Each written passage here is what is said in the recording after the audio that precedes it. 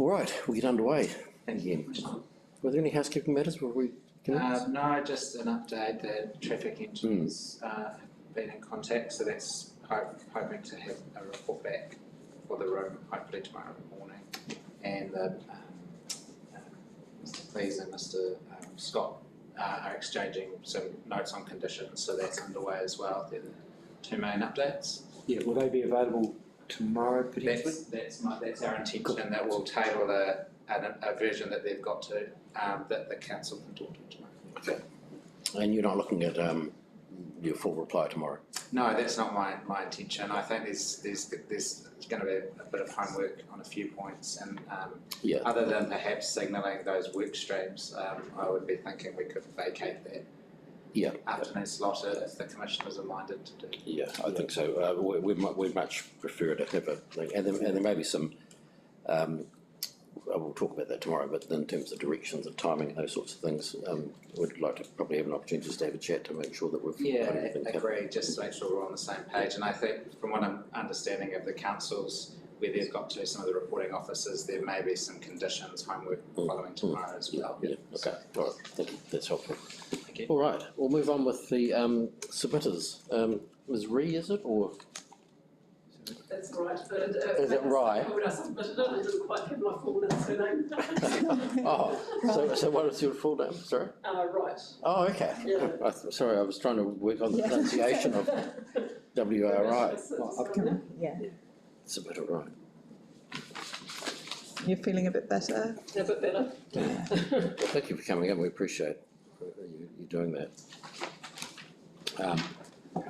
So welcome. And we've read your submission, but we're entirely in your hands as to how you want to present to us, whether you want to go through and just highlight or speak through it, or whether you've got something else you want to entirely. Basically just got some main points that are sort of from whatever's been raised on that. I suppose you could say maybe elaborating and applying a little bit more perhaps. Yeah, no, that's fine. Some of it's probably already been mentioned, but I've sort of got under different headings, I suppose you could say. So like the first one I got was the safety, how it's unsafe to cross the roads due to the traffic flow in car parks. And then I'm just thinking with some people with their mobility, if they're like disabled or something, or find it hard to move back because they're injured, then I'm just thinking they probably can't cross the road quickly due to that. Traffic flow unsafe due to the roading connections and one exit only, as it is even on the street that I'm on, which is not that immediate street, but it's not far away. I'm on Edgware Road. Yes. Like it's even busy on that street with buses, vehicles, trucks, and then it's causing damages to the road. And often I feel like earthquake with the house, and it causes disturbance and damage. I don't cycle because I don't actually feel safe to do so. And when the traffic merges, it's already a danger. And then with parking and safety in general, the parking or the restrictions actually makes it impossible for residents and visitors, and it further impacts on the street in the vicinity and around the supermarket or commercial complex. As it currently is, even on the street that I'm on, I find it hard to park as a resident and for family or friends visiting due to construction that's also happening. And basically, I don't feel it can cope with the 500 customers per hour when there's only 223 parks on site for workers. It's going to be hardly any parking, so it's going to create further impact on streets surrounding it, really. So there'll be parking obviously on side streets and things like that. Traffic already busy, diabolical. A cycle lane on the Madras, it's below the minimum width, with only 12, stands. No protection, should I say, for the active transport, like speed bumps, build-outs, flush media not wide enough, risk to cyclists, block vehicle movement, difficulty for residents entering and exiting their properties, obstructions to the pack and the purchase streets due to the loading of the trolley bays and the lack of footpath space. And then impact on the local businesses. I just feel it will be negative and quite detrimental to them because create economic loss of the business to the local businesses, supermarket, dairies, pharmacy, other businesses within Edgware Village, and turn into a ghost town. Harder to sell the community be lost due to profits not benefiting the community, likely going overseas or whoever owns the Woolworths. And I just feel it would be a shame to lose that sense of community support, resilience, the connection that currently exists. I suppose another example It would be like how you kind of see it on Papanui or Blenheim Road. I mean, you have quite huge complexes there, so it's more a commercial feel. You don't really have a residential type feel there due to that. And I feel it lacks the heart and soul. And I'm thinking due to the convenience that would create there, it would stop people shopping at the local stores that provide the services, should I say, like local pharmacies, supermarket, liquor store, all that kind of thing. As an example, even just the other stores within the Edgeware village itself. Because I feel if you end up going out there, it gives you a bit more, I suppose, inclination to sort of do the other ones as well. And then with the land, we're going to lose the greenery, which I think would be a shame. And with that land, it was or is swampland, so I'm thinking, why don't we actually work with that, like a park or nature reserve, or just something to just sort of, work with how it is. There's a contaminant there that already exists from years ago, so I just feel it's simply a patch job of the concrete to hide it. I don't feel that's going to truly fix it and could cause more issues, so I just feel it should be addressed properly. And the loss of trees to build the concrete complex, I don't feel it's great for the environment, nature, beauty or aesthetics of the suburb or site. And the stormwater issues, I mean, that's just something that's currently an issue and it's to be addressed or resolved, otherwise it's going to exacerbate, I feel.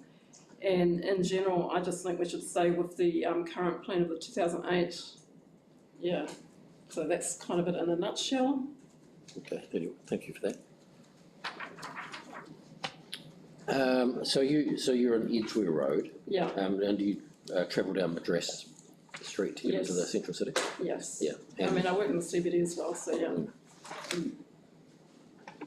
And you commute in and out by car. I normally walk to come to work, but I mean, today I did take my car. Yes. When you walk, do you walk down the east or west footpath? So do you walk down the footpath beside the site? Hardly. I don't do that one that often, in all honesty. I normally go through, because I'm Edgeware Road close to the Allard Street part, so I normally go through that Barbados Street that way. But on occasion I have done the other, but I don't use that very often for my foot commute. Yeah. Because when we were on site, we noticed that the footpath, because of stormwater issues, and that was quite wet and not very sort of appealing or encouraging. And in fact, when it's like that, you probably end up on the road, and that's not very safe anyway. I mean, if I do go through that, I normally would do it by car. Yeah. So if you do drive to work, do you go down Madras or down Barbados? Or another street? I normally probably use Madras if I'm going by car on the way home, but as far as on the way to work, I normally would approach it from Barbados and then sort of go through the Durham Street that way, unless I'm decided to partially, which I did today, like partially walk and drive, then I can still go through that Barbados and go through that Cambridge Terrace, and I just park there and walk from there. Is that primarily because down, if you're heading towards town on Madras, you can only turn left onto Bearley? Yeah. Okay. A wide and open question, just in terms of what do you value about where you are in the neighbourhood? What are the key attributes, if you like, Of the neighbourhood? Yeah. Yeah, I mean, I actually like the convenience that I have from there. I like the fact that I can actually walk to work. I mean, it's a good 40-50 minute walk each way, but I really like that. It's handy to anything, really. It's already handy to a lot of supermarkets and even like for social aspects and just anything within Christchurch. I just find it really convenient. Like, stuff can be just a matter of minutes drive with the car unless you go into some other suburb way out, like Hunay or something, they'll be a bit further. So yeah, I really love that. I also quite love the community feel and aspect of it, and I like to support local. So yeah. Do you do your main shopping or a lot of shopping at the Edgeware? I mean, I have done some stuff within that vicinity. Like, I like the crisp for the fresh fruit and vegetables, and I do go to the local supermarket on some stuff as well. And like I recently went to the local pharmacy, and like from time to time we've gone to Peter Tim's or even the local Bailey's or something, or even the St Giles store, things like that, and some of the food places.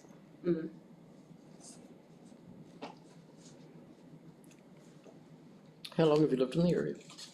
There I have lived, since 2022, like. Okay. Yeah, 2023, something like that. You mentioned preferring the 2008 plan. What are the attributes of that plan that you prefer over what's proposed here?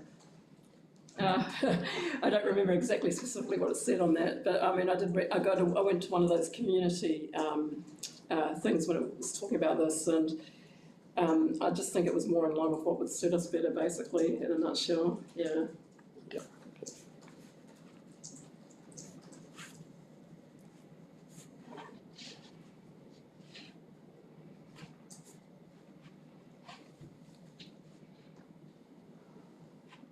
And you say about not feeling safe cycling, is that sort of generally on road cycling, or is it specifically on Madras Street?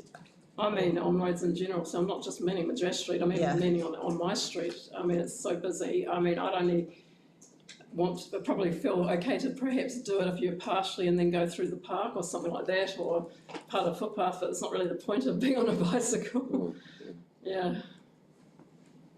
And that's just due to the lack of separation from the vehicles, or the width of the cycle lanes, or the... It's not just that, it's also the med traffic. I mean, yeah, you know, I know that street alone gets a lot of traffic as well, but even the street that I'm on, I mean, it's a lot of traffic just with buses and cars, and sometimes you get trucks and all sorts. So quite honestly, I don't really think we need any more added to it. Yeah. Yeah.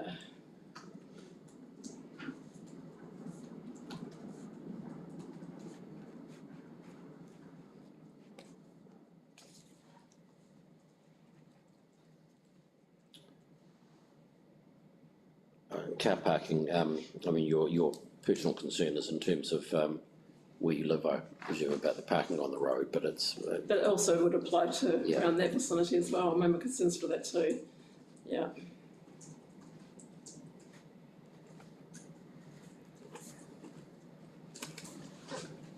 I just think naturally it will be like a flow-on effect that will also affect the street that I'm on, which, yeah, it's already difficult as it is. Okay, and the contamination site you've identified, just the nature of the site. In terms of the site, the way it is at the moment, does that contribute anything to the community, if you like, the state of it in terms of the... Because it's vacant, you mean? No, but I just think in some regards it would be nice if we could actually just work with the fact that it is a swamp and perhaps do something to work with that. That's why I'm thinking perhaps a park or something, or a nature thing, but if something must be there, then I'd probably prefer it to be something a lot smaller scale, and something different, I think. As long as it's something that's beneficial to community and ideally local.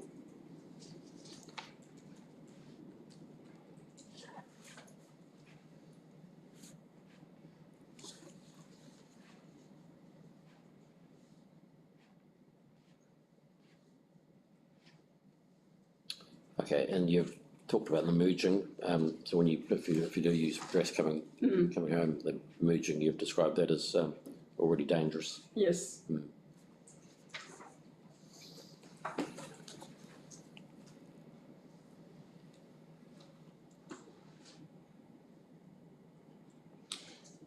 In your submission, you mentioned negative impact on the mental health of residents. Can you just explain sort of what you meant by that? Well, I mean, I feel perhaps it may affect them mentally in that regard, perhaps because there wouldn't be so much support and for local activities and things, because at the moment the local businesses help support that, so that would be like for different local events, regardless of what they may be.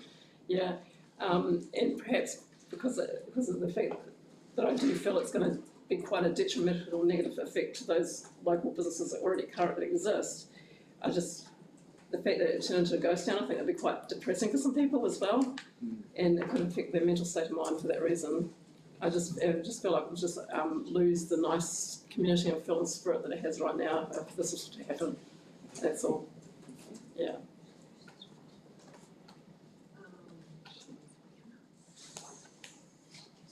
In terms of your supermarket shopping, How do you do that for your main shops, if you like?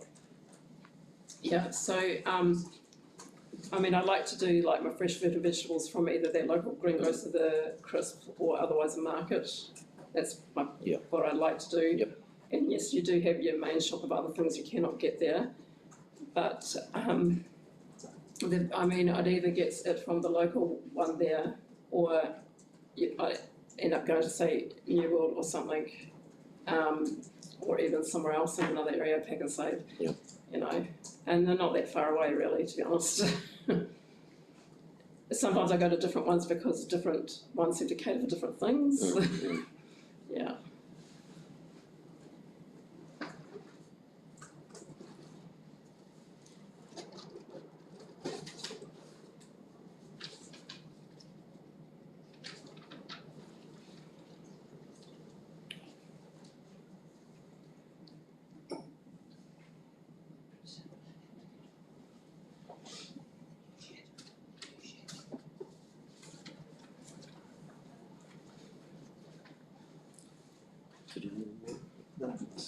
Did you have anything? No, I think that's good, thank you. Okay, let's check. I don't think I had anything more, but that's yeah, that's been very helpful, and we appreciate you coming out and talking to us. That's all right. Yeah, hope you get better soon. Yeah. Thank you for your Thank you time. very much. Yeah.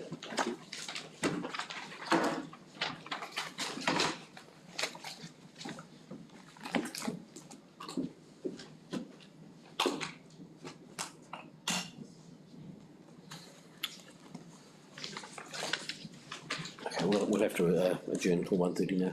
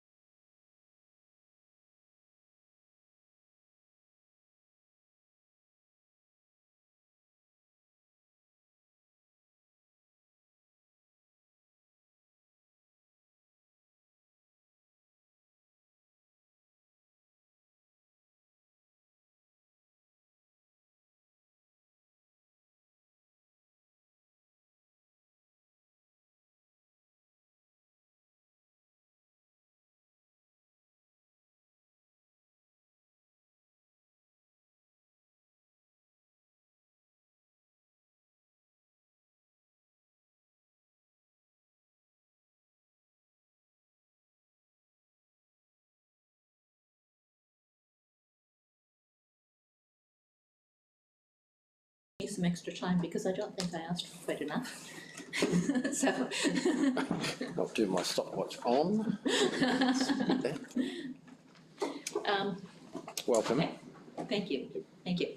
I'm appearing for Juanita O'Connell and Daniel Steadman. Daniel's not present at the hearing today. He's wandering around Europe somewhere. I'm not sure where. He's in email contact, but only infrequently. Right. Now, just before we get into it, you will have some additional evidence when you get to your witnesses, will you? I will. I have a statement of evidence that Juanita will give on behalf of both herself and Daniel as residents in the street and participants in the previous PC31. And a statement of evidence from David Wallace, who is a real estate agent who's been involved in the commercial transactions for the purchase of the site. All right. And then you've already got, I'll just check the evidence of Vikram Seat, Urban Design and Matt Collins for traffic. Yes. Good. And I prepared summaries for each of those too, but the statements from Juanita and David are relatively short, so they'll just read the whole thing. Yeah. Thank you. Right.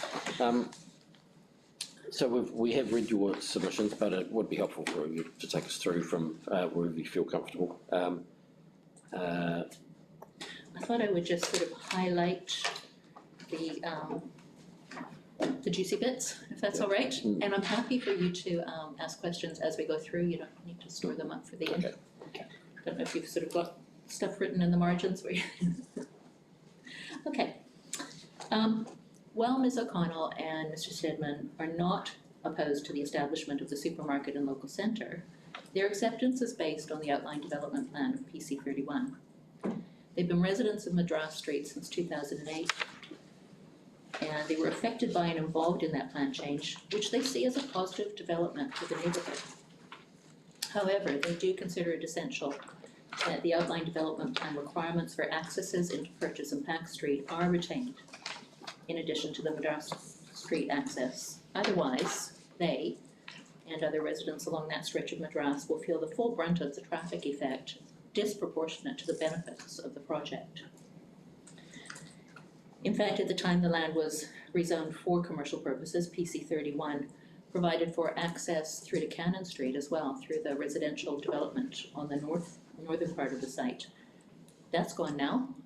Not sure why resource consent was granted to develop all that land without the Cannon Street access, but it's gone because, as you'll have seen on your site visit, there's houses right along Cannon Street now.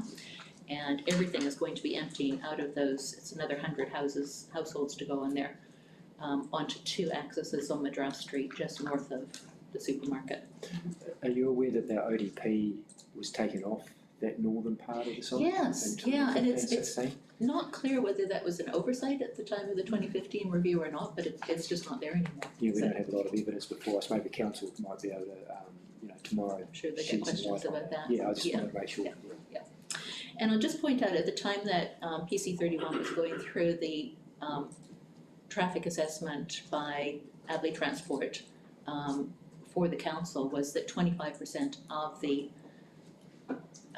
traffic generated by the commercial development would be going out Purchase, Pack and Cannon Street. So that would have significantly decreased the amount going out to Madras Street. Those were the bases on, well, part of the basis on which plan change was granted. And in my submission, what's now being sought just flies in the face of that justification for the plan change at the time. The thrust of my submissions is that planning matters, that plans are not just words written on pieces of paper, and that there is, I get to this later in my submissions, a cascade of objectives and policies right from the purpose and principles of the RMA down to this end where a resource consent is being sought in relation to a district plan. And all of that above is how, our plan for our future environment has been designed. And so significant departures from that cascade of objectives and policies need to be looked at extremely carefully. I'll skip to paragraph 7 on page 3, where I say that Ms. O'Connell and Mr. Steadman already experienced significant difficulty in getting into and out of their properties safely and expeditiously. they're justifiably concerned that adding the whole of the traffic seeking to enter and exit the supermarket commercial centre, particularly during the PM peak, when many people buy their groceries on their way home, including me, I must say, will have significant adverse effects on the accessibility of their properties. And they seek to have the development take place in line with the ODP in order to balance the benefits more equitably with the adverse effects. You know, they accept that there's going to be some adverse effects. They can see the benefits of having a full supermarket right across the road, but they shouldn't bear the full brunt of the adverse effects, So if they can be mitigated. Right. So it's a spreading of the impacts. Yeah. But better to reduce level, if you like, for the recipients, for the receivers. Exactly, yeah, as was originally planned.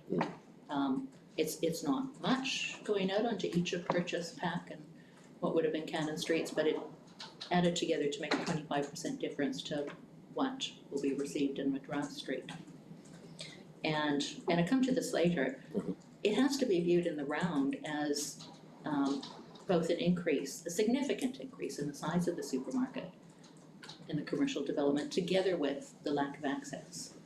So the one issue exacerbates the other. I say at paragraph 8 that the National Policy Statement on Urban Development now requires this council as a Tier 1 local authority to make planning decisions, and a decision on a resource consent is a planning decision, which contribute to well-functioning urban environments. And although a development in line with the ODP would achieve that, as well as the objectives and policies in the Regional Policy Statement and the District Plan, the current proposal would not. I'll skip over the page to page 5, paragraph 15, unless you've got any questions on the way.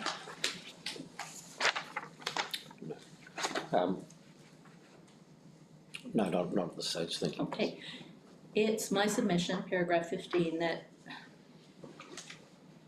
PC 31 dispensed with the high trip generation rule, which I couldn't really work out why, but it did. But it came back in the 2015 review. And the 2015 review left the ODP on the southern end for the commercial development as was. Didn't have the Cannon Street access anymore. That might be some sort of rationale, not sure. Can't see it. But what we've got now is a belts and braces that you're still requiring the 3 access points for the commercial development, but also assess the traffic effects. So more of a belts and braces approach than the original PC 31.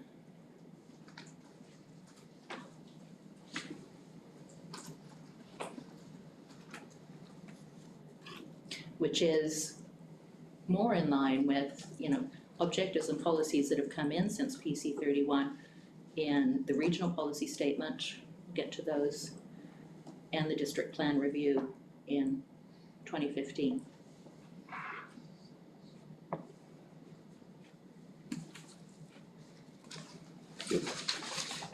I'll skip to paragraph 17, where I note that, there's a start to the development of the residential in the northern end of the former block. These developments have been occurring on the basis of the ODP for the commercial development. So it's making assumptions that people moving into those areas will be able to walk to an access in Purchase Street, an access in Pack Street. And that would have been more convenient than having to, for some of them, than having to go up to Madras Street, which is a busier street and less someplace that you might want to walk to than the quieter neighborhood streets. Mr. Collins, in his traffic engineering evidence, says that the connections of Purchase and Pack are fundamental to achieving the desired permeability and circulation outcomes of the development plan. And they support broader transport objectives around accessibility, mode shift, integration with public transport consistent with national guidance, and the City Council's own integrated transport assessment guidelines and multiple objectives and policies in the district plan. Moving on to, I'm on paragraph 20, the issue of walkability, whether it's 400 or 800 meters. There's agreement that there's a significant increase in 400-meter walkability if you put back in Purchase and Pack Street accesses. And I submit that 400 metres is more realistic if you're carrying groceries, or like me, over 60, or have young children in tow. 800 metres is a long ways to walk.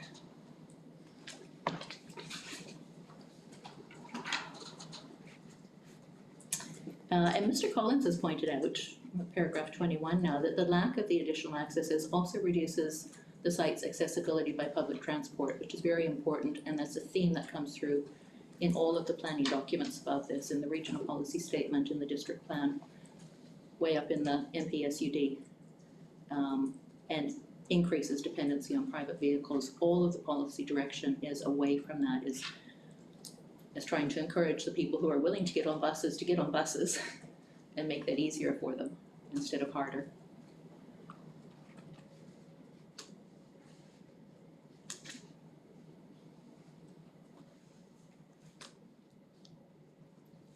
Good.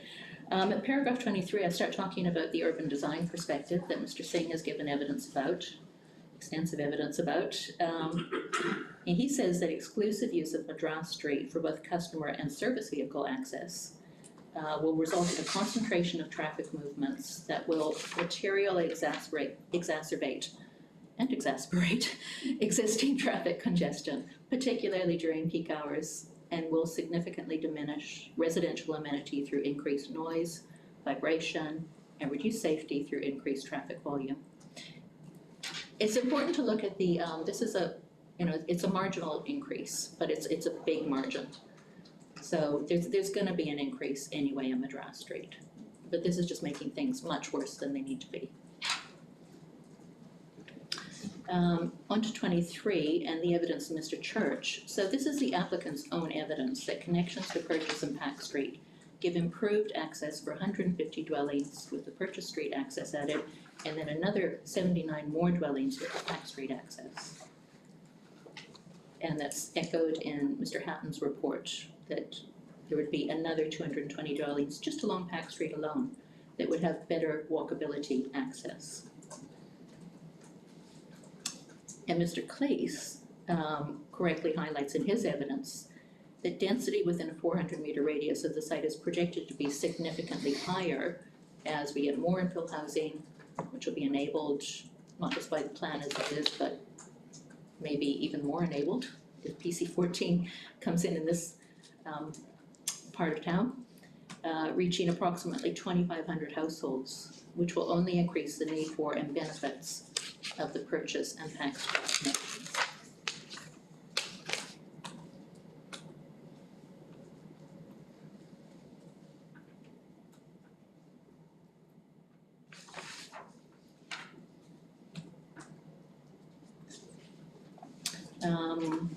Paragraph 26, I've already made this point, combining a much bigger scale of activity than anticipated with much decreased access. Those two effects have to be looked at in the round as actually exacerbating each other. And I return to this later, but it's important that even though this is a restricted discretionary activity in terms of the size of supermarket, if you return to Rule 15.13.4.5.2, the commissioners are required to assess the application, including any effects in terms of traffic generation and access, and the maintenance of permeability within the block for internal pedestrian and cycle circulation, and including the connections with that part of the block within the residential zone. I mean, this effectively removes permeability. It's not permeable, it's a closed system. It's in and out. Right, so even if we, because it's fully discretionary, there's no doubts about that, but even if not, the restrictions address that matter, particularly the matters of discretion rather. Exactly, if it was just restricted to those, this is the heart of the matter.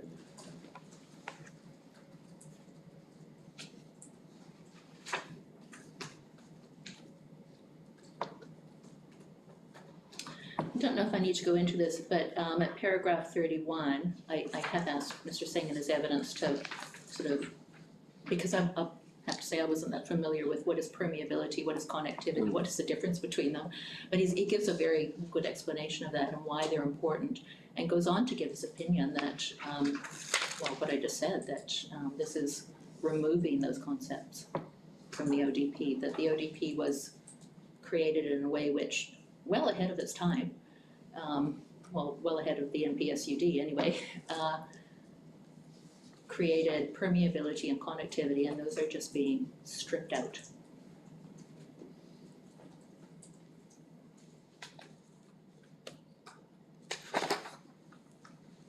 And he says it's even more important given the fact that, with what happened in 2015 and the northern part being dropped out of the ODP, and now we've got a quite disconnected residential activity to the north. It's even more important that you keep the southern part as connected and permeable as it can be.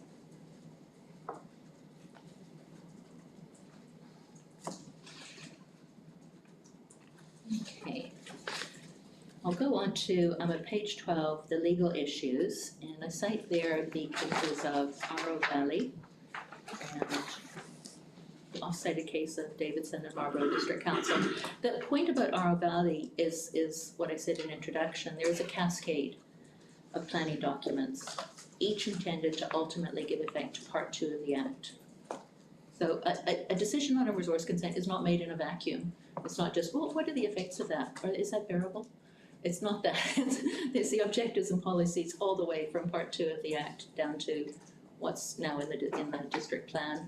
And there is, a bit of leapfrogging going on because you have your RPS and then your district plan, your regional policy statement, then your district plan, and then in comes the national policy statement sitting above those. So we can't really say that the regional policy statement and the district plan necessarily are giving effect to, except if they were put in place right now, a lot of those objectives and policies would give effect to the NPSUD because they're consistent with, and they're perhaps, again, a little bit ahead of their time in saying we need well-functioning urban environments, and permeability and connectivity and people being able to walk to their local centres is a huge part of that. So your submission is actually, as you said, it's potentially ahead of its time, so there's no gaps in that hierarchy or that cascade as you... No, and well, Mr. Cleese pointed this out as well. So PC 14, even though it's not fully been given effect to yet, that is the way that the City Council says that they would give effect to the NPSUD.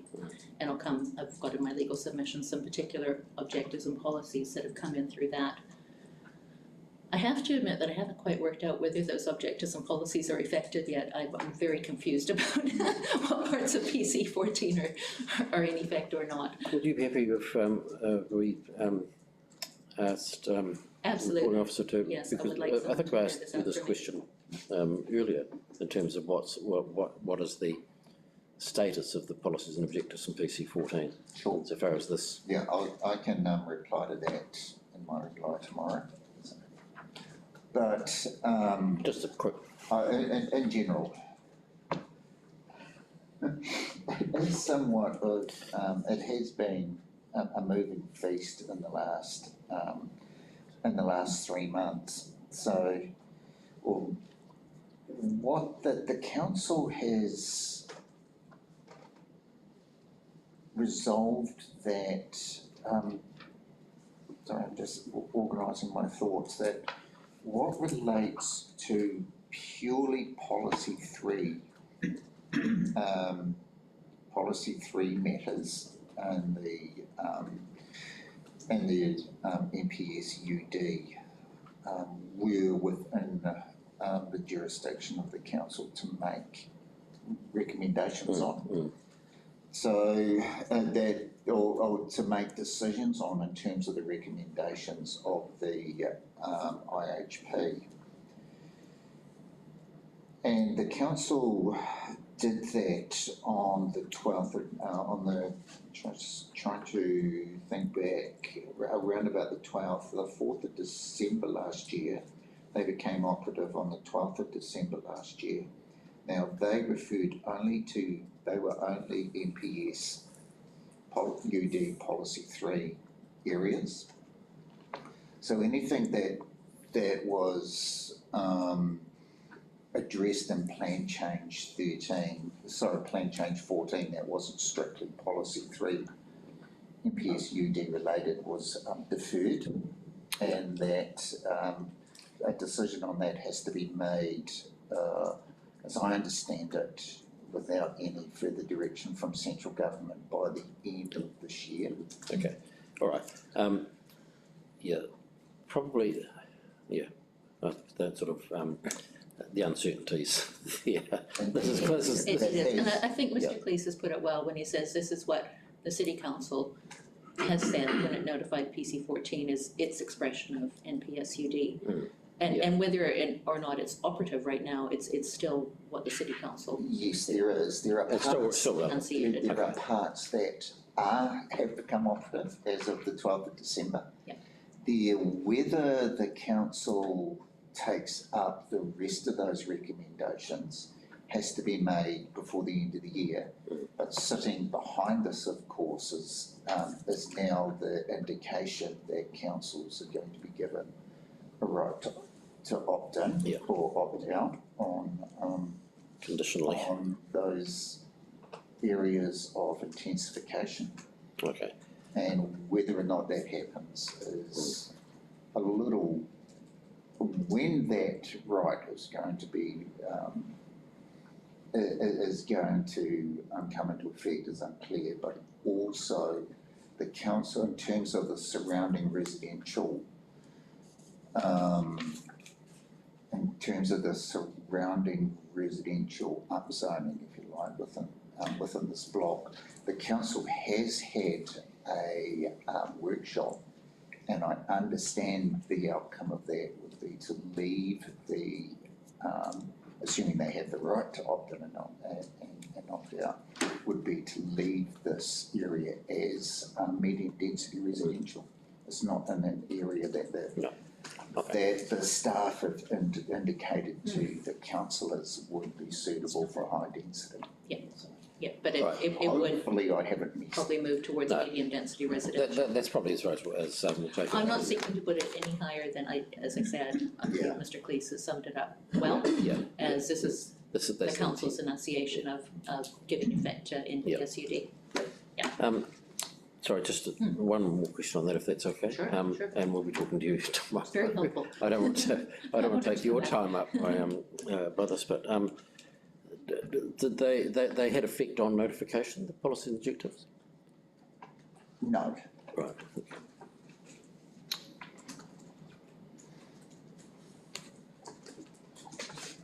But still, okay, so that brings us back to Mr. Cleese's, you're summing up Mr. Cleese's position, okay. Yeah, because the objectives and policies that came in that were notified at the time of PC 14,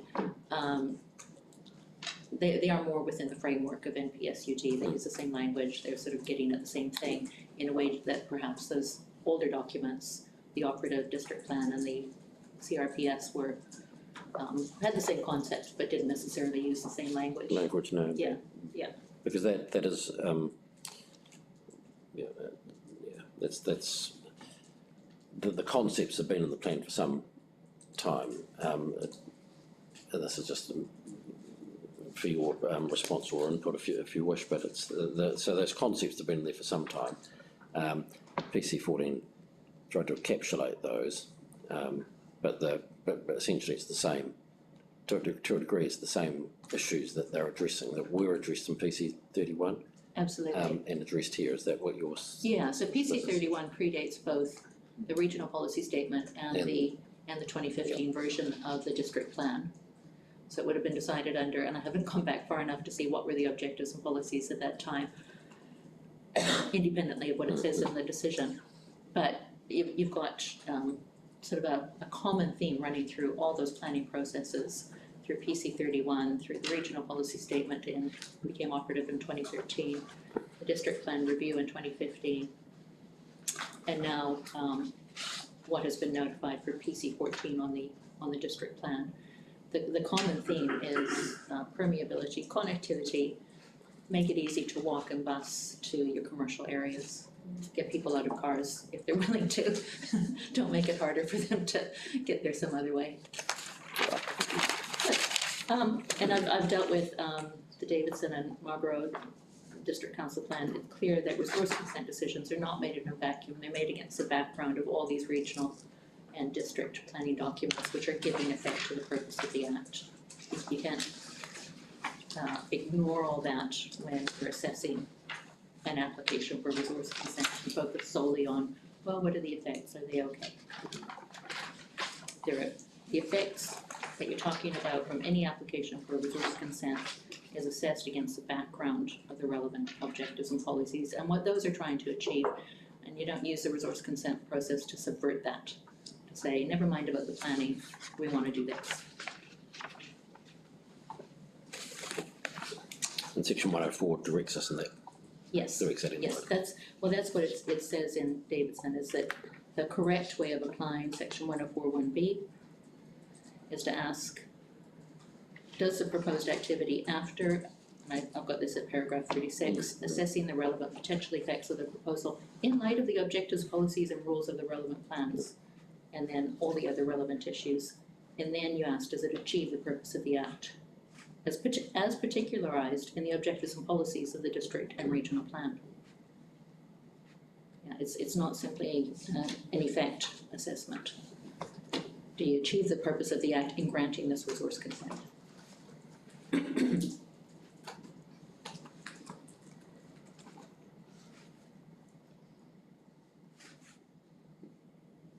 I'll skip to paragraph 40, which is on page 14, because you don't need to have sections 5 and 7 read out to you, I'm sure.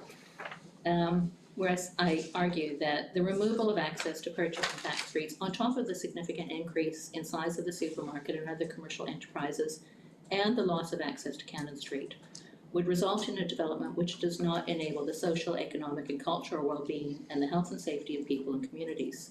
Even people who live relatively close to the development, say south of Purchase Street or east of Park Street, could find themselves outside of a comfortable walking distance. They'd face a longer distance to walk to get out to Madras and in through that entrance on the busier street. I turn then to NPSUD. Sorry, just before you move on from that, Yep. it's perfect. So when you've talked about the social, economic and cultural wellbeing, health and safety, which is the purpose, right, so that's, so, yeah, perhaps comes to the ask, but do you consider that that's a package? I mean, in terms of informing our decision, the economic aspect of that, there's nothing which indicates that any of those matters have priority or sort of No, others? it is something to be cited in the round. Yeah. Because, sure, there's an economic benefit, not just to Woolworths in having a supermarket, but to the people who live close by, who have a close by full-service supermarket. There's an economic benefit to that. But if they would normally be in a walkable distance if there was extra access, and instead they've got to get into their car, then that's decreasing the economic benefit, as well as sort of increasing the traffic load on Madras Street for the people who live there. So it's you know, everything is pluses and minuses, and your difficult job is weighing all of that up in the round. You know, in terms of social, cultural, health and safety, well-being, being able to walk makes a big difference, or, you know, being able to have the bus stop close enough that you can take a bus and then take it back. It does make a difference to all the well-beings. Okay. So I can just double to make sure I understand. You're saying there's almost like a weighting, or is it just considering, you know, in the round the whole lot, or do we have to weight I those don't think things? there's any weighting, no, No. I think it's consider all of these and consider the ways in which, as I've just tried to demonstrate, there can be sort of maximization of well-beings and then decrease from that unnecessarily. And I guess our argument is that removing those accesses, it doesn't provide as much benefit as could otherwise be achieved, and it exacerbates some of the adverse effects. It decreases the benefit and increases the adverse effects. Thank you.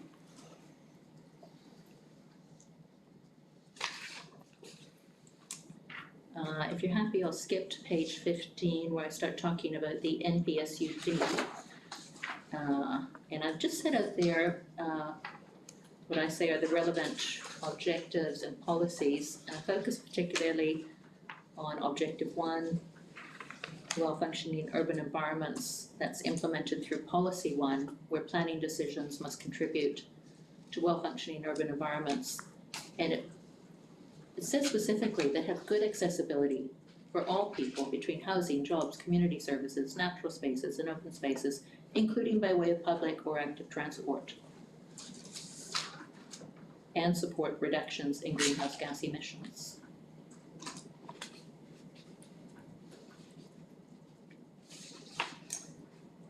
And I focus also on Policy 6, bottom of page 16. When making planning decisions that affect urban environments, decision makers must have particular regard to, including the planned urban built form anticipated by those RMA planning documents that have given effect to this national policy statement, and the benefits of urban development that are consistent with well-functioning urban environments. And I focus on those particularly because even though we can't say that because PC 131 was so long ago, it wasn't created in any sort of effort to give effect to a national policy statement, but the way it's designed is so consistent with what's in the NPSUD that if you were trying to come up right now with, say that was all still just zoned residential, and someone said, okay, I'd like to change that to business, how would I give effect to NPSUD? They would basically do what PC 31 says. If someone came along and said, oh, I want to do the proposal that Woolworths is now putting forward, which is this just, oh, let's go in and out on Madras Street and turn our back to our community, that would not be giving effect to NPSUD. That plan change would not have got through then, it wouldn't get through now. It's like something you'd expect to see on the main street in Amberley or somewhere 50 years ago. Anyway, no, I'm not being prejudicial towards Amberley. No, with all respect. Oh, with all due respect to Amberley. Okay. Probably just repeating myself now. I say the ODP for BC 31 was somewhat ahead of its time in providing permeability, connectivity, access for walking and cycling, which is now associated with a well-functioning urban environment in terms of the NPSUD. And it's my submission that the significant departure from the ODP, which is proposed by the application, is contrary to and does not give effect to the NPSUD. It would not result in a well-functioning urban environment.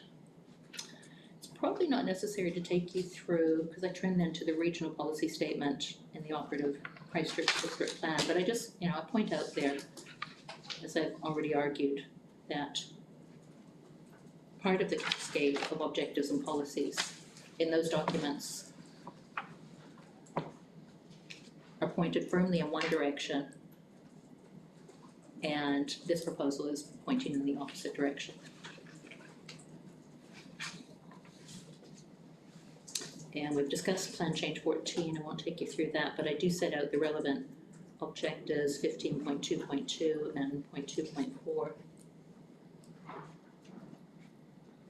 Where PC 14, the City Council's expression of giving effect to NPSUD requires the commercial centres to support a compact and sustainable urban form that provides for the integration of commercial activity with residential activity and accessible by a range of modes of transport, and a scale, form and design of development that is consistent with the role of the centre, contributing to an urban environment that is visually attractive, safe, easy to orientate, conveniently accessible, and responds positively to local character and content.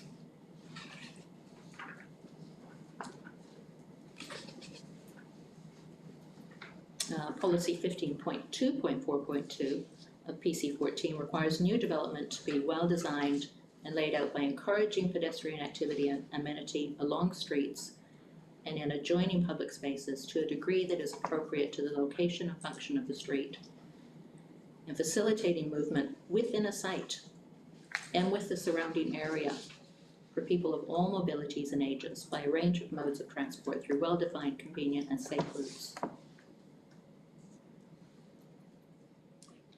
Mr. Collins given evidence saying that the links to purchase and pack are fundamental to achieving the desired permeability and circulation outcomes of the ODP.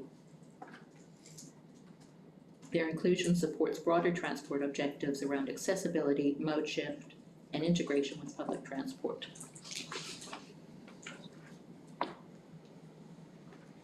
I've pointed out at paragraph 56, looking back at the Commissioner's decision on PC 31, that there was strong emphasis at that time on ensuring permeability across the Business 1 zone, particularly for pedestrian and cycle connectivity. The ODP and associated rules explicitly require that development within the Business 1 zone must maintain internal pedestrian and cycle circulation and ensure connections with the surrounding Living 3 zone and neighbouring streets.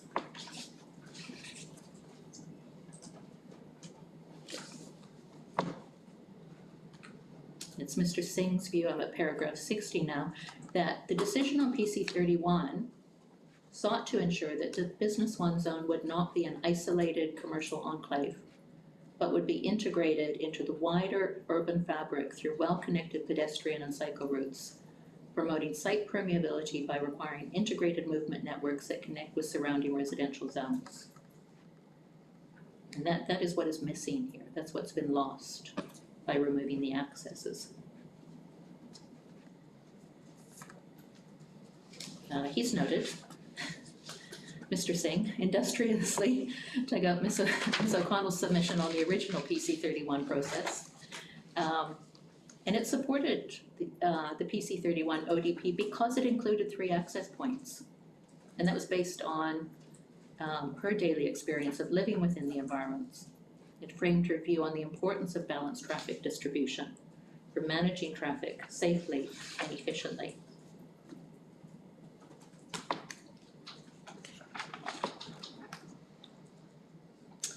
Paragraph 62 now, where Mr. Singh says that compared to the original PC 31 ODP, the closure of semi-public access and internal circulation to the northern part of the former site now occupied by the Mike Brewer development has significantly reduced permeability and integration originally envisaged. This northern section previously provided a key linkage between the neighbourhood centre and the adjacent residential zone, supporting pedestrian and cycle movement across the block. With that connection now lost, Mr. Singh says that the importance of maintaining access to purchase and pack streets becomes even greater. These remaining routes are essential to restoring some degree of connectivity, enabling movement through the site, and ensuring the centre remains accessible and integrated with its surrounding residential context.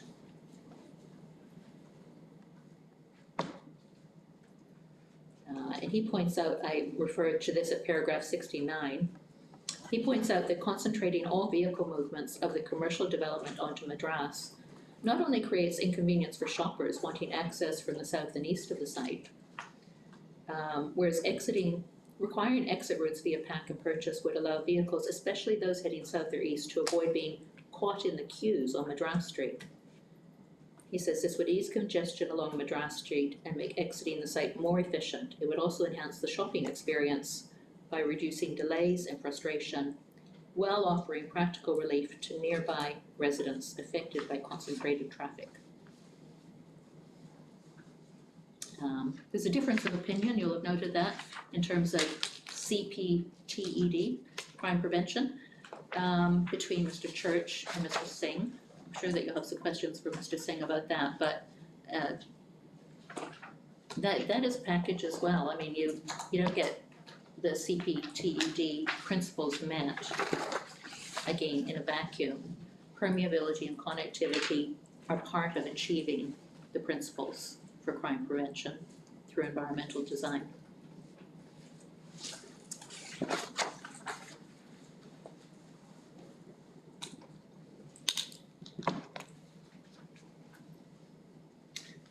The final matter I touch on in my legal submissions relates to this question of, well, what's happened to these accesses? You're going to hear evidence from, as I say, a real estate agent who's been involved in the transactions. He will say that 2022, there was a conditional contract between Woolworths and the then vendors of the entire site to purchase what is now the site plus those 2 accesses. But it was subject to approval from the Overseas Investment Office and from the Woolworths Australia Board. And although they got the OIO approval, they didn't get the approval from the Woolworths Australia Board. But Woolworths came back and said, we just want to buy the site but not the accesses.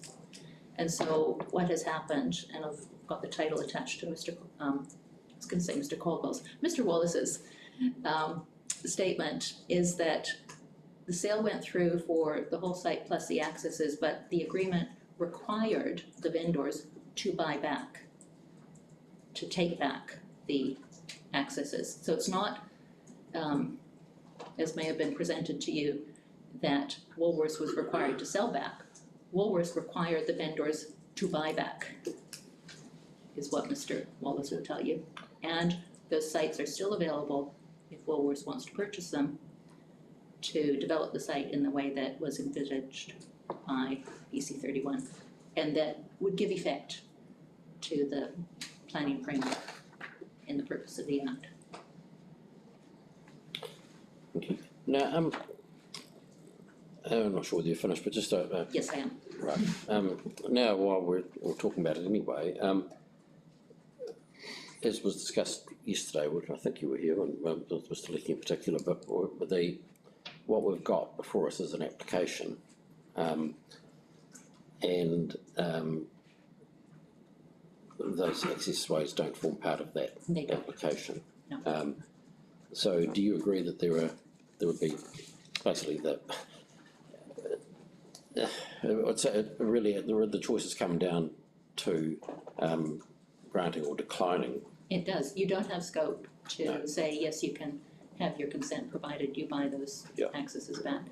So you accept I do. the scope? Yeah. Scope. And I've done the research on that. I was hoping that the submission might give you scope, but it doesn't. It's just the application. And well, basically Woolworths has taken a punt on being able to get this through without the accesses. So, and it's, Mr. Leakey is exactly right. You have to assess the application on the basis it's been put forward. If it's deficient in terms of giving effect to the purpose of the Act, or because it's creating unnecessary significant adverse effects and failing to achieve objectives and policies, then it should be declined, and that's my client's case. Thank you. Do you have any questions?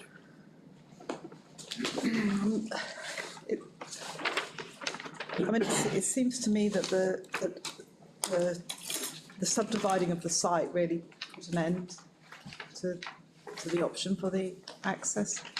Is that how do you see the fact as the subdivision was consent was granted for the site to be split up? Well, it has. So what happened was, and this will be much clearer once you've got Mr. Wallace's evidence in front of you. The whole of what's currently the site, plus those 2 access points, they're shown on that plan you're looking at as Lot 3 and Lot 4. Lot 3 and so all of that got transferred. That's what's shown on the title in February of this year. And then Lot 3 and Lot 4 got subdivided off, and the vendors had to buy those parts back. But they're still there. They haven't been used for anything else. If Woolworths wants to negotiate with the vendors to buy them, they can have them, as was originally planned in the conditional agreement back in 2022. Yeah. Was there a pathway for the council to decline the subdivision based on any of these matters that we've been discussing? That's a good question. I don't think so. But I don't know for Well, we sure. can discuss that tomorrow. You can make a note of that for. Sorry, You can make a note of that too. Whether Could the council have declined? was there a pathway for the council to decline the subdivision of those lots off based on the matters of permeability and connectivity, the ODP type matters?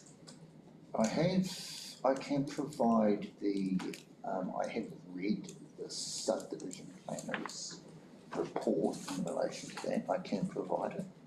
It'll set out the planning context. Yeah, I mean, it was, so often subdivisions are a controlled activity where there's no power to decline, but I don't know in this case. For a subdivision to just be a controlled activity. I can, and I have saved a copy of that particular subdivision consent. It sets out the planning environment, the planning context. So I can provide that. I mean, we could discuss that tomorrow too, when we've had a little bit of time to think.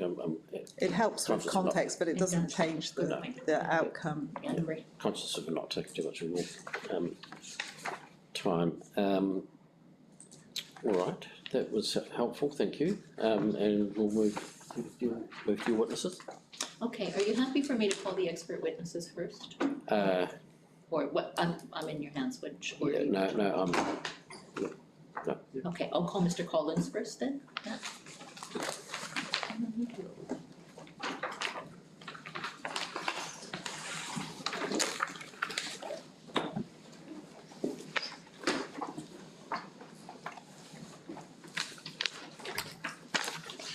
welcome, Mr. Collins. Good afternoon, Commissioners.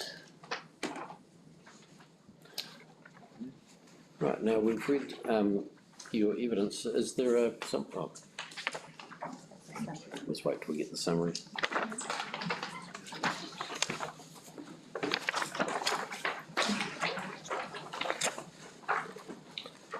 So we've read your evidence and we'll just ask you to go through your summary from paragraph 4. Thank you. I consider that the proposal will create noticeable adverse effects on the transport network and users of Midwest Street. These primarily relate to two matters: connections to the lack of connections to Purchase Street and Pack Street, as anticipated by the district plan, and the design of the flush median on Midwest Street. The proposal forecloses the opportunity to provide greater accessibility to the site, particularly for people walking and cycling, due to the absence of a connection to Pack Street and the lack of certainty that a connection to Purchase Street will be delivered. This limits the site's connectivities to its surrounding neighbourhood, reduces accessibility by public modes and active modes of public transport, and will increase the reliance on private vehicle travel. In addition, the proposed flush median on Madras Street does not meet minimum width recommended by Austroads. The 2 metre wide median is likely to result in turning vehicles partially obstructing the adjacent traffic lane and an increased risk to cyclists due to the potential for through traffic encroaching into the on-road cycle lanes. So on the topic of access to Purchase and Pack Streets, the site is located in the neighbourhood centre zone, St Albans, and is subject to a development plan. This plan clearly identifies access connections to Purchase and Pack Streets as necessary for permeability through the site and circulation within the commercial zone. In my view, the development plan seeks to promote direct, convenient, legible connections between the site and the surrounding neighbourhood for all transport modes, particularly walking and cycling. This approach is supported by national guidance, including the Ministry for Environment's People, Places, Spaces Design Guide and the NZTA Pedestrian Network Guidance. Christchurch City Council's integrated ITA guidelines and the district plan transport objectives and policies. From a transport planning perspective, the absence of these connections undermines the goals of the development plan. It reduces accessibility by active modes and public transport, increases reliance on private vehicles, and misses an opportunity to align with multiple national and local policy documents that prioritise connected, multimodal urban environments. The proposal does not include or future-proof connections to Purchase Street or Pack Street. The current layout prevents a connection from Pack Street to Pack Street due to the location of the loading bay, and it restricts a future connection to Purchase Street due to the location of car parking and trolley bays. During Plan Change 31, Council's transport expert, Mr Adderley, and my boss, assumed that 75% of traffic would use Madras Street, with 10% using Purchase and Pack Streets respectively, and 5% using Cannon Street. Mr Rossiter has estimated that the proposal will generate 500 vehicle movements per hour during the weekday PM peak, of which 350 will be new to Madras Street. Based on these assessments, without the access via Purchase and Pack Street, approximately 100 additional vehicles per hour will instead use Madras Street. Analysis by Mr Church indicates that the Purchase Street connection would increase the 400 metre walking catchment to the site by 33%, and the combined Purchase and Pack Street connections would increase it by 50%. Although data on walking trips to supermarkets is limited, based on the 2023-24 New Zealand Household Travel Survey, I consider that the 400 metre catchment to be more relevant than an 800 metre catchment for supermarket trips. These links therefore provide a significant value for supporting active travel and reducing car dependency. In addition, Pack Street provides a quieter, low speed street context for access by pedestrians and cyclists, and in my view this complements rather than competes with the primary access from Madras Street. The omission of a Purchase Street connection also increases the walking distance from Barbados Street bus stops by approximately 300 metres if the connection was there, to about 30 metres without the connection. While I acknowledge that connections to Pack and Purchase Street may be dependent on future development of adjoining sites, noting the comments by Ms Purvitt, I consider that the development should be future-proof to enable their construction. And this would include reserving physical space within the site, designing the site to avoid precluding future links, and including mechanisms that require the delivery of these connections if and when adjacent sites are developed. In my view, failure to future-proof these connections negatively affects pedestrian and cycle access, does not support integration with the wider transport system, and does not align with district plan objectives to reduce reliance on private vehicles and promote public and active transport. Feel free to jump in with any questions if you have, otherwise I'll progress on to discussion of the flush medium. I do have a question, if that's all right. We've seen the data around the walkability and the increase in various accesses, and you touch on the Barbados Street bus stop there, and yes. It increases from 300 to 430 metres. In your experience, is that a material increase that would have an effect?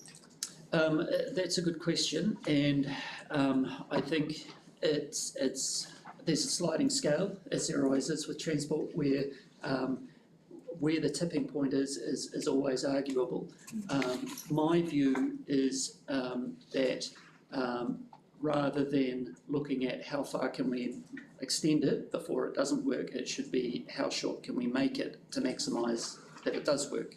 And I feel that that is consistent with the district plan objectives and policies, and also some of those higher order documents that we've discussed. So would it have a material effect? My answer would be yes. There would be some people that would be discouraged from accessing the site due to the extra walking distance. The significance of that is probably more debatable. But again, I'd refer back to we should be trying to make this as easy as possible rather than how far can we push the boundaries. On the bus public transport topic, so we've heard that the existing bus service is sort of 30-minute frequency. So I'm interested in your view on the quality of that, and who you would expect to be using it, whether it's customers, staff. Yep. Yeah. Yep. So yes, it's 30 minutes outside of peak and around about 15 minutes during peak periods. So during peak periods, I'd consider that a high degree of access. Outside of peak, I think Mr. Rossiter said it was, wouldn't be classified as a frequent service, and I'd agree with that. I think it's definitely, you would have quite a few staff that would use it. In terms of people using it for shopping trips, my expectation it'd be more likely people that are coming home in the evenings from work that would hop off the bus, go and get the groceries and catch the next bus. So those 15-minute frequencies are very supportive of that style of public transport trip. So you would think it may be used by customers on their way home? I would expect so.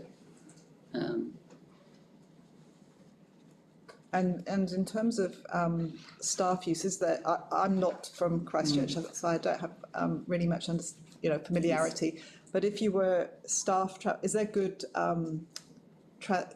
connectivity in the city centre, presumably between? It's reasonable. Yes, it is reasonable. So the I think it was the 81 service. I need to look back. Whichever service goes through there. I'd have to check, but I'm pretty sure it goes through the Central Bus Station, which is the main interchange point. There are some also other interchange points sort of within the suburban network. So yeah, it's definitely more of the, rather than the hub and spoke traditional, there is more of connectivity than traditionally there was. I wouldn't go as far as to say it's a fantastic network, but building on it. Yeah, thank you. Are the peaks programmed to flows, if you like? The 15 minutes, is that in the evening peak, right? Yes, it's, I think roughly, I'd have to check, but roughly sort of 7 a.m. to 9 a.m. and 4 p.m. to 6 p.m. within those kind of traditional commuter peak periods. Yeah. And I suppose it has to be both directions, doesn't it? Directions, otherwise it won't work. Yeah. Otherwise you won't have a bus. Yeah. And can I just so I'm sure, just before we move on, sorry. So the 300 to 430, that increase, you were saying that was an impact, but that was an answer to your question. Right,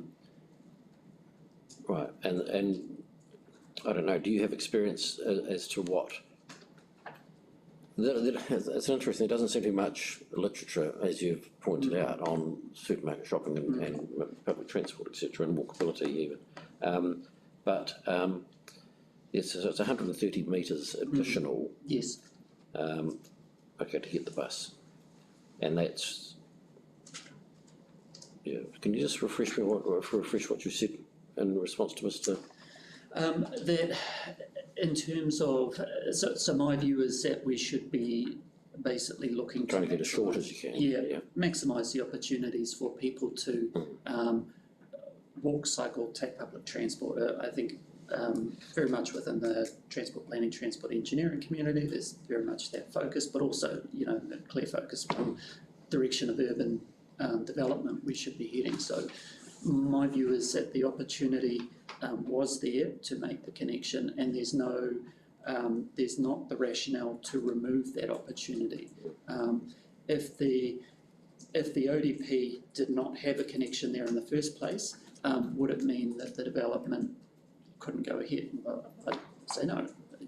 It's but it's about creating the environment that creates these sort of dense connections for walking and cycling, and those walking trips are linked to public transport trips. So the opportunity has been there to make this site connected, and I don't see a rationale for why it shouldn't be.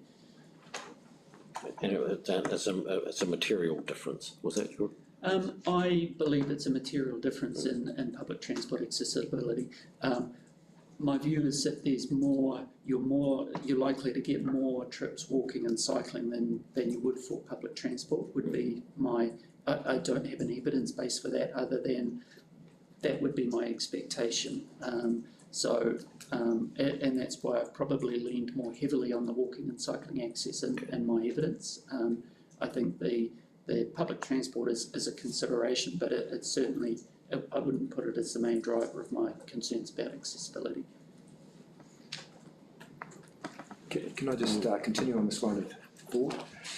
You just mentioned cycling here, and obviously a lot of people now have e-bikes and scooters and things like that, and we heard some evidence earlier in the week that some people are looking at up to 1,200 metres now, 1.2 k's from a centre because of those other modes. How does that, or does that at all, have any influence on the walkability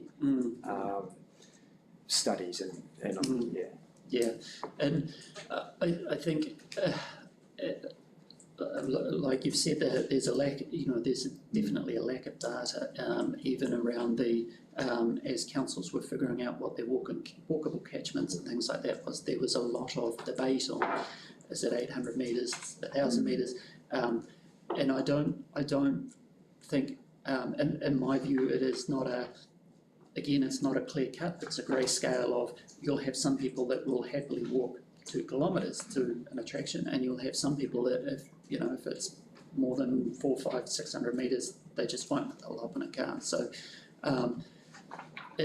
I'd sort of go back to, well, the objectives and policies are around creating this accessible environment, and we should be trying to shorten trips as much as possible rather than how far out can we push people with their trips. So I absolutely agree.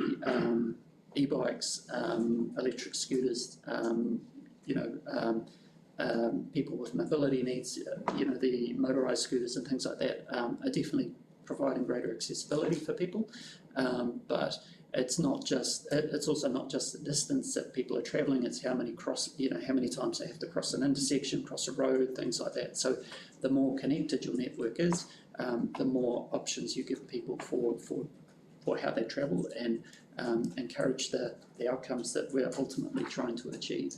And just picking up on that, because you raised a point for my next question, and again, you may not have the data on this, but you talked about people will make decisions potentially on how many intersections they need to cross and how busy those intersections, etc. I presume. Without the connections onto Pack and Purchase Street, do you think requiring people to bike or scooter or walk down the Dras, but particularly maybe the e-bikes and stuff, do you think requiring them onto Madras may reduce those trips, because it's obviously a busier road, whereas other streets are a bit quieter? Yeah, I think absolutely, particularly for people that are to the south and to the east, where they could go on to either in through Purchase or up through Pack Street, which is a much quieter street. Those people, e-bikes are going to have to cross over Madras Street with a right turn at the end of Purchase, and then get their way across the 2 traffic lanes to get to the supermarket. So yes, it does add additional conflict points to somebody's journey. The more conflict points, the less inclined they're going to be to, or the less safe they may feel, or inclined they may feel to take that transport mode.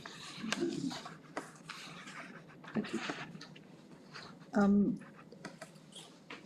In terms of your interpretation of the ODP and the links that are shown there, do you think it's the linkage, the connectivity and permeability, do you feel it was intended just for access to the site, or do you think it was also intended as a some sort of general public thoroughfare connecting those the different sides of the block?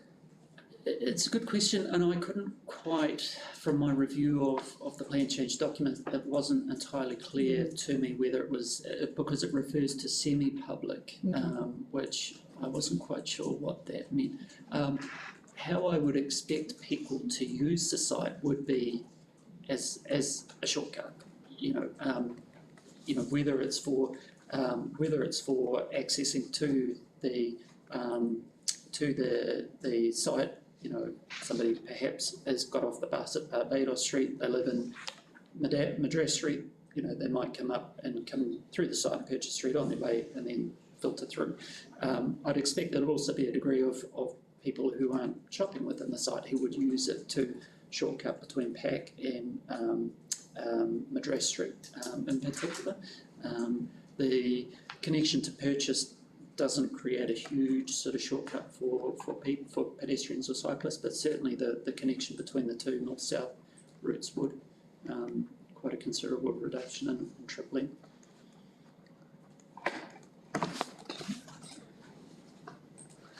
And then in terms of the site plan, I mean, we've got the application sort of clearly stated that it doesn't preclude connection to Purchase Street. Also, I mean, there's not potentially a connection could go through to Lot E. You know, we've not got built boundaries, although it gets complicated because we've got different lots through there. Just wondering about your view on whether a satisfactory link could be I suppose regardless of the lots, whether it could be put through to Pack Street with the loading bay arrangement and say the width that we're looking at there of that lot. So I don't think it could be provided within the Woolworths site. I think a link could be provided through Lot E and Lot 4. I think there would be, just having a look, there'd potentially be a bit of a pinch point on Lot 4 where it goes to the panhandle of the accessway out where you've got the back of the loading dock, which would, I think that point there, and just eyeballing it off the width of the accessway into the loading dock, it looks sort of fairly similar, so it's potentially around about maybe 7.5, 8 metres. So by the time you account for vehicle tracking through there as well as providing a pedestrian route, it might be a bit snug.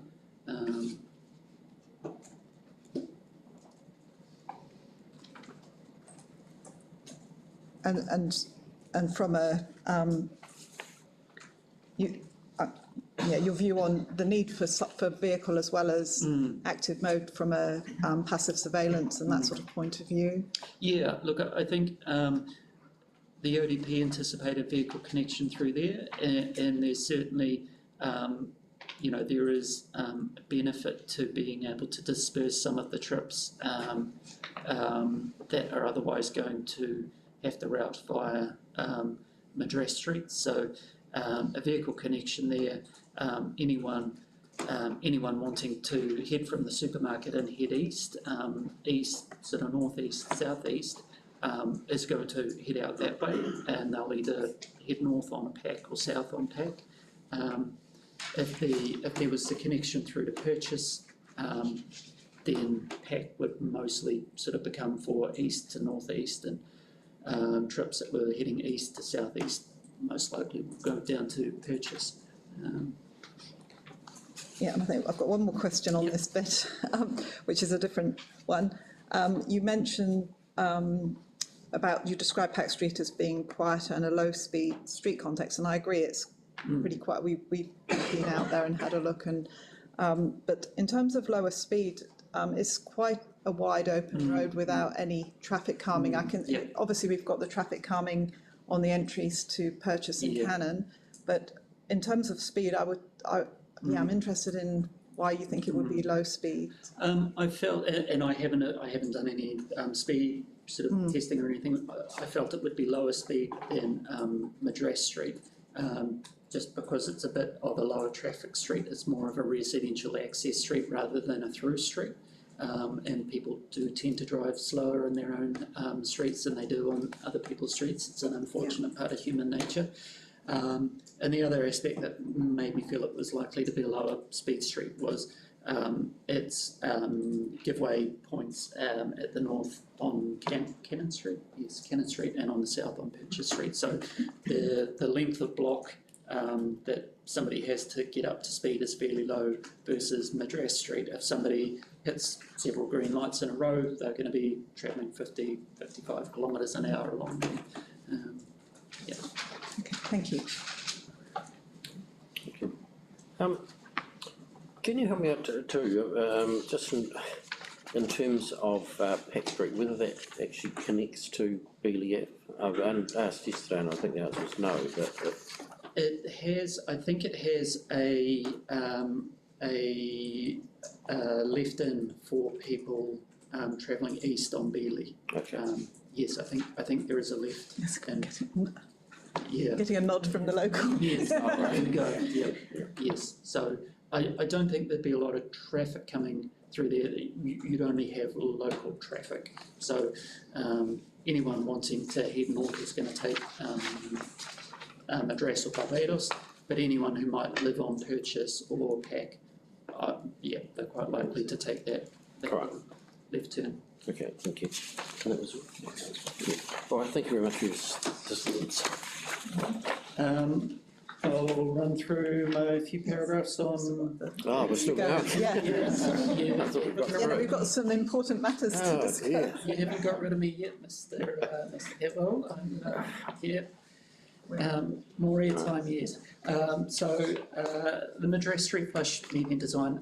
So the applicant proposes a 2 metre wide flush median on Madras Street to accommodate right turns into the site. This would require the removal of approximately 140 metres of on-street parking, which Mr. Rossiter had estimated at around 10 spaces. While I support the inclusion of the flush median in principle, I share concerns raised by Council's transport expert, Mr. McGonigal, regarding the proposed width. In my view, a 2 metre width median does not provide sufficient clearance for vehicles to wait fully outside the through lanes, which may obstruct throughbound traffic. It's narrower than the 2.5 metres recommended by Austroads. It increases safety risks for cyclists, particularly where throughbound vehicles may encroach into the on-road cycle lane while they're manoeuvring past a right-turning vehicle in the median. So I'd like to address Pear Street. Mr. Rossiter discussed that in his summary statement. He included a figure 1, and I've helpfully included a figure 1 of Pear Street over the page. So in relation to Pear Street cited by Mr. Rossiter in paragraph 14, figure 1 of his summary statement, I do not consider it a directly comparable example to Madras Street for the following reasons. So Pear Street is not identified as a cycle route, whereas Madras Street is. So from figure 1 over the page, it appears that there may be an on-road cycle lane along the supermarket frontage. It's not actually a cycle lane, it's a wide shoulder. My view is that the shoulder was likely created by removing parking, which I assumed happened when the supermarket was consented. I further assume, lots of assumptions here, that the wide median was painted rather than providing a wider traffic lane to avoid introducing a lateral shift for northbound traffic, while still providing a wide shoulder which allows those vehicles to shy away from cars on the narrow median. Pear Street has an approximate carriageway width of 12 metres, excluding the parking on the eastern side of the road. So this comprises of an approximate 5 metre wide northbound lane, which includes that wide shoulder I just discussed, a 2.1 metre flush median, and approximately 4.9 metre southbound lane. This provides ample space to accommodate through traffic while drivers are waiting to turn right into the supermarket. In contrast, Madras Street will only have 4.8 metre width carriageway, which is 2 3.2 metre lanes and a 2 metre flush median. And in my view, this increases the likelihood that through-bound vehicles will encroach into the cycle lanes. And I therefore recommend that a minimum 2.5 metre wide median be provided, and that is being provided without reducing the existing cycling and parking lane widths. Can I just, Oh, you go. not a track engineer, obviously. Just in your concluding paragraph 20 there, you say you recommend a 2.5 metre wide median, but without reducing existing parking or cycle lanes. Would that require works to widen the carriage through that area? Yeah. And so my point there being that the on-road, the parking lane is, I think, about 2 metres wide, which is the minimum, really minimum. The cycle lane, I think, is about 2.7, and for a on-road cycle lane between a live lane and parking, that's getting quite narrow.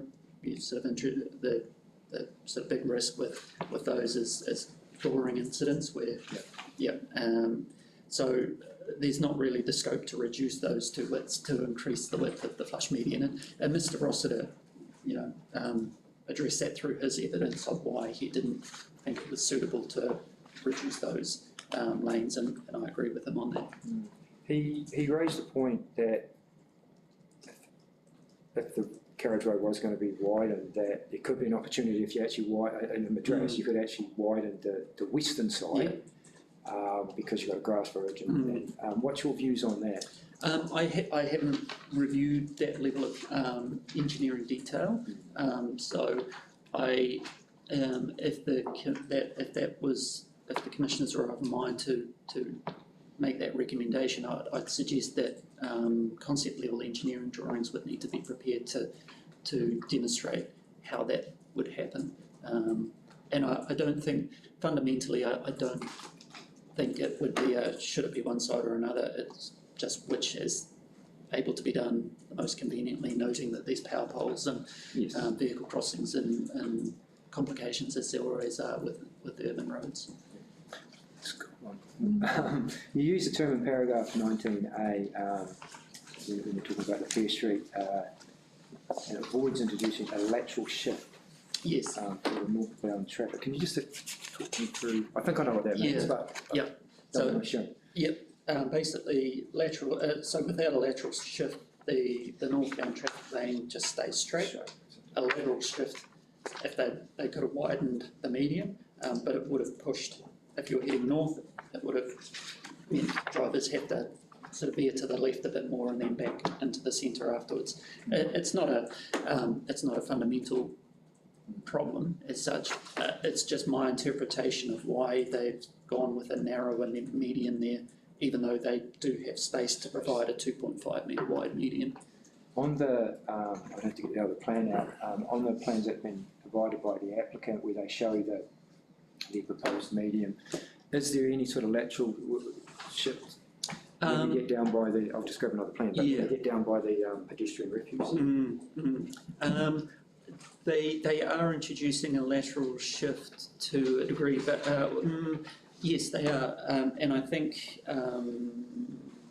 the best way to show that is in the diagram Mr. Rossiter has in his primary evidence, which I don't have with me, but I reproduced his figure.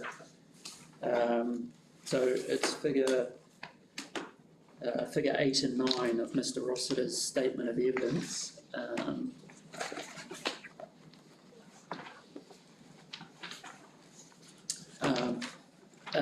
Which, if I hold it up, it might help explain it. So, at the moment, Madras Street, there's the centre line of the road, and what will happen, northbound traffic, well, based on his diagram here, and that may not be fully representative of the engineering drawings, but conceptually, if northbound lane stays where it is, and the southbound lane shifts east, so yes, there will be a lateral.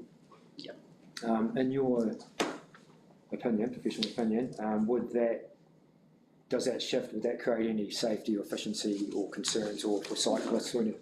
No, as long as you maintain that consistent width, it would be a problem if the cycle lane stayed. So if there was a lateral shift in the road, you need a lateral shift in the cycle lane as well. Narrowing of the cell. Yeah, Okay. so that you don't squeeze cyclists up. But no, I don't see the lateral shift in of itself as a problem. It's only my interpretation of why Pearce Street has that narrow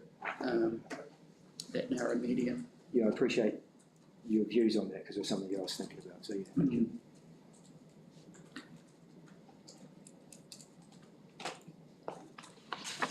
Have you been involved in any of the discussion? We understand there's discussions going on between Mr. Roster and Mr. McGonigal. Have you been involved in that? Or? No, Mr. Roster let me know that was happening.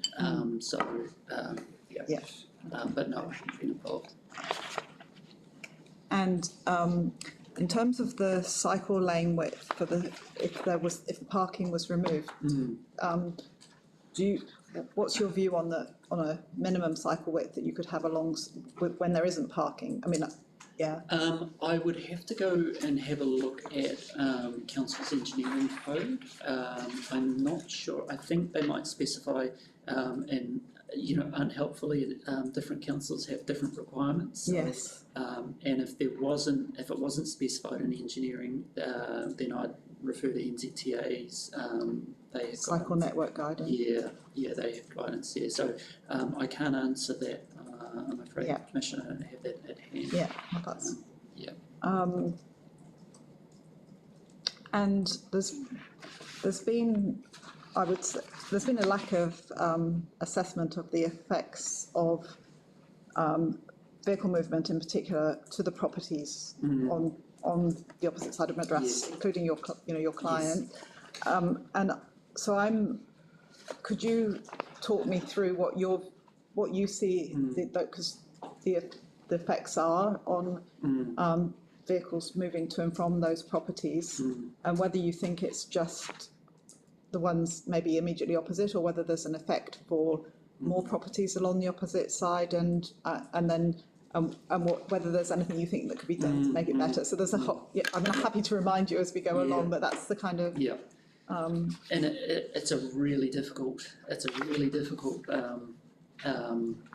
issue where you have brownfield development intensification, but primarily the issue for Ms. O'Connell and other residents along there will be dependent on the degree that queuing occurs in the median for vehicles turning right into the supermarket. So the more vehicles that are queued along the median, so obviously any vehicle that's queued along the median where there's a vehicle crossing prohibits that resident turning right into their site or turning right out of their site. It's hard to quantify. It's probably more something to consider qualitatively, which we'll talk to, is the difficulty getting in and out. In terms of a sort of traffic engineering approach, I suppose, it's we could look at levels of delay and things like that. So probably. So getting vehicles efficiently into the site is important, because if they're sitting there, yes, that's a. Yeah. The longer they sit there, the greater the delay for residents.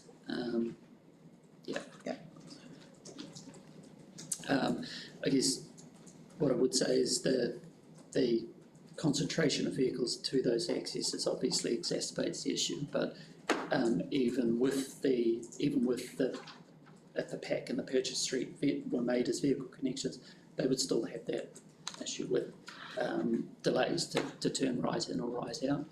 But yeah, it will be exacerbated. I think I estimated that about another additional 100 vehicles an hour during PM peak.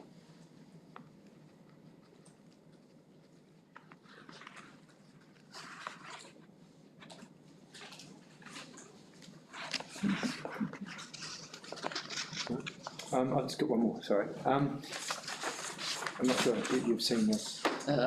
Yes. Just out of interest, not out of interest, but yes. to have evidence, I can hand it over. This is the proposed evidence. I'm just wondering how many, the distance here, how many cars could potentially queue in that space?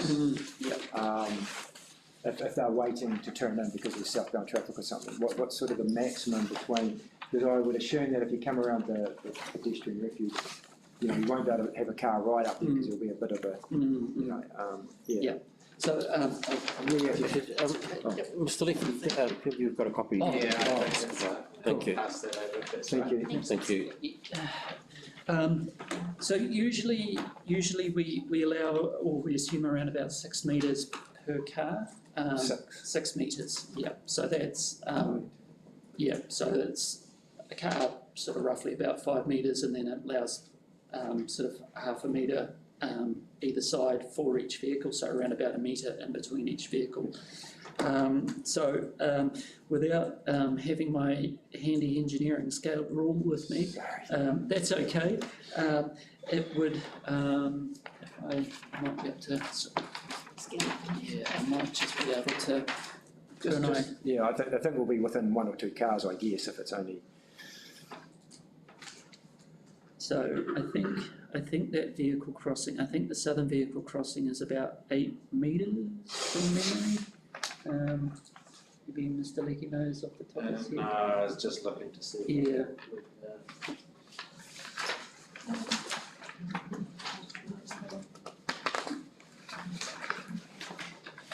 Yeah, no, that's fine.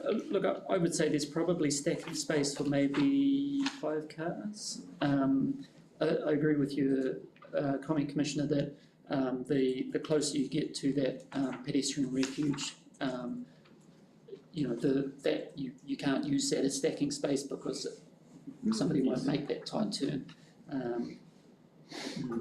And in terms of that 6 metres, is that based on an 85 percentile vehicle? Yeah, the 85th percentile vehicle, I think it's 4.91. I think different district plans again helpfully use different measurements, but I think the Christchurch plan uses 4.91 for the 85th percentile. No, that was Alan. Thank you. Right. Welcome for that. Right, thank you very much for your assistance. Appreciate it. You're welcome, Commissioner. Right. Well, Commissioner, I've used up all my time and I still have 3 witnesses. I don't want to inconvenience other submitters who are waiting. Would you rather we came back another time, or? Well, I think we had you until 3. And I've got 10 minutes left. Yeah. We'll get started, but Yeah. it's no problem to me if you want to follow the schedule and slot us back into another empty slot. Okay, we'll see how we go with. Okay, I'll call for this thing then, Vikram?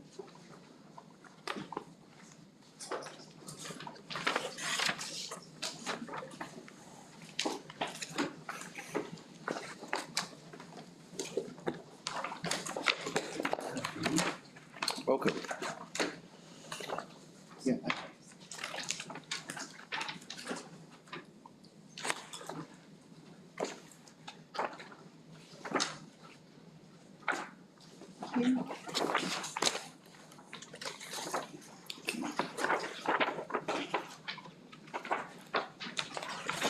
Thank you. Do you want me to read a small introduction? Yes, just half a sec while we get ourselves organised, but as I say, welcome, and we have read your evidence and provided your summary, so if you can just take us through that from 4. Sure. Thank you. Thank you. While the submitters do not oppose the supermarket itself, they raise serious concerns about the proposed access configuration, which relies solely on Madras Street for all vehicular movement. This design deviates from the multi-access layout envisioned in the St. Albans Outline Development Plan and has implications for urban connectivity, amenity, and safety. The focus of my evidence was on the potential adverse effects arising from the proposed access configuration from an urban design perspective. One of the key matters for consideration is that the site is located within the St. Albans ODP area, developed under the Plan Change 31, and now under the St. Albans Development Plan as a neighborhood center, a center zone under the Chapter 16.6.3.1 of the Christchurch District Plan, which promotes permeability, connectivity, and integration with the surrounding residential zone. The ODP envisioned access from Madras, Pack, and Purchase streets to support and integrate the surrounding neighborhood. I consider the vehicular access being solely via Madras Street as proposed will have noticeable adverse effects on access, connectivity, permeability, and the overall integration of the supermarket development. I note that the parcels of the land required to establish direct connection to Pack and Purchase streets are not currently owned by Woolworths.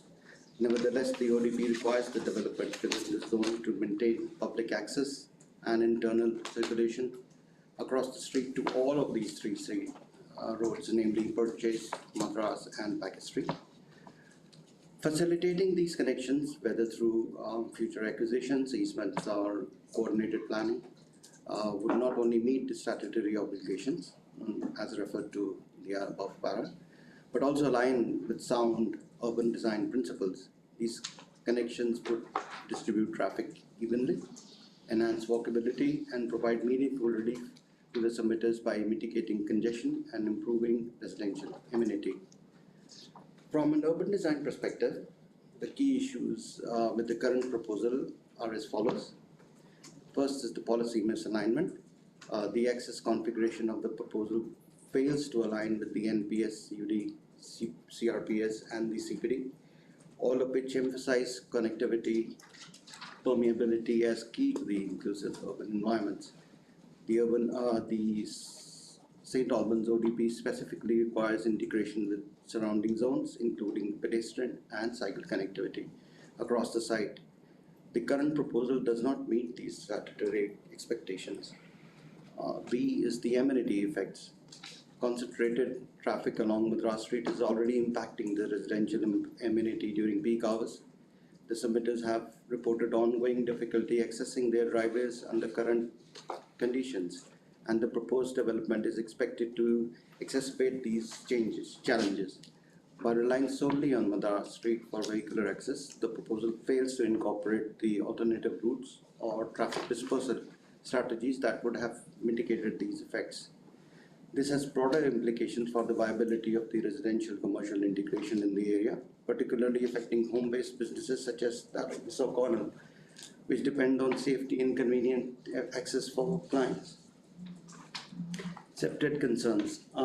The proposed sole access of the proposal contributes to a lack of passive surveillances and potential entrapment areas around service zones and isolated setbacks.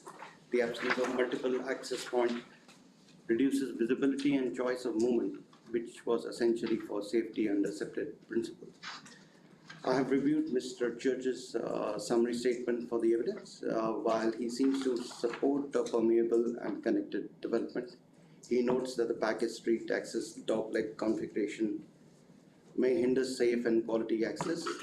However, his figure 5 of his evidence clearly shows an approximate direct link of 40 meters to the service yard from the proposed site. Although the Purchase Street wasn't mentioned in the hearing, Mr. Church's RFI response illustrates a viable direct connection that would aid traffic dispersal and overall connectivity. In my views, both of these connections are feasible with appropriate design.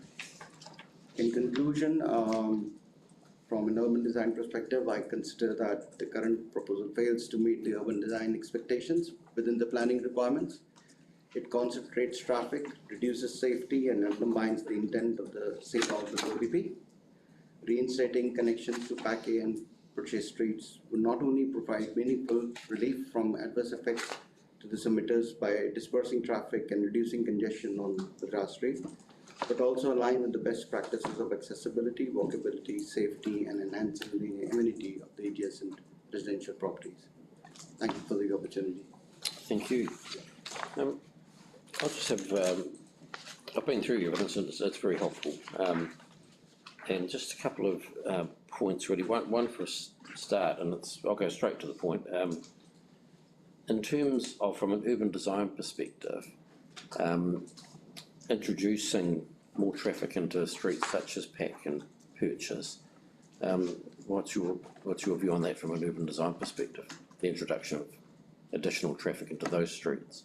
In terms of urban design, and this is my view, that once you regulate a heavy traffic system or you try to give more access to a point of destination, overall, in the larger scheme of things tend to solve themselves much better.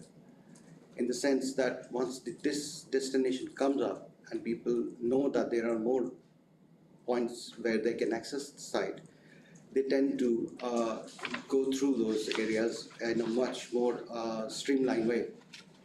So in a sense, that's much better. In terms of amenity-related effects on residents in those streets? It can have a little bit of effect for sure, because they will experience more traffic than they do generally. But there will be added advantage for them to be able to access that site without traversing to the main road, which is the Madras Street. Sorry, in a way that would cut so much effort for them to fight through so much traffic on Madras Street.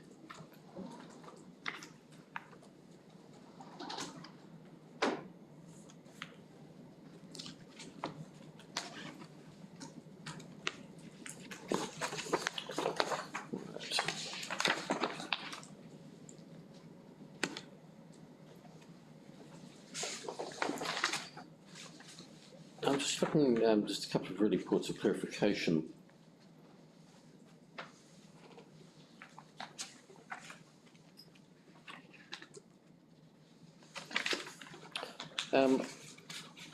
Rule 15.4.4.5.2, Yes. Which you refer to in 29. Yes. Right, so that's permeability, that's within the block. Yes. Right, so, and you explain the difference between connectivity and permeability. Yes. Okay.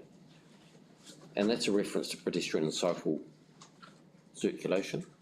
In both, actually.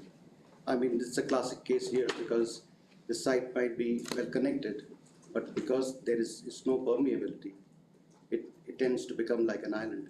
Mm. So this is a classic case. Yeah, okay, so I understand that. So the connectivity is basically, to put it clumsily, to the site. To the site. Yeah, so it can go from a higher value of and permeability. being able to access it, from the car down to the cycle, pedestrian. Yeah. But if you can't cross it or you can't access it from the other end, and it becomes less permeable, so people tend to come around to get through. Okay, it's just a reference in that rule from what the reference that you've provided. It talks about within the block for pedestrian and cycle distribution. Yes. Yeah. Are there equivalent rules or wider rules that address permeability from a vehicle? No, not really. Vehicle? But my understanding is that once you enable people to use other modes, active modes of transport, they will not use the car. Mm-hmm. So you in a way are supporting a lesser car usage.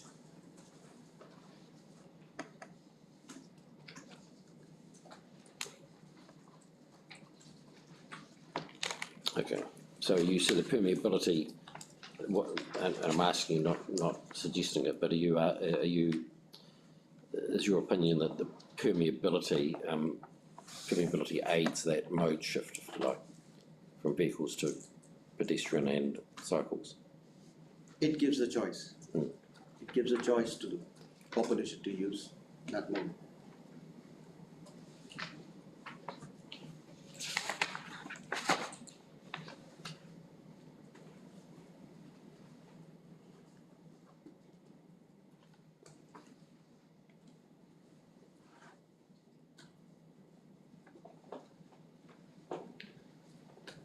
I was just trying to understand figure one because it's at a small scale.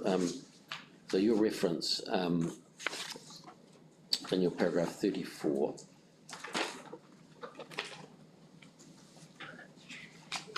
You depict there the public and semi-public access routes. Yes. Are they identifiable? And the chart, yes, they're the shaded portions of the chart. And if you look at the extreme left of that chart, I have a bigger one if you like. So that's in the corners of the site? Yeah, and right through the middle of that northern block. Yep. Right through the middle of the northern block and through the corner. So what it was doing was it was creating a system where people would be able to penetrate the super block through those corners and through the middle. So it was creating more permeability and better connectivity up from the north. Okay, and there's a reference to, I'm not sure what there's anything, but to semi-public. Yeah, I just picked it up from it. What's the semi-public? That's the. So semi-public is mostly probably an area that you refer to as having a limited access. Could be a residential area where might not have that much movement during the evening hours of the night, but during the day people would tend to go through, especially if large connect to a large commercial area. People can use it to cross across.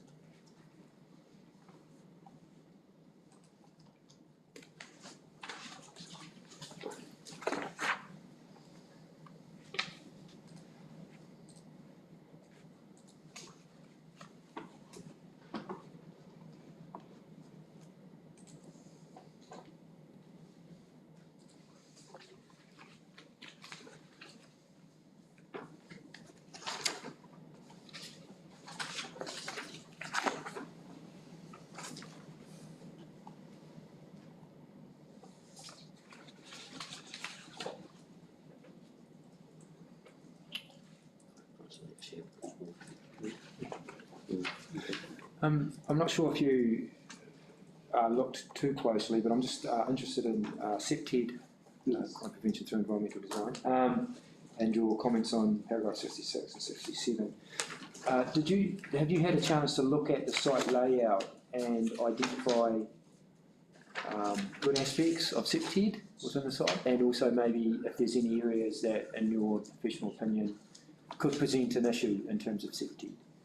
My concern about CEPTED in this case, when I talked about being places of entrampment, was basically focus on the northern corner where the loading bay is. Yep. Yeah, up that alley. Yep. Because that becomes like a dead notch, and there is a gate there, so there is potentially no place for anybody to exit out. And so I pointed out CEPTED only because it was an issue of no choice for anybody to get out anywhere. And it's my opinion is that even with the service yard, it's potentially enclosed from all sides. And why is it that the perpetrator cannot be an employee? So you are not giving any chance for anybody to get out in a case of choice, or for him or her to run out.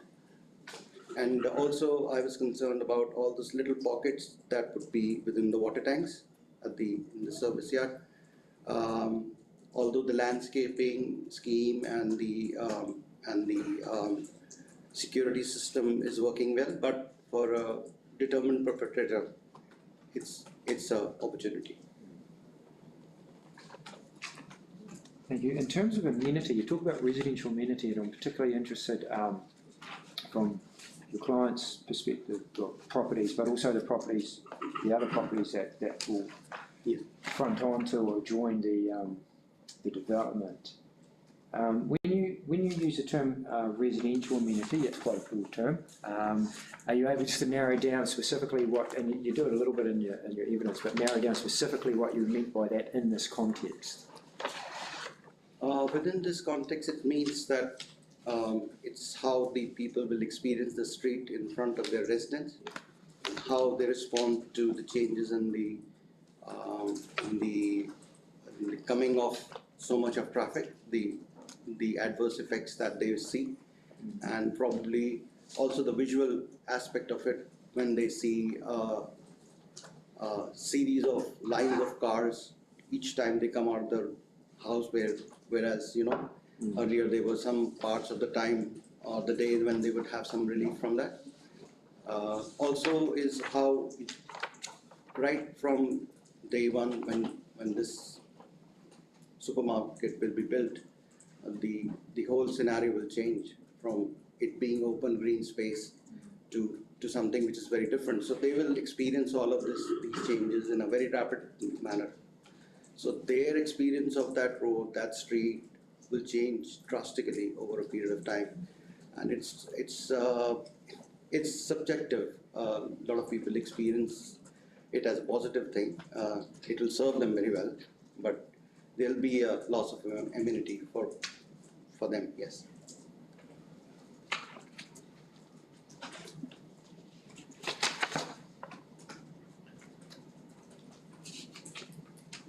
Do you have any concerns from an urban design perspective about, and this may actually not be within your realm, it might be useful for us to know, in terms of noise and traffic noise and lights and things like that?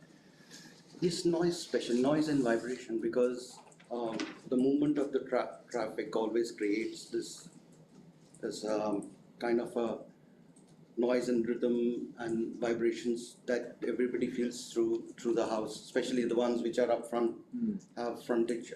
And I think in coming time when the densities go up and houses get built to a higher height, they will be allowed to come in more closer to the roads. So they will start experiencing that much more. Yes.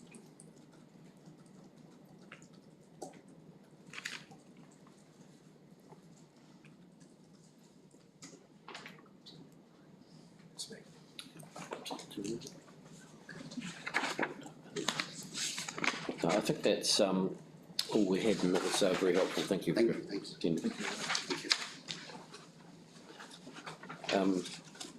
Take a break now. Yeah. Back at 20 past. Thank you.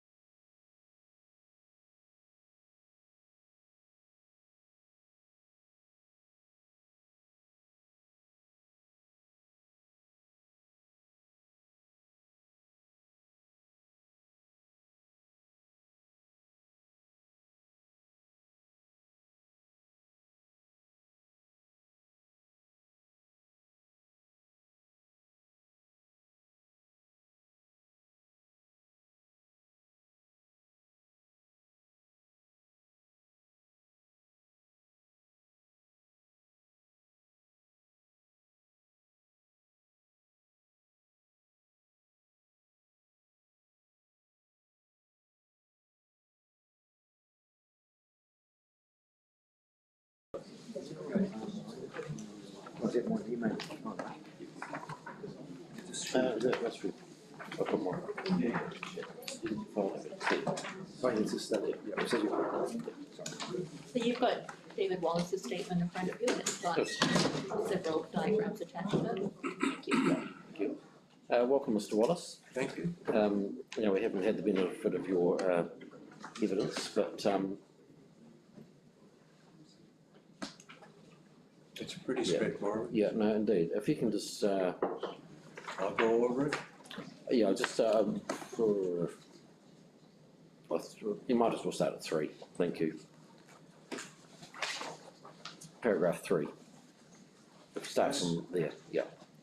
Just read from there. Thank you. I've been asked by the submitters, Juanita O'Connell and Daniel Stedman, to respond to the statement contained in the applicant's response to the request for further information, that the applicant is contractually required to divest Lot 3 and 4 to a third party and therefore has no control over the provision of through-site links to purchase and pack streets.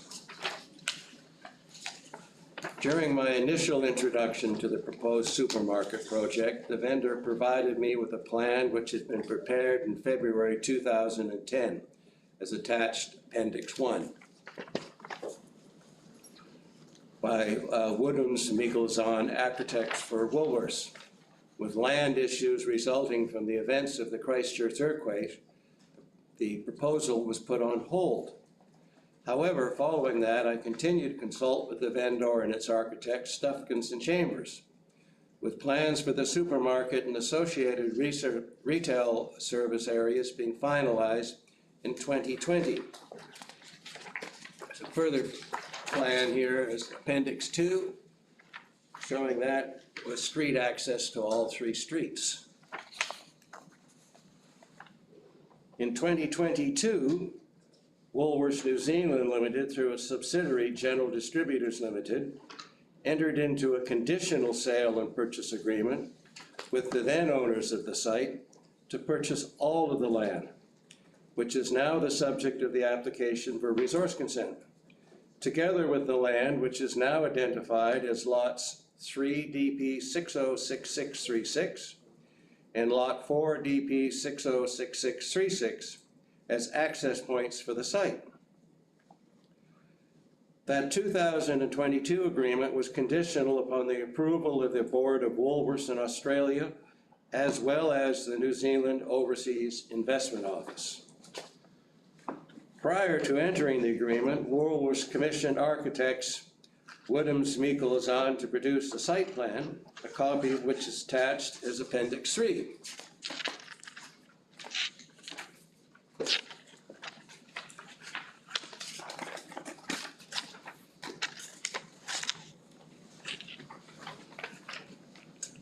This site plan, dated 10th of August 2021, shows the development having access to Purchase Street and Pack Street on the land which is now lots 3 and 4 DP 606636. The OIO gave its approval to the 2022 agreement for sale and purchase of the land, including a land which is now lots 3 and 4 DP 606636, being the access to Purchase and Pack Street. However, the Woolworths Board did not give its approval to the purchase.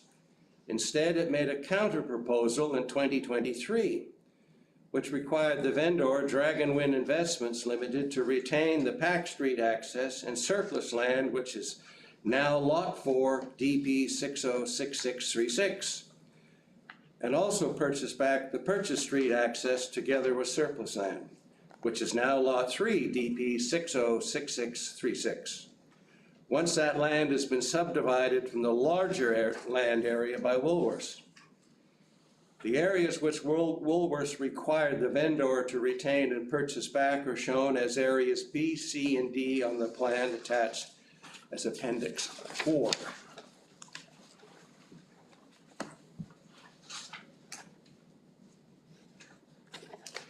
The sale went through on that basis with title to the entire area, including the access to Purchase and Pack Streets, being taken by General Distributors Limited. After subdivision, the area which was shown in Appendix 4 as Area B became Lot 3 DP 606636. And the area which was shown in Appendix 4 as Areas C and D became Lot 4 DP 606636. Both these lots were in the ownership of General Distributors Limited as of the 5th of February 2025. This is shown on the certificates of title 1196593 and 1196594 attached as Appendix 5.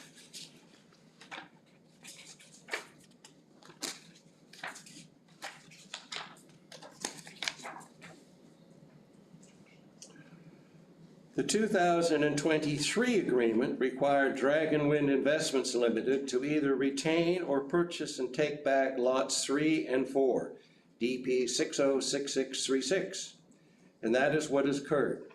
However, that land has not at this stage been developed, and I've been retained by Dragon Wind Investments Limited to consult on their intended redevelopment plans for these areas with a view to ultimately selling them. Dragon Wind Investments Limited is currently undertaking a further subdivision as per the plan attached as Appendix 6. That's the last page of the land. However, I believe there would be an opportunity for general distributors to purchase access strips based on the current proposed subdivision, should that be required for their proposed development.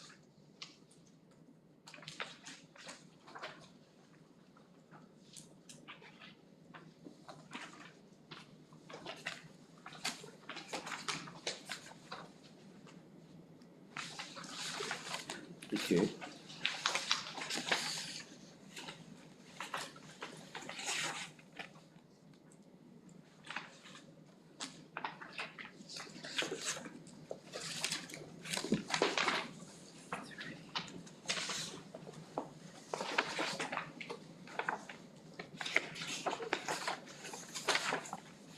Just making sure I understand the references, cross-references, etc.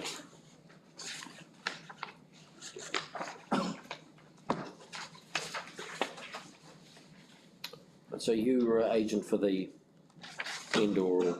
I've been involved since 2013.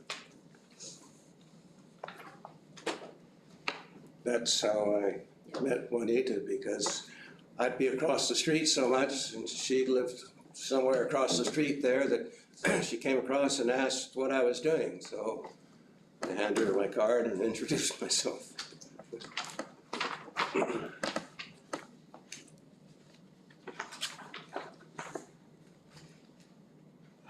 Commissioners, can I ask you a quick question? Okay. I'd like to know if this subdivision consent has been lodged. I was just about to ask that same question. The subdivision that you referred to in Appendix 6 in your last paragraph. Appendix 6. Yeah. Last page, yep. Yeah.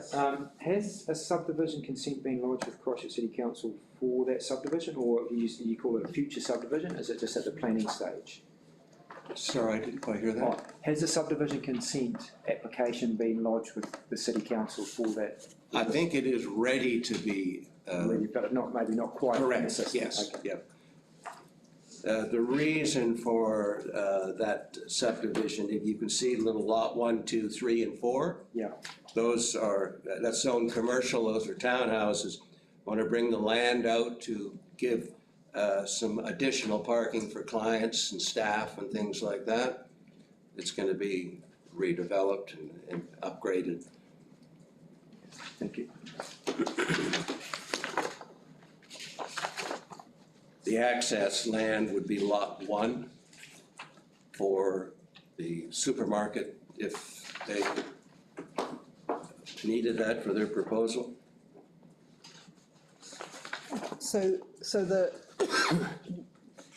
lots 2, 3, 4 and 5 they would be accessed off Madras Street? That's correct, yes. And they would be residential or commercial? It's zoned commercial right now. Yeah.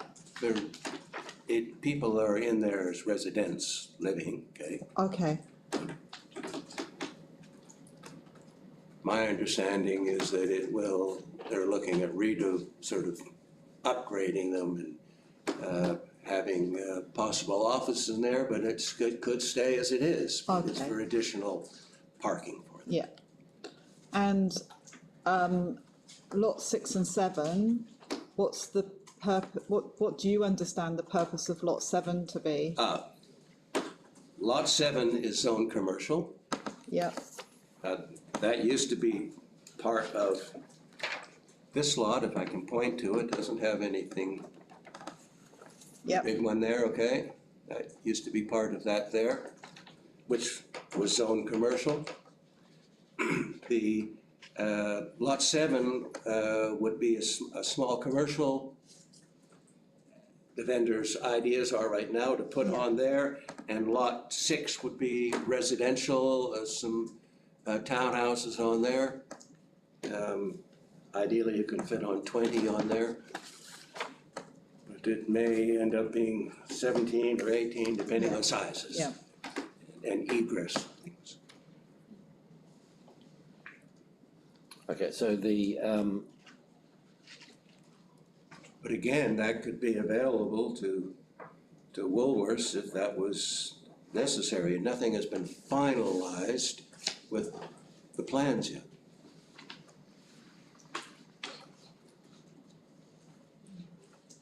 And it's still not precluding access to purchase from the Woolworths site? Because lot 1 is potentially sitting there, what's still available for access? Yes, Yeah. yes.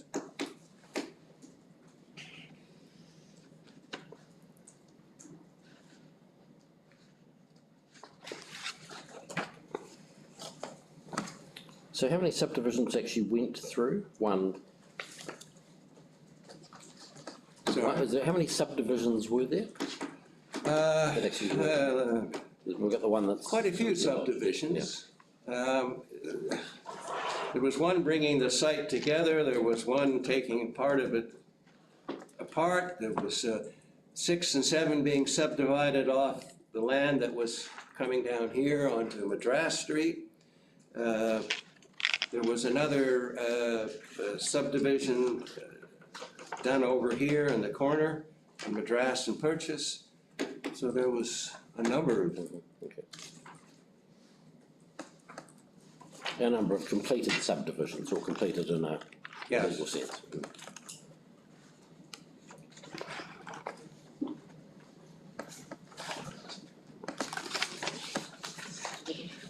Yeah.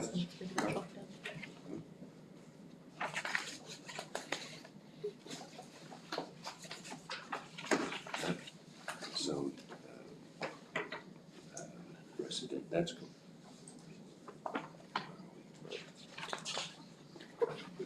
That's Madras. Okay, that's fine, I think. Commercial, that's residential. So Wallace, I think that's, did you have any questions? No, I don't think we have any further questions for you, but that explanation's been helpful. Thank you. Thank you for your evidence. Apologies, Simon, Stephen, wherever he's gone.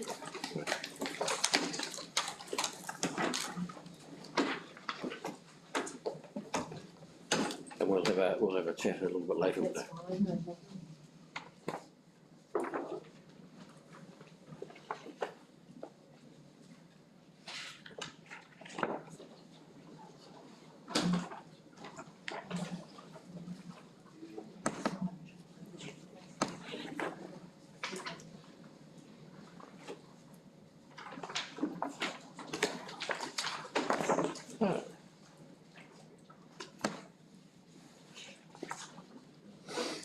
Mr. Anderson? Yeah. Yeah. Mr. Anderson? Yes. Come on up.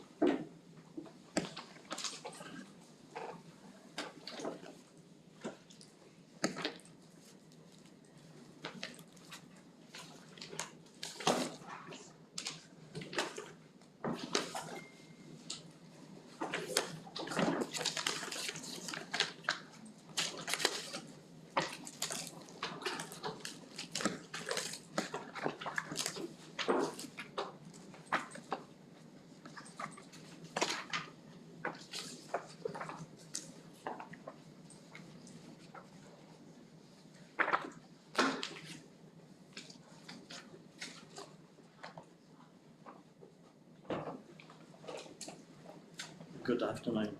Good afternoon, welcome. Would you like to introduce your Yes, your I was teams? just going Thank to you. do that, yes, thank you. This is my partner, Lou, Welcome, and this is my son, Richard. welcome.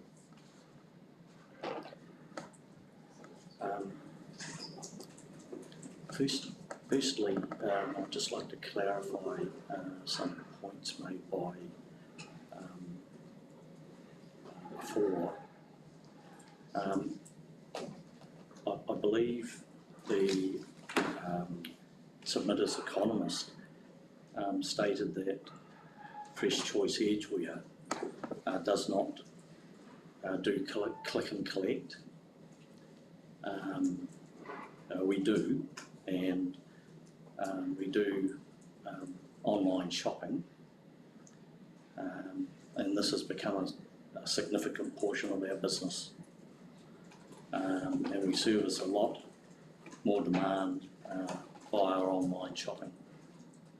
You're also talking about Uber Eats, not just Fresh Choice. We do all Uber and DoorDash. Yeah, all together. Yeah. And click and collect, and people coming in. Yes, yeah. We have a full online facility. So I'm really fascinated about that. Just in terms of percentage-wise, are you able to sort of indicate a percentage that now has, you've said there's been quite a growth in the online stuff, or click and collect, compared to maybe 5 years ago, or rough ballpark sort of figure there? It's really built up. It's getting up to be about 10% of our sales now. Yeah. I believe for Woolworths it's even more. Yeah. Probably heading towards about 12%.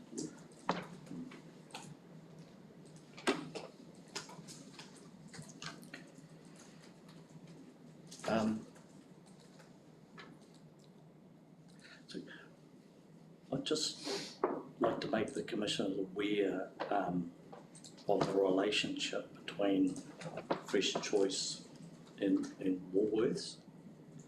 I might just ask you to speak up a little bit too. Sorry. No, that's fine, just for, yeah.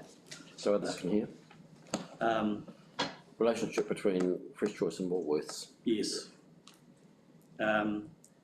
So Fresh Choice franchise is 100% owned by Wholesale Distributors Limited, which in turn is owned, Wholesale Distributors Limited is owned 100% by Woolworths New Zealand, and in turn Woolworths New Zealand is owned 100% by Woolworths Australia.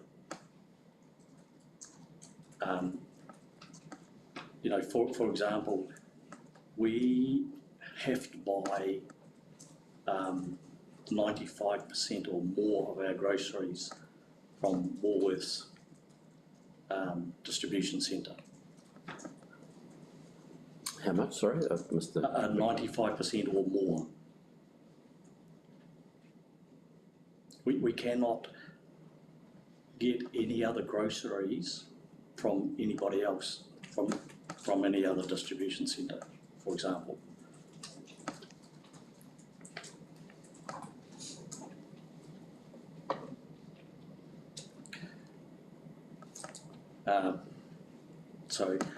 And there's a lot of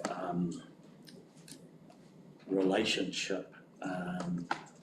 For example, all Fresh Choices have Woolworths area managers who are appointed by Woolworths and who carry out audits on Fresh Choice supermarkets. They handle, basically a lot of all the health and safety legislation, everything that goes, food safety, a myriad of activities that supermarkets do are basically handled by on behalf of Fresh Choice. So it's a very, very close relationship.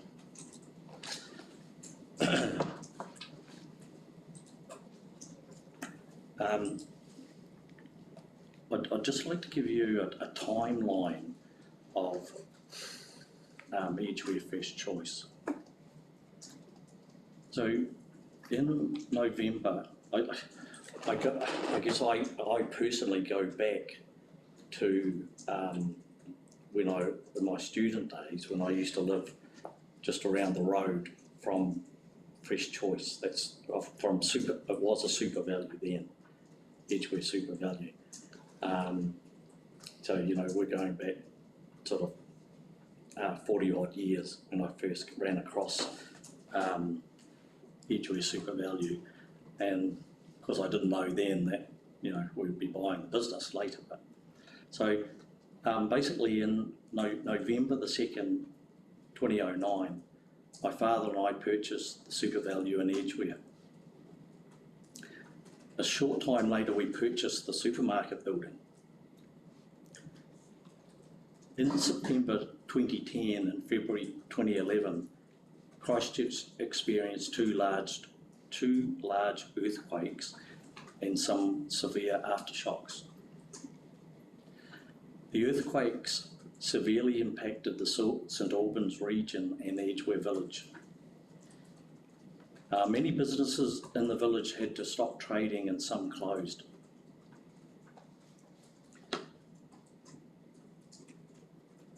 Subsequent to an engineering and building inspection, we were told the devastating news that we had to close the building and cease trading.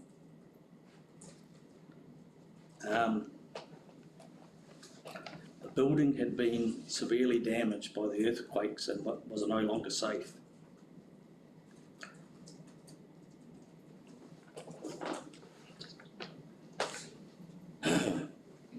So my father and me were faced with a difficult decision, as the supermarket building needed to be demolished. The insurance proceeds were not enough to pay for a new building under the revised building code and to fit out a new supermarket.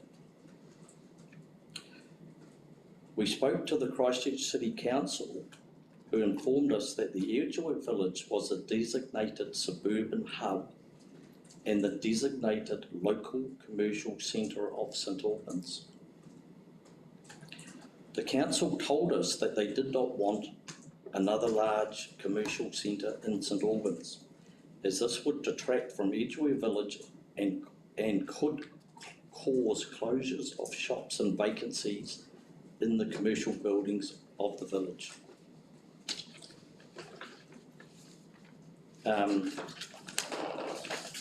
The council devised a plan also. It was an Edgeware master plan.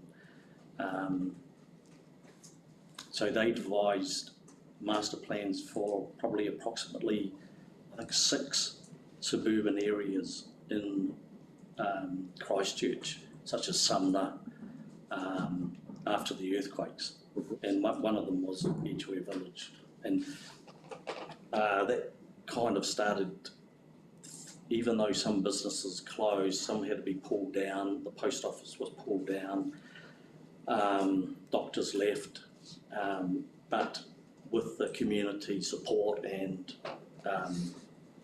us getting back together, we started to get back on our feet. So similarly, WDL, Wholesale Distributors Limited, and Woolworths very much wanted us to go ahead and rebuild the supermarket, as Edgeware was part of their key strategy to have a group of supermarkets which stretched from Maryvale, Fresh Choice, through to St Albans, then on to Shirley in the Palms. So that basically gave them a whole run of supermarkets through those suburbs, which Woolworths-based supermarkets, Woolworths owned. The BNZ Bank told us we did not have enough capital to build a new supermarket, so Woolworths guaranteed the loan with the bank in order for us to go ahead and build the supermarket. Because this guarantee of the loan I mean, first of all, it had to go to Woolworths New Zealand, but it also had to go to Woolworths Australia for approval. On June the 22nd, 2012, the new Super Value supermarket was opened to a lot of fanfare, as it was the first supermarket to rebuild in Christchurch and one of the first commercial buildings to be rebuilt after the earthquakes. And I just have an old photo there. So we've got Jerry Brownlee, who was the earthquake minister, myself, we've got the Mayor Bob Parker, and we've got the CEO of Woolworths New Zealand, Dave Chambers. Yep. That was a pretty quick build. Yeah. In a way, we were quite lucky because we were just out of the CBD, out of the red zone. So we owned the building. So we basically had to get council approval, demolition approval, but there was a lot going on. Yeah. But I think it became the probably the most watched rebuild in Christchurch at the time. We had all the TV cameras there.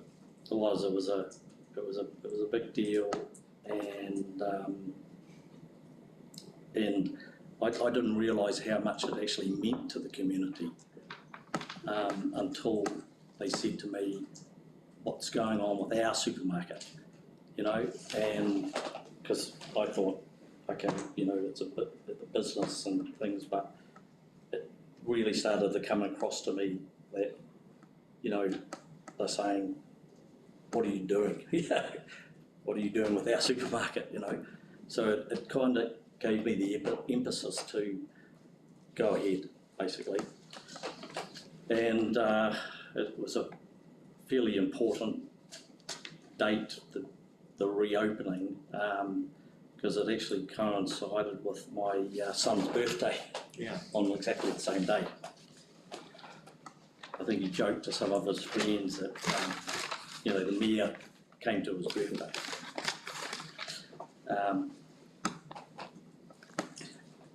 So, unfortunately, during the building phase, my father was diagnosed with cancer and he passed away a week before we reopened.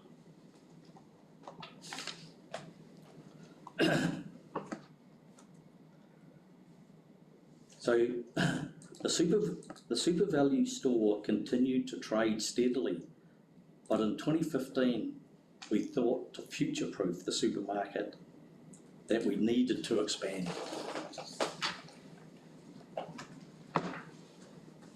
We were able to do this as the adjoining building was vacant and we were able to secure the lease.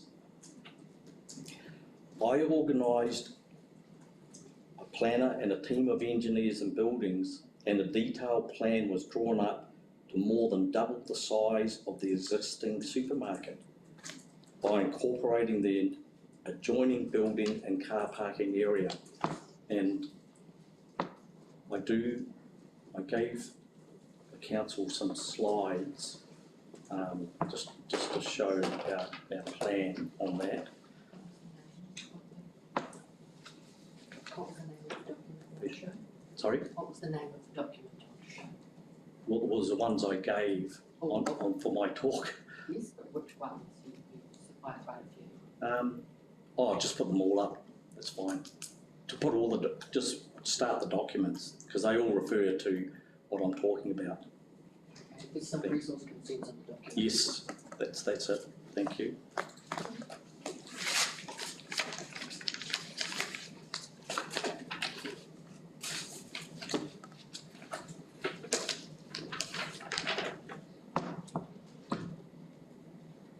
Okay, so basically this hold it up.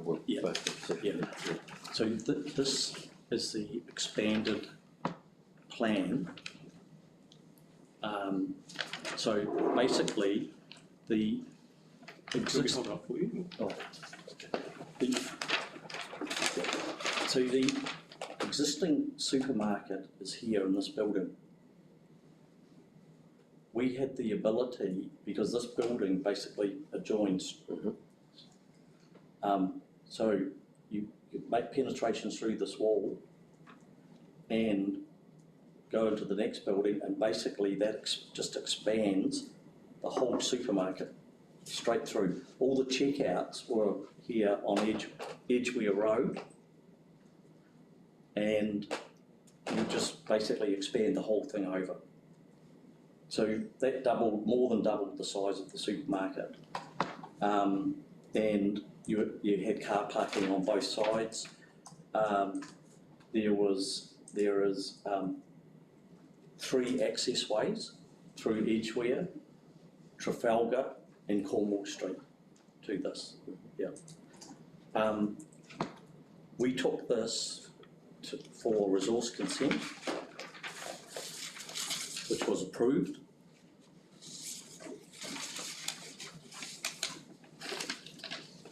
You can have copies of this one. So if you just carry on through here.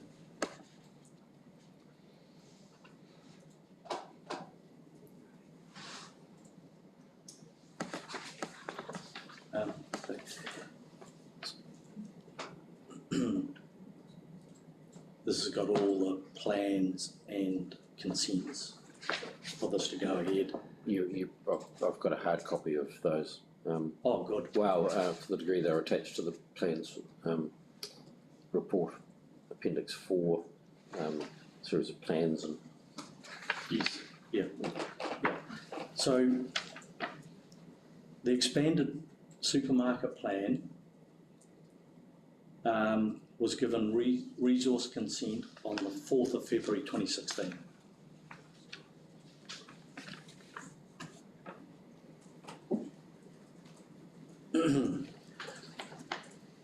This plan was taken to Woolworths and the head of Wholesale Distributors Limited, Mark Brosnan.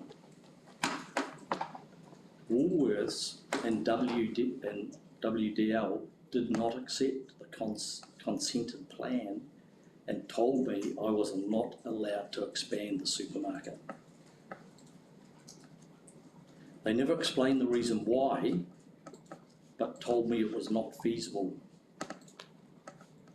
Later I had to adjust the plan, which included a minimal increase in the retail area of the supermarket in the existing building, which gave us the ability to change to the Fresh Choice plan.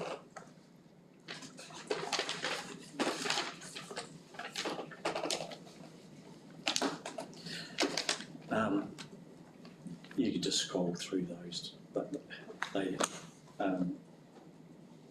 will the commissioners get a copy of those too? Yeah, thank you.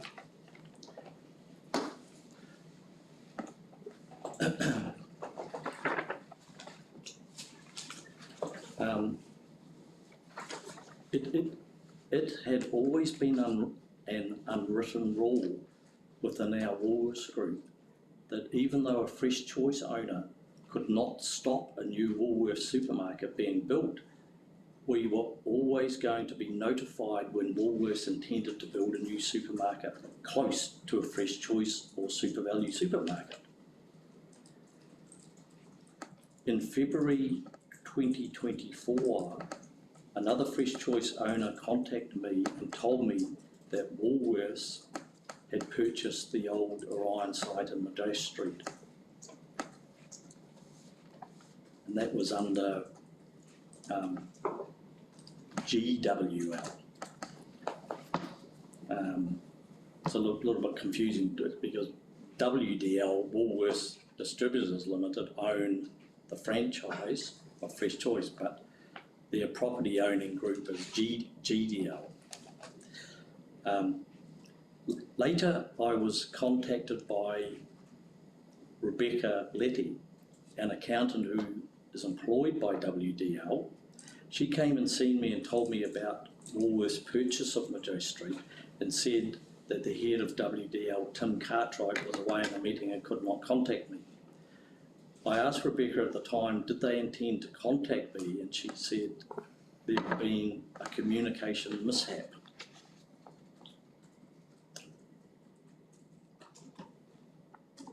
On 25th of September 2024, I was invited to a Woolworths event in Auckland.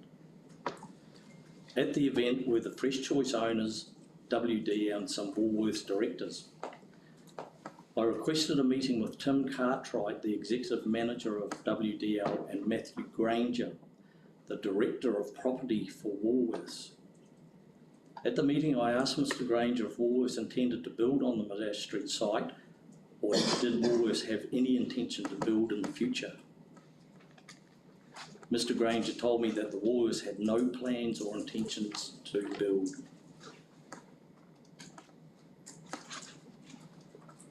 I took the word of the two senior members of Woolworths. At their word, because it is well known that both supermarket groups, Woolworths and Foodstuffs, are well known for land banking, and that is what they indicated to me.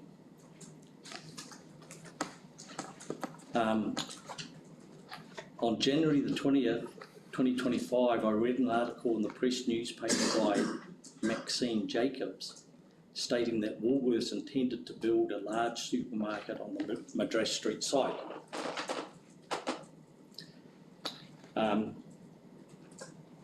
On investigation, I found out that the Woolworths had been planning and consulting with the Christchurch City Council way back in March 2024 and before to progress the consent proposal. Woolworths development had been rejected for the fast track proposal. So I guess putting that in context, and I was actually meaning to print out that article from Maxine Jacob. I've still got it and I can still print it out and give it to the commissioners. But basically, that article, Maxine Jacob spoke to the spokesman of Woolworths, who was quoted as saying that they believed the supermarket was going ahead in 2026 and it should be built by the end of 2027. Okay, so I'm just not sure how much this. No, I know. And you've got a position and you've got relationships, yeah, but business relationships as well. But I'm just not sure that this information is really of any benefit in our decision making. Sure. And I'm finishing on this point. So I just want to bring up. Yeah. It's your opportunity to speak, but we've got limited time, so. Yes, okay. So just to move on to traffic. So I'd just like to point out one other thing that was mentioned by, I think by the economist in Woolworths. I looked up the statistics, and obviously I'm not an economist, but I looked up the New Zealand statistics, and these have come through New Zealand stats and Infometrics. That the population of St Albans, Christchurch, has increased by 100 people between 2023 and 2024, according to Infometrics. This represents an 0.7 increase in population during that period. So I can't see where the applicant seems to be suggesting that St Albans has had a huge increase in population. What did happen was after the earthquakes, there was a lot of people that left St Albans. and some have returned. There is still houses being fixed now from the earthquake in St Albans. In 2023, the population was 14,630 people. In 2024, it reached 14,730 people. In the 28 New Zealand census, St Albans had a population of 13,137, which was an increase of 369 people, or 2.9% since the 2013 census. So in 5 years, we had an increase in population of 369 people.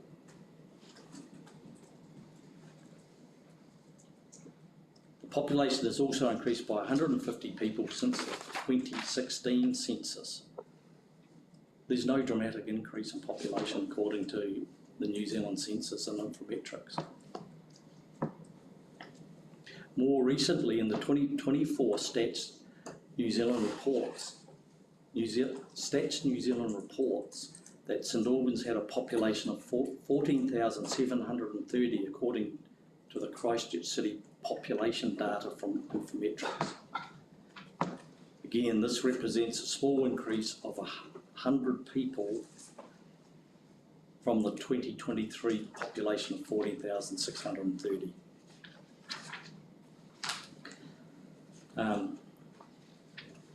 I'll give you the breakdown of all of these stats.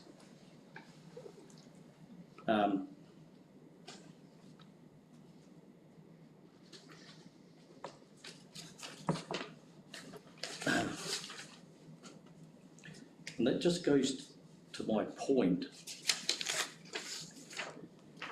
just regarding the Fresh Choice Edgeware supermarket data. Fresh Choice Edgeware services approximately 11,000 customers per week, which is approximately 75% of the population of St Albans. The population of St Albans in 2024 is 14,730 people. So Fresh Choice Edgeware services 75% of those people, but that doesn't include online shopping.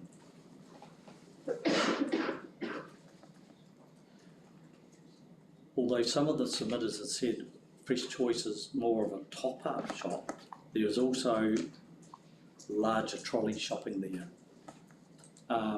And I think for that economist to say that she measured between, I think it was around midday, that our busiest period is actually from 3 p.m. to 7 p.m. And certainly our very busiest period is from 5 to 6 p.m. So I don't think that's a very good survey.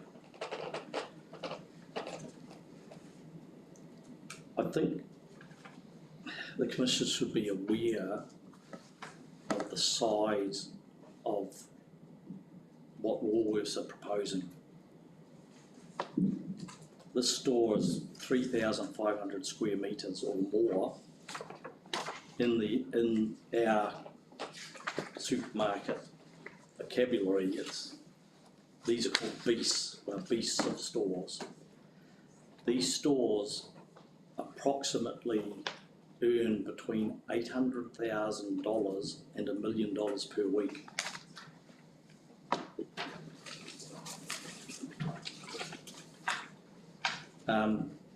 And this is just going by the size of Edgeware as compared to the proposed supermarket. They need to do this trade in order to substantiate the capital that Woolworths are putting into it.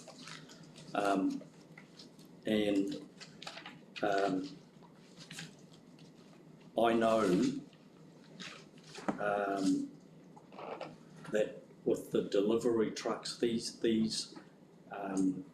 supermarkets, their deliveries are by B trains, And also you've got all the ancillary other deliveries going on.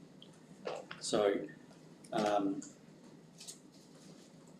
based on this data, the size of the Woolworths store would need approximately 16,000 customers or more to be economically sustainable. And I can give you the facts on this. Yeah. Again, I'm going to have to pull you back to your submission at some stage. Sure. We've given you a reasonable amount of licence, and it's an important occasion for you, and it's important for us to hear it. But Yes. we start getting into those sorts of comparisons of what would be needed, etc. It's getting pretty marginal. That's right. And listen, we've got to be. There are issues in terms of, as you know, trade competition, and limitations around that. Yes. This reduction in consumer choice is identified in your submissions, both on behalf of yourself and on behalf of the company. So it's briefly within that, but I think we've got your point on that issue. Sure. So appreciate it and appreciate the discussions about the history. Yes. If you just sort of move forward a little bit in terms of. I certainly will. But just finish just that on to be sustainable. If the proposed Woolworths supermarket's got 16,000 customers, we've only got a population of 14,000 in St Albans. So the Woolworths supermarket is going to service not only St Albans but other areas, because people would have to come from other areas. Okay. Okay, so I'll just finish off on the traffic aspect. Oh, and I'm not trying to cut you off, but we'll have a couple of questions about some of the matters you've raised. Sure. Right. So the point you're making there is the size of it. And that's getting, we're getting perilously close to trade competition when you get into those sorts of discussions. But we understand the point. It's a large, full service supermarket, and you've talked about the population in the area, and the population and the number of people that would be needed to support it. When you say, just before we leave that point, when you talk about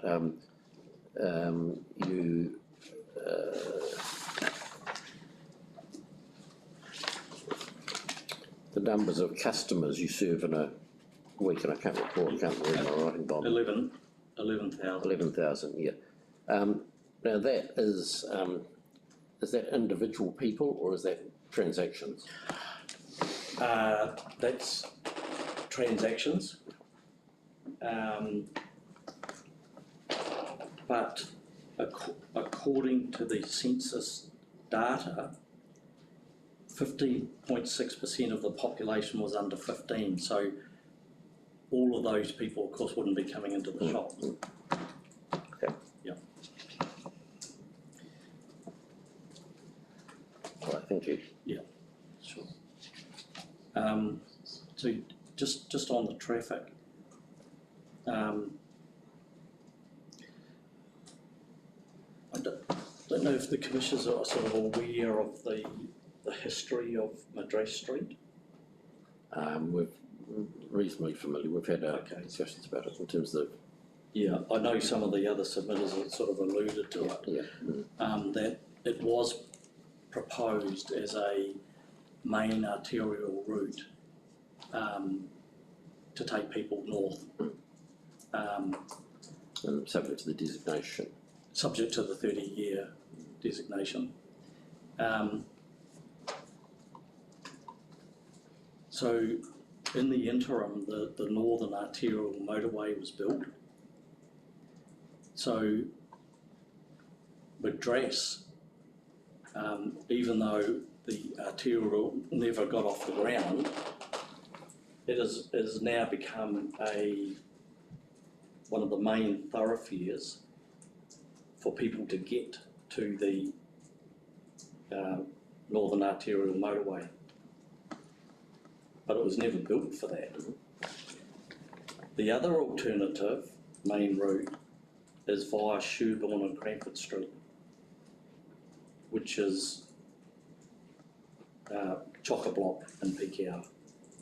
In fact, I've seen it where they cannot turn from Beeley Avenue onto Sherborne Street at peak times because it's banked up right from Edgware Road right the way back down to Beeley Avenue. So the alternative route is Madras, and a lot of people do that.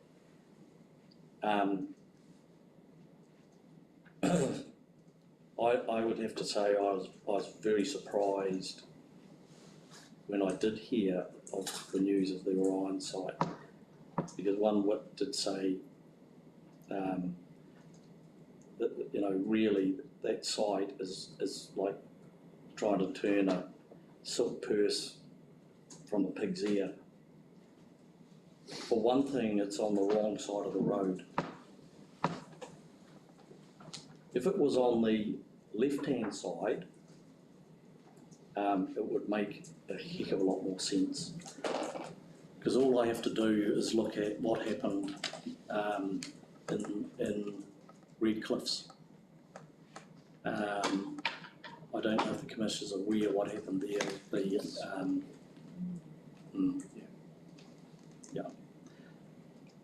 That was a wonderful new supermarket. Unfortunately, it's no longer a supermarket. People weren't prepared to turn right on a thoroughfare. So I think it went from a new world to a Foursquare, then to a training centre, then it's no more.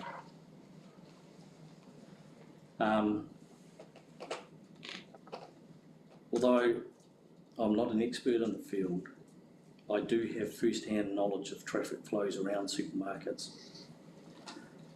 I am concerned about the safety of the traffic plan. Madras Street has now become a main arterial route, especially since the Northern Arterial Motorway was built. This is partly because the other main route via Sherborne and Cranford Street is congested, especially at peak times. The Northern Arterial Motorway is the main thoroughfare to the Waimakariri district, which includes Rangiora and Kaiapoi. The Waimakariri district is one of the fastest growing areas in New Zealand. The traffic on Madras Street is congested now at peak times and will only increase in the future as the Waimak district grows larger. The applicant is arguing that the new supermarket would decrease travel out of St Albans. I think there is a counter-argument that a large supermarket such as the one proposed would actually increase the traffic in St Albans, because shoppers outside of St Albans will drive to the supermarket if they perceive that it will be easier to get to rather than the supermarkets in Morehouse Avenue, etc.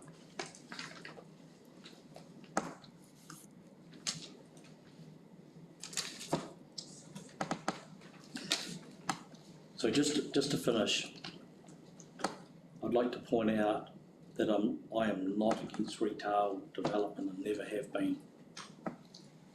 I agreed with the previous rule change 31 that basically gave the go-ahead for limited retail development on the Madras Street site.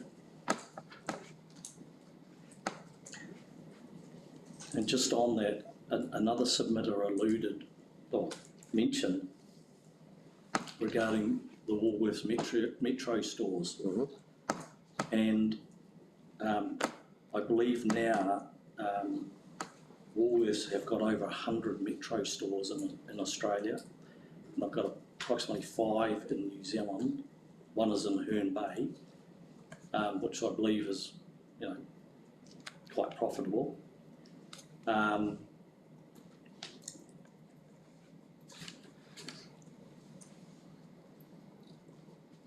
So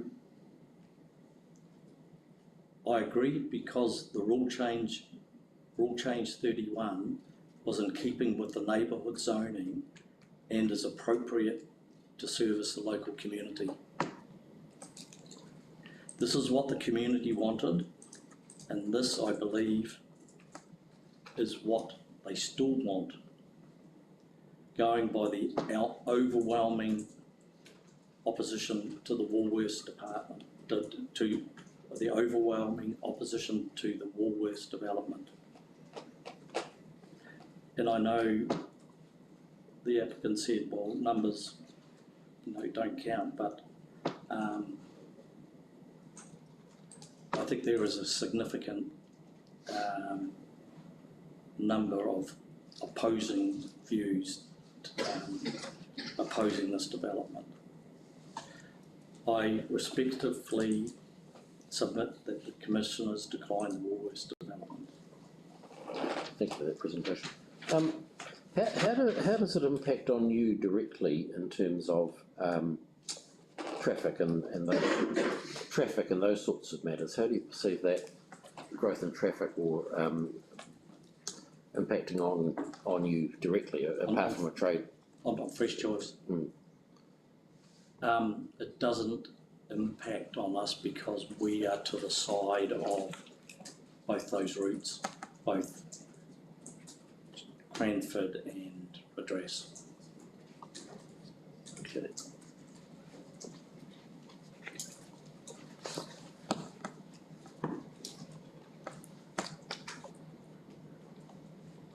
I mean, there's still a lot of traffic around, but it's not a direct. And the green space provision, that's the same, is it? It doesn't necessarily impact directly on you, or? Oh look, that's why I did mention the metro. Yeah. Because I think something like that, where you could have a good mixture of residential plus retail, is a far better use of that site, and that would increase the green space. Because looking at it, we have just got basically one big box plus a car park, and it is not very accessible for the likes of pedestrians and cyclists.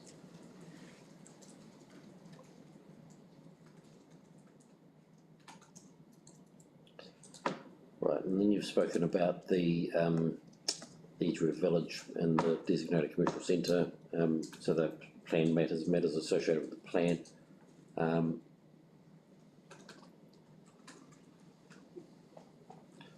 And have you read the economic evidence that's coming? Well, you'll clearly have, because you've spoken to us about it. There's a high level of agreement between the economists in terms of the level of impact that it may have on the village in particular. Yeah, and you've read that? I have. 5%. I have, but 5%. Yes. Yeah. But I think another submitted commented on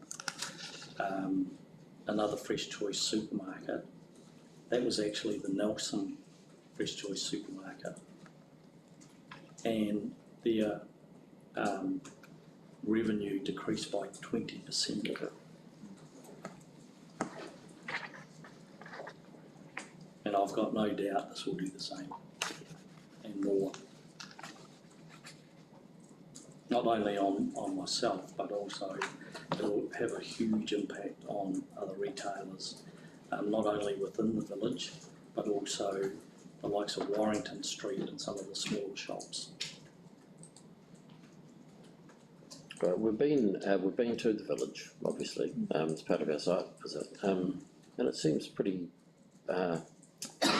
positive, if you like. There, a lot of people there. I think good. We're it took a long time, but we slowly got back the vibe. you know, we were devastated. And it took many, I'd say probably within the last 2 years, it's basically started to get back.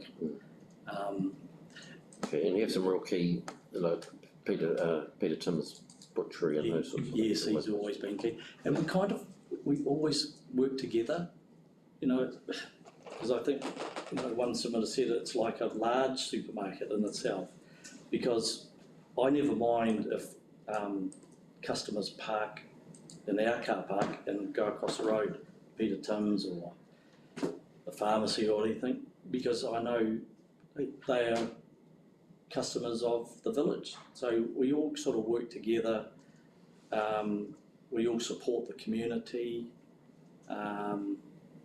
you know, so, you know, and I don't want to blow my own trumpet, but you know, I've been a long-term treasurer of the St Albans pool that we're getting, which hopefully will be finished by Christmas. We've got the new St Albans Community Centre, which is great. You know, we've got pharmacies, doctors, so it has become a really nice hub, and I just really think it would be, now that we have managed, you know, after sort of blood, sweat and tears basically, to get back on our feet, it would be a shame for the community to lose that, you know, interaction with the retail area.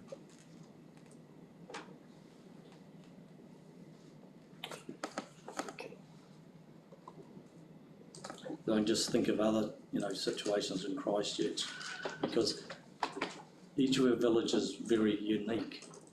There's not many villages that are left in Christchurch. And when you do get a large mall, or such as Westfield and things, it disperses a lot of business do close. That happened after Westfield, but it tends to disperse the community as well. And I am very concerned that actually could happen to Edgeware. So when you say disperse the community, that's not from an economic perspective, that's just that they spread. It's a social, yeah.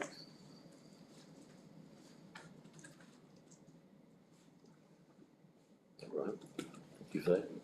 Yeah, I'm just interested in what's the footprint of the First Choice there now? You said you had to pull it back after you got that consent. What's the footprint? The current footprint is 950 square metres. Okay.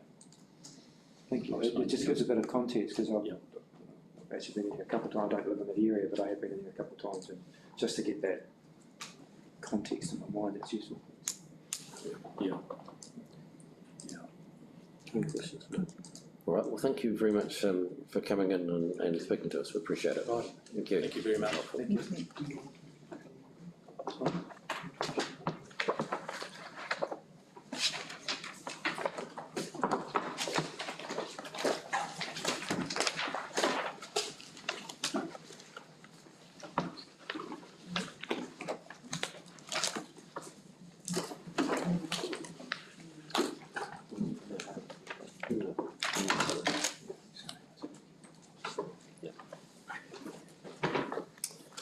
Right, Emma.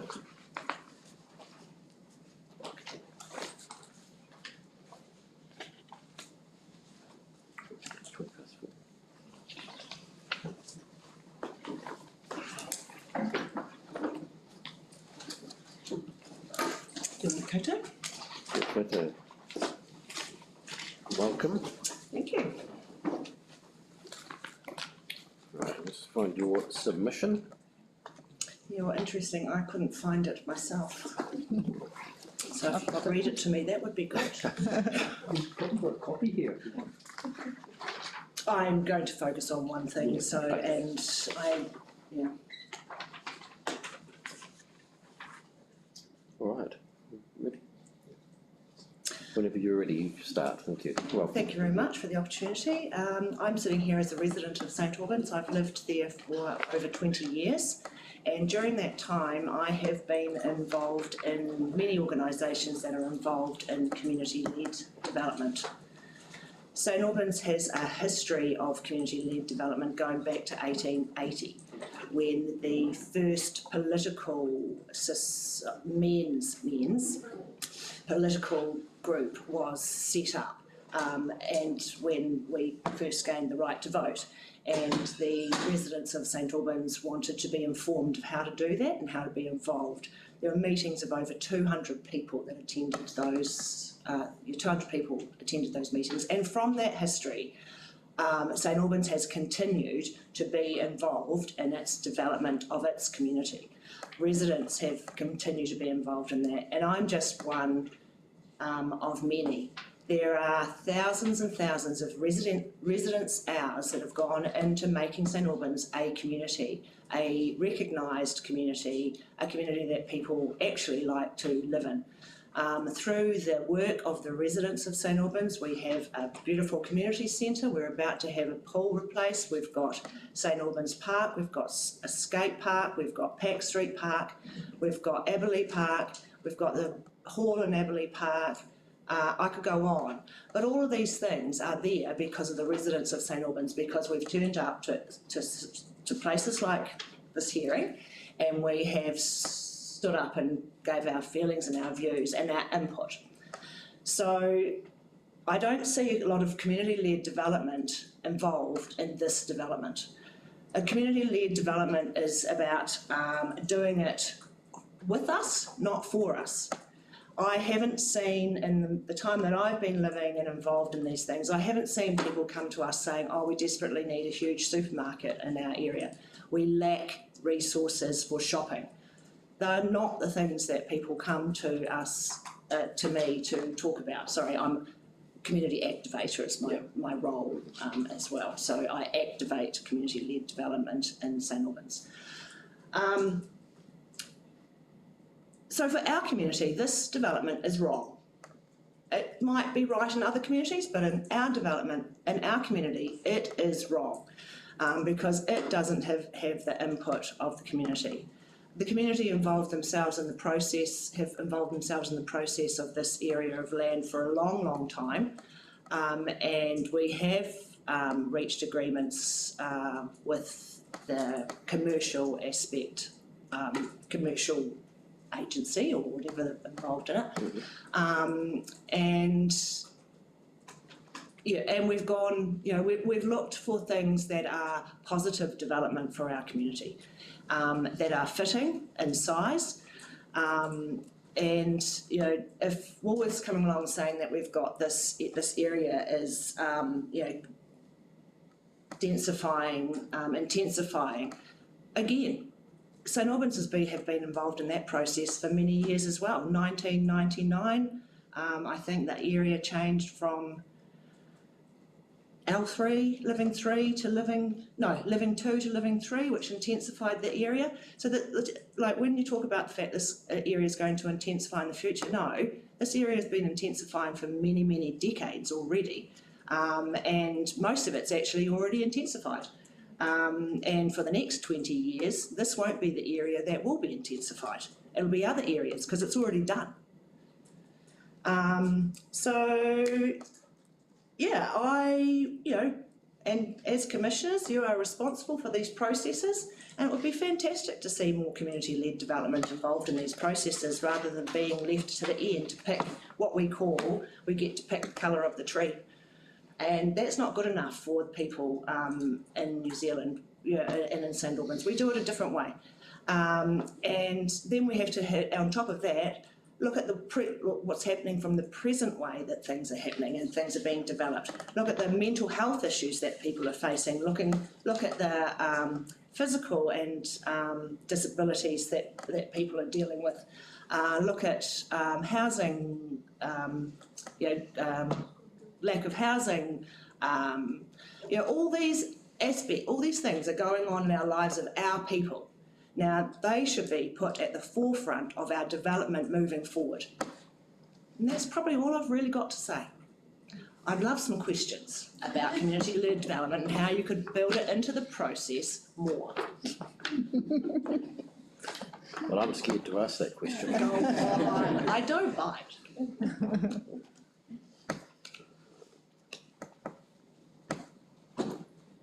No, I just had some questions, clarification, and we appreciate that. And one thing I will say is that this process is about giving people the opportunity to speak, and we as commissioners we get a lot of very good evidence from experts, and that's much appreciated. The applicants give good evidence, and the council gives good evidence, but we never underestimate the quality of the information we can get from the community, so we appreciate that. Yeah. I can see that you've got in your submission, which I've got in front of me. I couldn't find it online. It wasn't. You've raised concerns about the roading and traffic infrastructure, and implied that possibly the council will end up paying for improvements and things like that. And I have been asking questions, and I will be asking questions of the council tomorrow, just in that regard, as to whether they're confident about what the roading arrangement it will be, and yeah, those kinds. Well, yes, so I suppose, again, for residents of St Albans, been there, done that, Northern Arterial extension coming down Cranford Street into our area. I was involved in the Environment Court process of that as well. And, to be honest, it was just slightly sneaky. Because the area downstream, the downstream of the Northern Arterial was actually purposely left out of the process, because the issues that are happening in our community in regards to the thousands and tens of thousands of extra cars coming into our community right now are real. And they were not considered when they put the Northern Arterial onto Cranford Street. So that what went through the Environment Court ended at Innes Road. Innes Road down was not considered. So the negative effects on that area were not taken into account to bring those vehicles into or through our community. And another thing, a big issue about it, is the east-west traffic flow, which there's only Edgware Road, Westminster, Innes. There are only three ways through, and I imagine it's probably been already pointed out to you. I heard Stephen mention it. They're chocker. There's no movement. The cars don't move.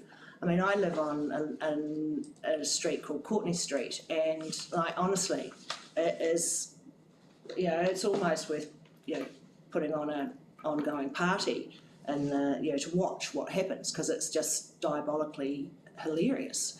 It's just complete breakdown of the roading system. And so this roading system all over our community is being broken down. People's lives are being affected, people's homes are shaking, people can't sleep, actually, from what's going on from that. And this brings in I can't remember exactly what it said. Was it something like 500 car movements an hour or something more into the area? And the size of the supermarket, I think, would need to bring in people from outside the community to be able to make the money that they need to make. So again, it's another influx of vehicles into our community when it's already suffering, and we don't know we don't actually know the outcomes. The DEMP, which is the downstream management plan put in place by the council, that came out of the resource consent process. It's got 10 years to monitor what's happening, and I think we're about 3 or 4 years into it, and already we've had one had Francis and Flockton, which both lead into the area where you're going to. They're over a 30% increase, 30% increase in traffic. Courtney Street, Roosevelt, they're both already over the 30% increase.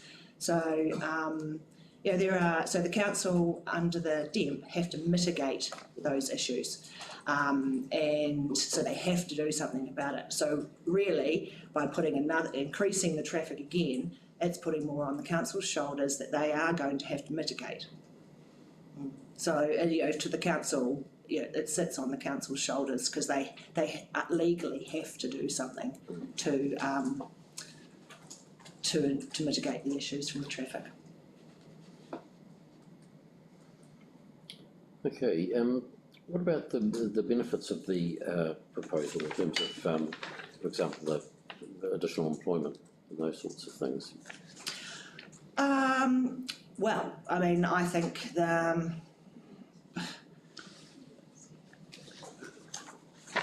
could be a few extra jobs, but all the money's going overseas, isn't it? Profits go overseas, so a few extra jobs, yes. But I think also we could be providing extra jobs in the community easily enough if we were looking at different processes of how to employ people, like community-led development. And actually I would be probably looking more at the jobs that could be lost from the commercial areas in St Albans. There's 9 commercial areas in St Albans, all serving the people of St Albans. They're all small areas. They all have local owners who know their clientele. They know when they don't turn up. They know, they ask. Then, they know their names. So those, I'd be more worried about the loss of those local jobs. And also those local businesses, because those local businesses support our community through our community projects and things like that. They know it, they're part of it. The people that run those shops are part of our community.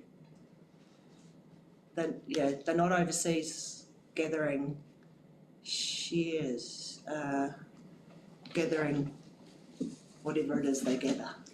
I don't know. I don't have any of that, so I don't know what they gather. But I think it's got something to do like this.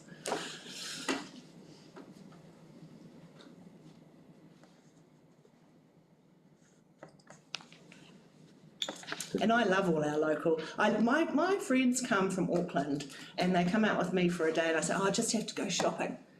And they love the fact that I don't go anything further than a kilometre from my house. And I get everything I need. It's there.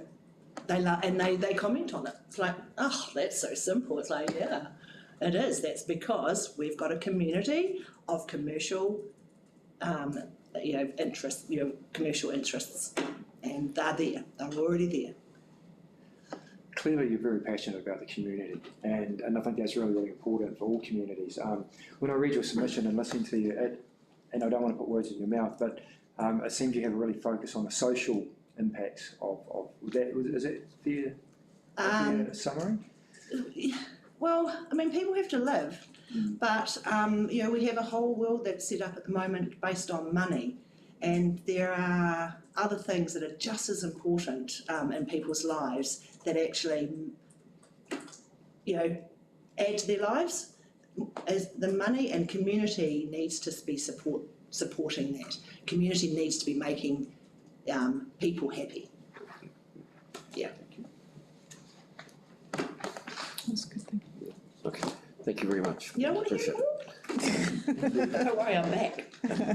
Thank you very much for listening to me. Thank you, appreciate it.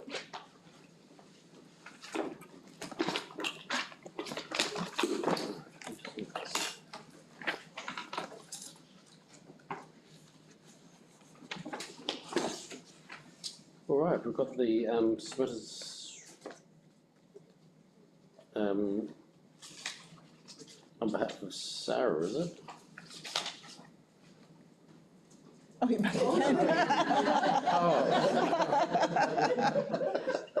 That was a bit deceitful, really, wasn't it? Not as deceitful as Alison it's not.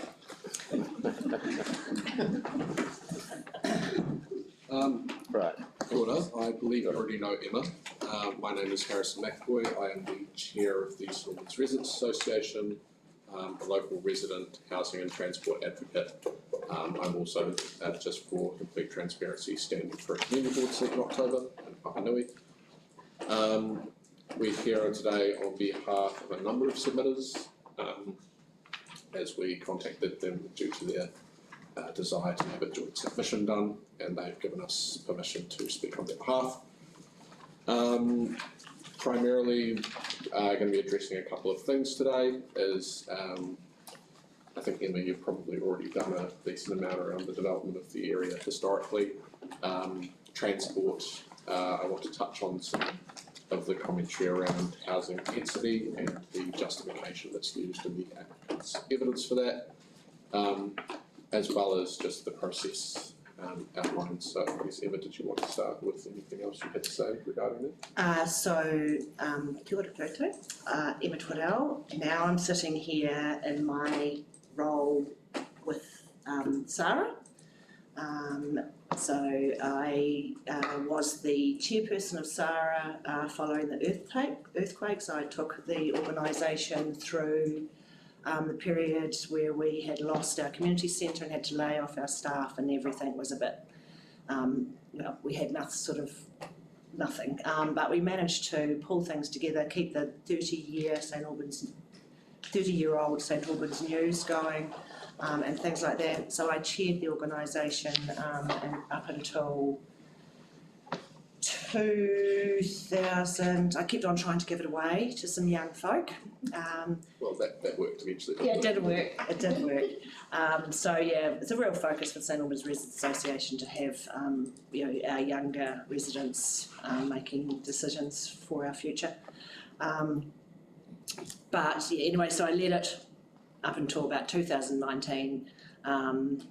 When my circumstances changed and I required to get a job, so I had to give up being chair of the organisation, made up a job description, went out looking for people for the job, and then I thought, why didn't I apply for that job rather than another job? So I then I took off that hat and put on the community activator hat, and now I'm the worker bee. Yep. And I'm also a community board member as well, current, and looking for re-election too. So yeah, many hats, much involvement. Right. I would like to start with the transport assessments. So I have read the evidence of submitters 98-100 by Matthew Collins. This is their transport assessment done on the area, along with the sections of the S42A report delivered by council. Generally, the concerns that are raised in that evidence and that report are largely what we are also concerned about and have been concerned about from day one with the proposal of this development. While the site is obviously going to generate 500 vehicles per hour, and of those 150 are already movements that would be within the remit of Madrassi, that still leaves 350 vehicle movements per hour across Madras Street to contend with. Multiple submitters in the surrounding area, located within the surrounding area, so either on Madras or the surrounding Purchase and Cannon Streets, have indicated that they would find this a significant issue with access to their property, including the submitter who lives directly opposite the site, who operates a business, would find that the proposals around the road layout to be quite concerning to their ability to continue operating that business. As local advocates, that's something that we don't necessarily want to see happen, simply for the stability of local business in the area, commercial interests at the other sites in St Albans that Emma mentioned before, but also just for the general safety and accessibility of the area. My background, I do a lot of advocacy work in active transport, public transport, on top of the housing, which I'll talk later. And so when developments like this come up, one of the first things that comes to my mind is how is it accessible outside of a car. To me, this development is insufficient in almost every single way that the applicant is proposing for non-vehicular access. I guess history has told us within the upper reaches of St Albans the impact of increased traffic flows on walkability in the neighbourhoods, and there are a number of studies that can support that. Increasing traffic flows divides communities. We already see that on Sherborne Street, only a couple of blocks across. It is harder and harder to access east-west across the neighbourhood if you are not in a vehicle.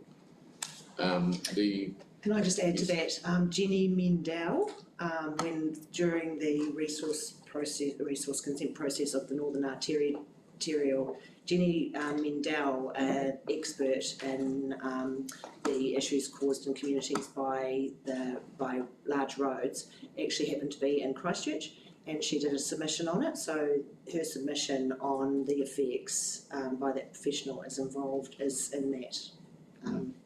Within the resource consenting. Yeah, within the resource consenting documentation, and that says it all. There are a number of things that kind of raise my eyebrows about the applicant's submission. Access to the cycleway and the kind of not necessarily priority given towards the Pack Street walking access to the site, or really consideration of the Purchase Street properties. And while I acknowledge that the applicant doesn't own the Purchase Street property, it is still connected and within the zone for the LCZ. So the Pack Street entrance, as you can see within Council's report, provides an additional number of properties access within 400 metres to the site. I would consider that quite a significant number of properties, given that geographically it appears to be almost doubling the size of the catchment. It's also reaching into areas that are quite dense neighbourhoods, just in the back behind there, off of Barbados Street. There's a lot of developments happening there already. Geraldine Street, those areas are becoming more accessible than 400 metres. It also puts the 44 route, the Westmoreland to Dallington bus, within that catchment at a much reduced walking distance of, I believe, 300 metres or thereabouts, it said. I don't foresee that this can truly really fit the kind of local commercial zone, and especially within the hierarchy, if its priority is not to service the local community. And to that end, geographically excluding hundreds of homes in the near vicinity by choosing not to develop an entrance off of Pack Street does not, to me, feel as if we are talking about a community servicing property. It feels more as though we're talking about a big box, and that is a recurring theme. I'll come back to the section about the cycleway and the crossing of Madras Street. So whilst it acknowledges that geographically the cycleway, the Papanui parallel, is close on Colombo Street, consideration has been made that in order to get from that cycleway to the site, you would have to cross both Sherborne Street and Madras Street. And there are limited mid-block crossings on both, but high traffic flows on both as well. And the mid-block crossings don't contain speed reduction elements within them. They have no speed bumps. They're not raised. They are small, self-contained mid-block crossings. Traffic quite routinely flies past them, and for somebody who isn't confident, that could be seen as a barrier to walking access to the site, especially from the western approaches. It also means that for a lot of people, the consideration of the cycleway, which does end up directly at Edgware Village, is that potentially they will not see the opportunity to access it through Cannon or Purchase Street because of those distinct, barriers to access in Sherborne and Madras Street crossings. Sorry, I'll just add a little. I'm going to add a little bit there as well, because of course the transport issue. Our housing is being built without car parking, and the car parking on the streets is also being taken away as well. So as a community, we are having to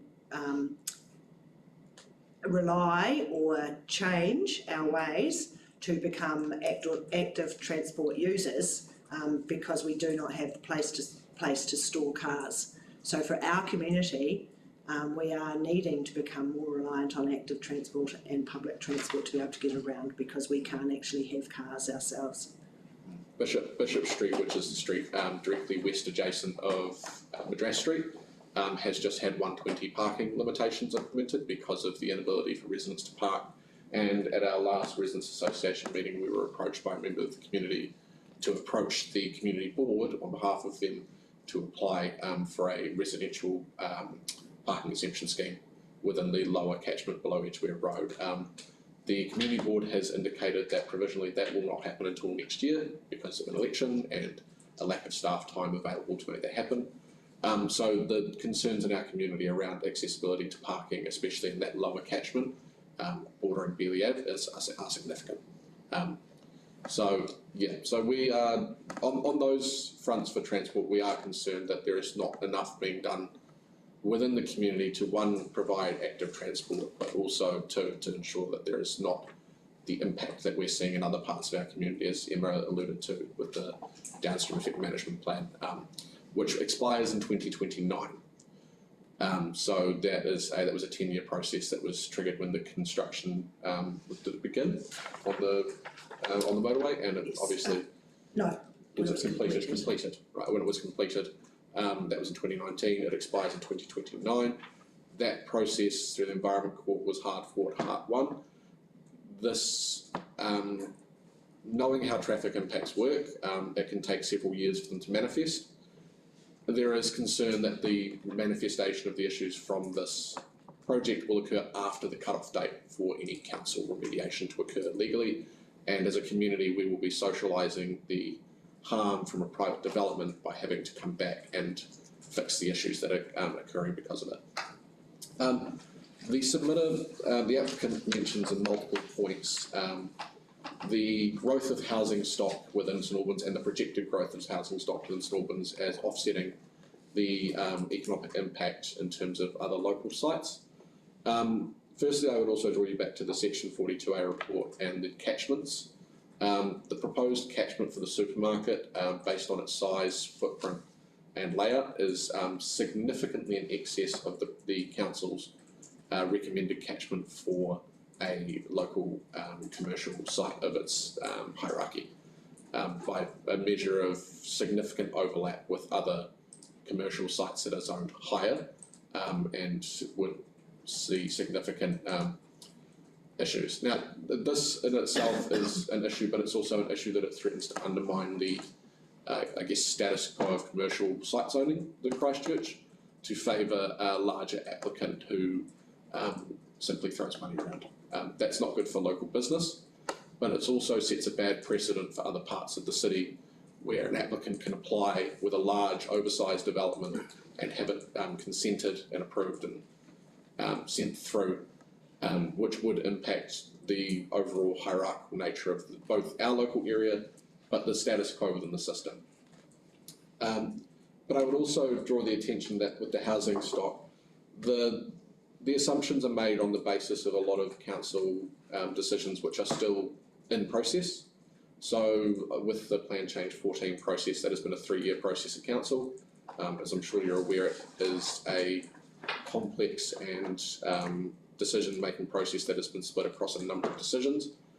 At the moment, the council has still not made a decision around the zoning for St Albans. That's due to be done before the end of the year. But whether that is MDRS style housing or something different, we are not sure. There is no confirmation from council around the zoning or the future zoning of that area. How much emphasis could be put on the local commercial zones, especially with the Edgware being more of the neighbourhood centre, that would see more upzoning than potentially the St Albans site. There are too many variables at play that are not yet set in terms of the future of housing zoning and policy in that area. I believe for the applicant to make any rigid claims that the growth in housing will offset the impact of lost trade elsewhere. For example, most of the northern area of St Albans by Melvin Park is a heritage zone and therefore will not see upzoning under pretty much every circumstance.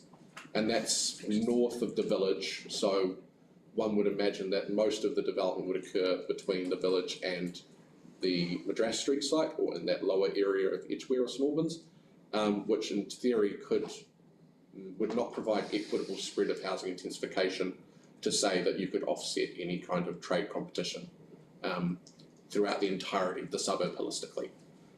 So I just think that should be noted, that the position of the applicant is reliant on a lot of things which are currently subject to a lot of change in that realm. Can I just jump in there? Yeah. I understand that the area you're talking about where the intensification won't occur, I think they're called character areas now, Yes, they used to be the SAMs. Yeah. What street does that start at and go north? Is it it's north of Westminster or Courtney?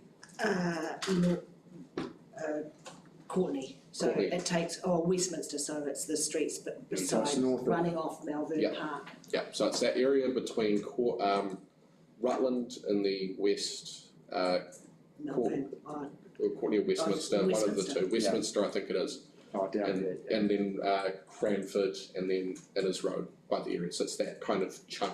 Yeah. Yeah. Cool, I just want to double check that we're talking about the same area. Yeah, that is the one I'm referring to. Yeah, so that is I guess it kind of indicates that any intensification will not take place evenly across, and therefore the benefits of increased population and proximity to commercial sites may not be equal in relation to the St Albans site versus the Edgware site versus the other remaining commercial sites in the area. That's why, that's my point I'd like to make on that. Emma, do you want to? Yeah, I'm good with transport housing then, if you want to. So I just wanted to also raise the issues in regards to flooding in St Albans area. So we have outstanding issues that have no current solutions for our flooding issues in and around the Edgware Village area and further afield. And so in the reports, they talk about, the fact that that it's, not going to be affected by flooding, but, the whole area is going to be hard filled, so that is going to make a huge difference. So St Albans historically has a flooding area that still hasn't been completely fixed. And on top of that, we've got the increased housing that's going on, so we have more hard ground space that we haven't seen a big flood yet, with all of the, like the new housing that's gone on in the last 10 years. Like based on reports like this, so this is a report done in 1999 called the St Albans Urban Design Study, and it was done for the community about how we want our, what's best for our community, how best our community grow, and it talks about the St Albans stream, and the fact that it's a 2 metre wide stream that runs around the area. I'm not big on details, but that it's actually a stream, and it runs from Papanui right through to Dudley Creek, through that area, and yet, so we've got a report mentioning it. We've got Di Lucas's work on the streams of St Albans. And they definitely talk about the fact that the stream's here, and also the council in the past we've talked about restoring the stream, bringing it back up onto the surface rather than underground. So that area that's sitting there has the possibility of actually doing that, bringing some of our waterway back. It's in our St Albans Community Strategy, which was put together in 2013, and it was really strange when it actually came up that St Albans residents wanted to be to protect the Avon River, and it's like, well, the Avon's not in St Albans, so how do we do that? So for the residents of St Albans, it's about focusing on our local streams, and that could be under there, and it could be an opportunity to be bringing it up. And also, I mean, with it is under there, the fact that we're an earthquake prone area, what does that mean? And also, fixing our problems with flooding, this area might help. In new developments, they put in swales. We don't have swales in St Albans.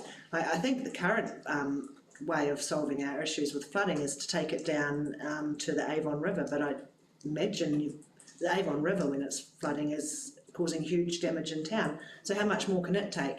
And all these questions, I think there's too many questions about the water in St Albans to go by the applicant's report. I think it should be investigated a lot more. I think that the Residents Association position on this isn't that the site should remain undeveloped per se, and obviously the PC31 ruling from 2009 laid out a clear community supported framework for the development of the site. That's set the site size, it set the hierarchical position of it, and dictated a number of factors that the community found were acceptable for development.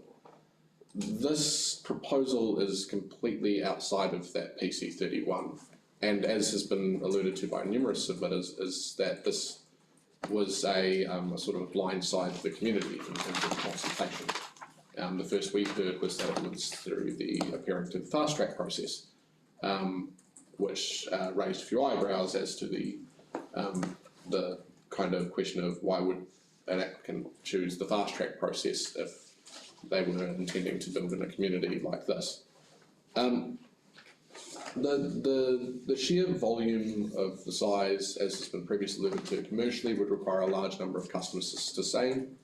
It would be far in excess of the shop footage of comparable supermarkets in the area. It would be closer to the square footage of supermarkets such as Pack and Save in Papanui, for which, as part of its consent process, required lights to be installed at its entrances because of the traffic flow management. And for residents of Northcote, who I have spoken to regarding that, they are still dealing with the ongoing impacts of that. Those are just verbatim conversations that I've had, that I don't have any records of those, but the development seems to have come without any pre-consultation as to what the community needs.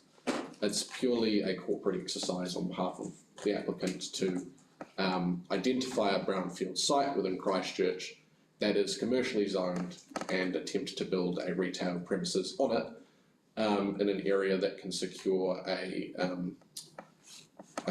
larger business geographically. For that, the site obviously remaining undeveloped means that this is ideal for what they're proposing and from their view, but from a community view it goes against everything that we have spoken about previously, the reports we're seeing from council regarding traffic, transport mitigation and the kind of long-term vision for the area from a community perspective.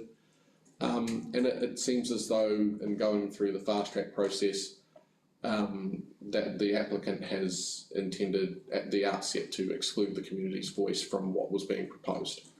And while as a private organisation they have that right, it does not align with the values of our community or what we want going forward.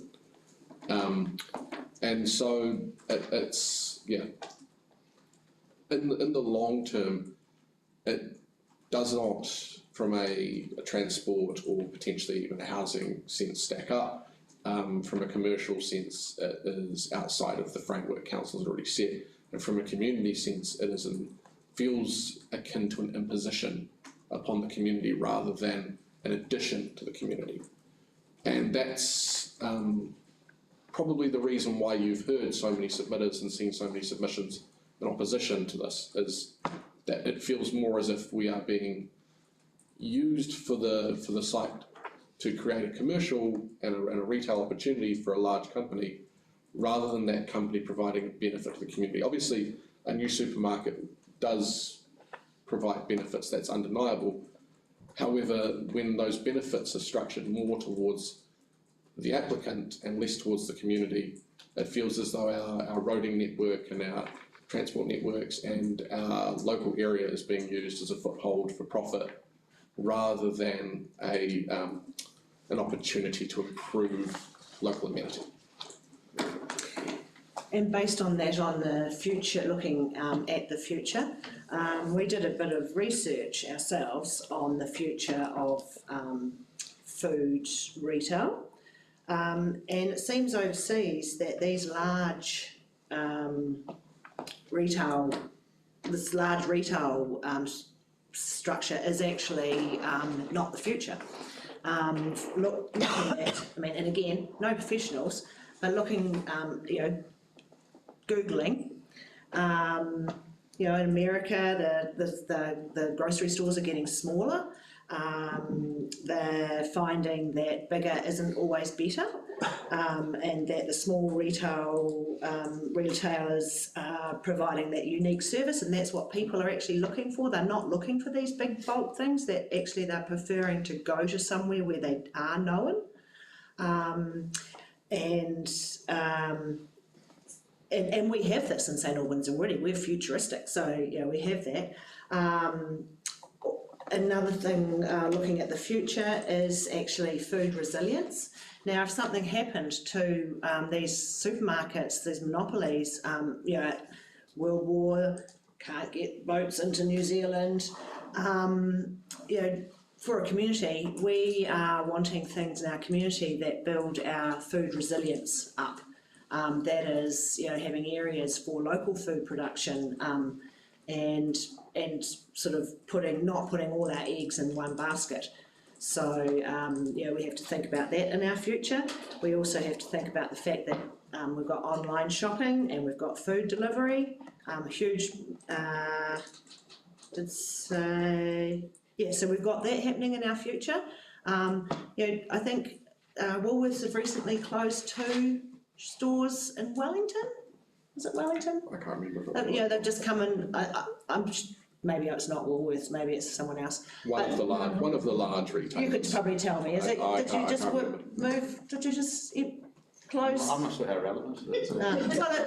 Because we're talking about our future, and our future in St Albans is, if it closes, if you decide that actually it's not profitable in our community, then we're left with a big box sitting there, like they are in Wellington and like they are in wherever out where you were just talking about. And I suppose. Yeah. So that's these things. We as a community are not just worried about how much profit we're going to make once it opens. We're worried about what it's going to be in 30 years' time and so forth.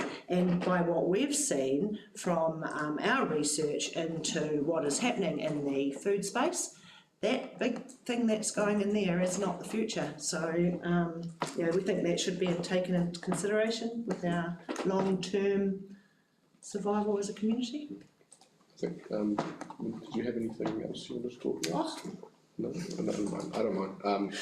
I have one last point to make, and I would direct your thoughts to the Northlink development on Langdons Road. When consented, the Northlink development was required to provide redress for impacts of it on the surrounding area. The developers of Northlink managed to legally back their way out of that. As a result, the community board had to front funds to install lights at the Greers and Langdon Road intersection. And if you travel out the front of Northlink at any point in time, you will notice the road, the condition of the carriageway has severely deteriorated in the last few years. This is another worry, is that the on-flow effects of this development in terms of wear on the roads, especially with large B train units, as weight obviously is an exponential factor in road damage, and the increased 350 vehicle movements per hour to the site, is that the condition of our roads, especially like Edgware Road, which Edgware Road is almost certainly due for renewal in the next few years if it's not already on the list, will deteriorate further. And that is socialising the cost of the development at the ratepayer's expense, as council will be the one to pick up the tab for the damage done to the surrounding network as traffic increases. unless the developer is asked and required to contribute to it. But we've seen that they can back out of that. Well, and even when that doesn't happen, let's talk about the new Northlands Pack and Save area. So again, the community board have and putting it towards a safety report in that area. Okay. It's not the first time that something like this would have had to been picked up by the council in terms of cost, and that cost is essentially the ratepayer subsidising private development through offsetting the impacts of it. I just think that is my last real point to make. Yeah. I guess questions now, is it? Well, we've had a few as we've gone. Did you have any? If I can just quickly look through the I've got one question that I think, correct me if I'm wrong, but it's picked up that you were reasonably comfortable with the development that might be anticipated as a result of Plan Change 31.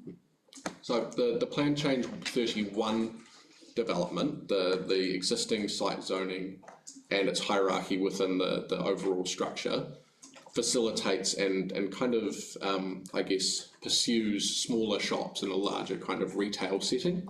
So more akin to a smaller version of the village at Edgware.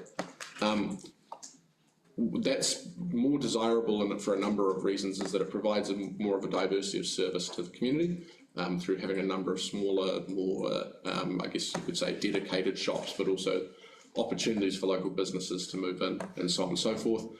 But also it doesn't have the same traffic impact if you were looking at a model like that, where instead of the large kind of generating capacity of the store in terms of the traffic that would come to it, is that a smaller village would be much more mitigatable in that impact than a large box store, which is essentially a traffic generator. So you would anticipate less traffic activity with that?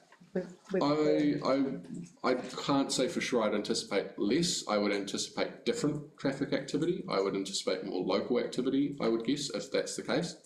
I think the catchment, if we refer back to the catchments, the catchment that is being proposed by the applicant is very much outside of the neighbourhood, as it is. They anticipate drawing people to the site from a wider variety. So even if traffic is higher for a local commercial zone site and of its hierarchy, I would imagine that a different development there would not attract such a wide spread, which obviously encourages car-driven activity to the site because of the distance. I'd anticipate that while traffic might be similar, it would be of a different form, I guess. So, yeah. And remembering, of course, that we're living in houses without cars. That's that's what St Albans is being built as an area with housing that doesn't have parking for cars. So those cars are not coming from the local community. They're coming out. Since mandatory minimums were removed, a lot of the new developments have occurred with very limited car parking spaces, which presents its own challenges, but is So one car park per development, and then the average home in Christchurch has 2.3 cars.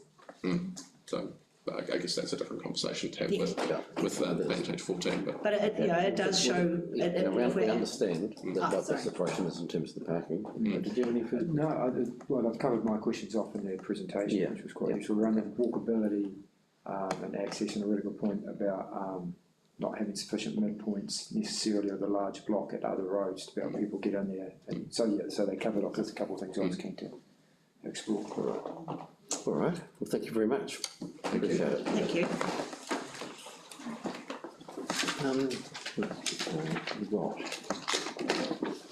We're up to keep going. And I was talking about the wider one.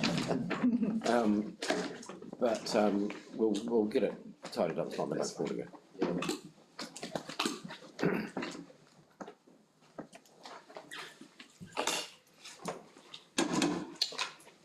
Right, we've got Ms. Kelly. And Helen. Oh, right, so you're both at the same time, thank you. That's that's right, you're on behalf of, aren't you? Yes. Yes, I was going to do on behalf of me, but considering the time, I will forgo that, except just to read a couple of paragraphs to lead into Helen's presentation. Of course, yes. But, you know, we don't want to cut you off, but all right. if there are written... Emma is a hard act to follow.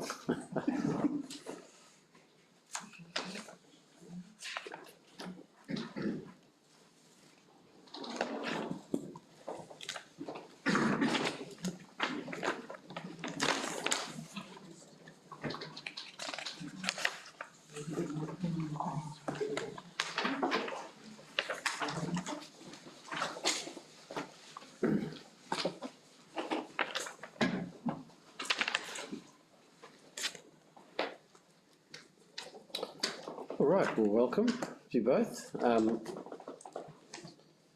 And do you have some opening remarks you'd like to make?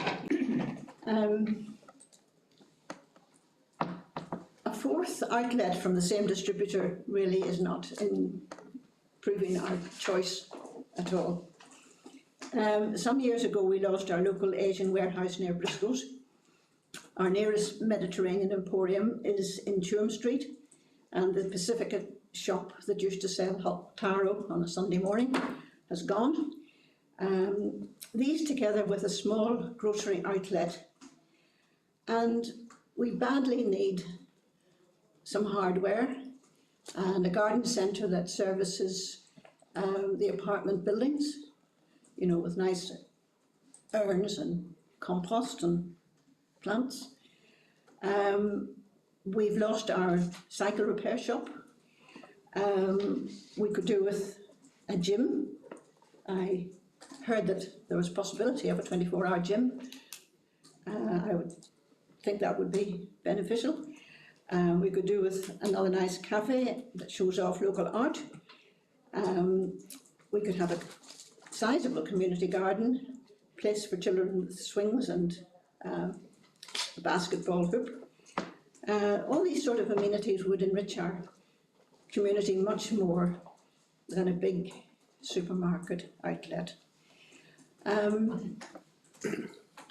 Yes, I wondered if Woolworths, because they're so committed to the land, couldn't think of something, way of helping to fund this and give us the things that we really need in our community, rather than imposing what they think would make them some money.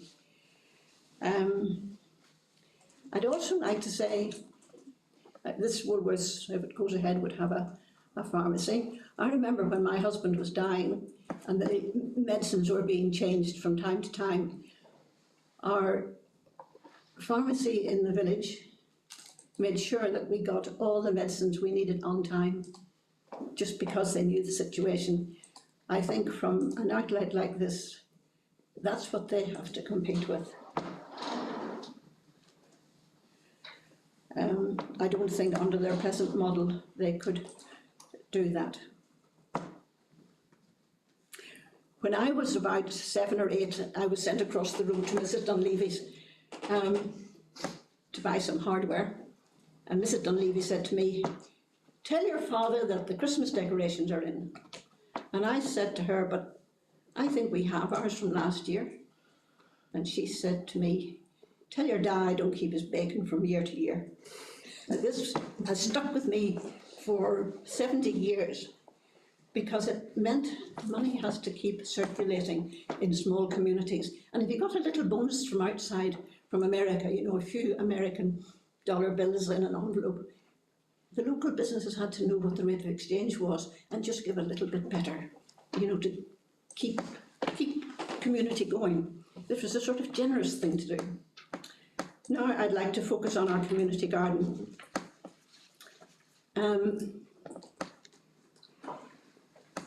The other matter that really concerns me about this Woolworths proposal is its effect on traffic flow. It seems to me that north-heading traffic exiting from their car park, if thwarted, will just turn south, left into Purchase, left again into Pack, up past our little park and out onto Edgware Road.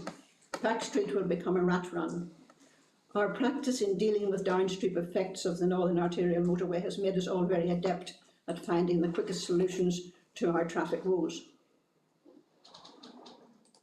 Last time round with the Wakefield Mews proposal, we took this issue very seriously, and almost all the people living in Pack Street between Cannon Street and Edgware Road signed a petition to ask for Pack Street North to be made into a cul-de-sac, so that people with prams and toddlers and children heading alone to the community garden would be kept safer. Should all else fail, I imagine this is what we'll try to do again. Why is Pack Street Park and Community Garden so important? Because in the 11 blocks between Hills Road and Springfield Road, and the 3 long blocks between Edgware Road and Beeley Avenue, we have only 3 pocket parks: Champion Street, Cohingamara, and Pack Street Park and Community Garden. All of these, only Pack Street Park provides a modest playground, a food forest, room for unstructured play, an afternoon tea twice a week. Pack Street lies within a network of busy streets, but for the last 40 years it has had no exit onto Beeley Avenue. So it's a quiet, safe street, and we need to keep it like that. Our park came into being because 2 houses went up for sale at the same time, and children were found to be playing in a wonderfully wild old orchard behind. Where would these children play if this site were to be sold for housing development? So the challenge began. We took the idea to the Residents' Association. They accompanied us to the Community Board, who supported us before the Parks and Recreation Committee, which itself took it to the full council meeting. That was how 125 to 129 Pack Street became a reserve on the 28th of February 1996. But it had been bought outside budget, so there was no money for development, and that's how it became a community garden under the Christchurch City Council Adopt a Park scheme. The Friends of Pack Street Park, now Pack Street Park and Community Garden Incorporated, will soon have cared for this amenity for 30 years. It's a place of wonderful diversity, and Helen will now show you the garden and tell you why it's so important to keep it and its locality safe. We have gone past it as well. We walked past it. Good. Did you? A week or 2 ago. Yes. Past On our site visit. it isn't enough though. Oh no, we looked in and wandered around. We felt that in a hearing like this, there is a lot of expertise, high level expertise, and we wanted to bring you, and you acknowledged the importance of this, the importance of community.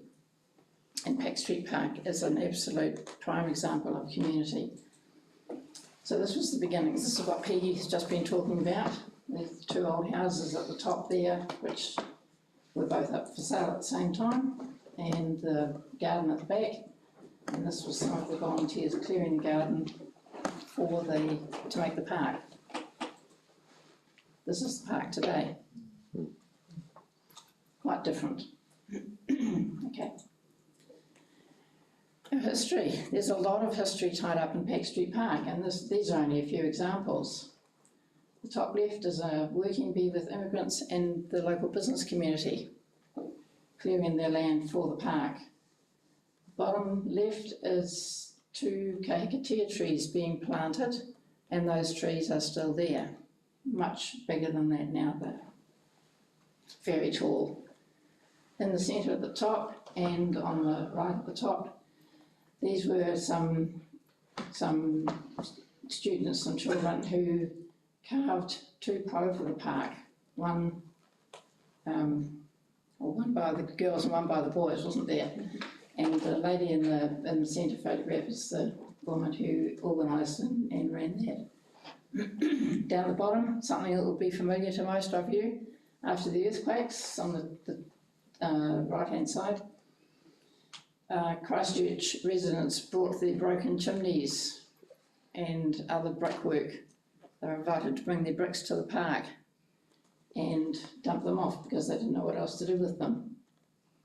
And we took them, cleaned them, had a wonderful volunteer who cleaned them. The kids made a big fort out of them, and we have reused them, and you'll see that later. the little portrait thing there with the green in it on the bottom, that's Muhlenbeckia hedge that we planted fairly recently in the last 5 years, and that represents the creek that used to run through the park and the eels that used to be in the creek, and the Muhlenbeckia has made an eel, so that's symbolic of that stream. This is just some of the things that happen in the park. This is our headquarters, this little modest building up the top there. View down through the park towards Pack Street. Down here is our little play area, just 3 swings. In the middle, that little pile of what looks like rubbish is actually a worm farm and a bug hotel. On the bottom, there's our homemade spaceship, which is a polythene tunnel for growing things when the weather is inclement. We have 2 of those spaceships. Our compost system,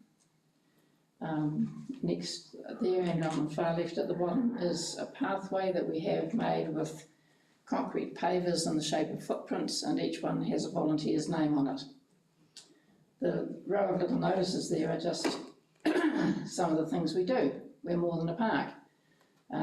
The original Adopt a Park notice is the one on the left, and we're involved in Neighbourhood Watch. Excuse me. We have a community pantry along with the local Korean church, and we have a book exchange and an old fridge. Thank you. Our produce, as a garden, we produce things, of course, and this is some of the stuff we produce. Most of it is probably self-explanatory. On the left, those are aircon. Next across, those are popcorn, rainbow popcorn. So little things, which we had fun growing last summer. Next to them is a 100-year-old Bramley apple tree. Then a very colourful crab apple. And on the bottom left, we have a 100-year-old pear tree. And 2 kakatea that have grown, and one is male and the other is female, and we sent 17 babies back to Trees for Canterbury because they provided it in the first place.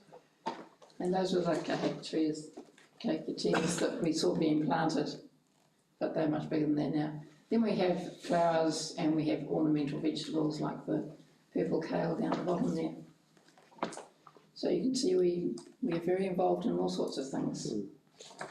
We have a lot of children. Our park is a very important space for children. And these are kids just doing some of the things that kids do in the park. We had a little obstacle course set up there with a net and a tarp and other things, but that was the net and the tarp.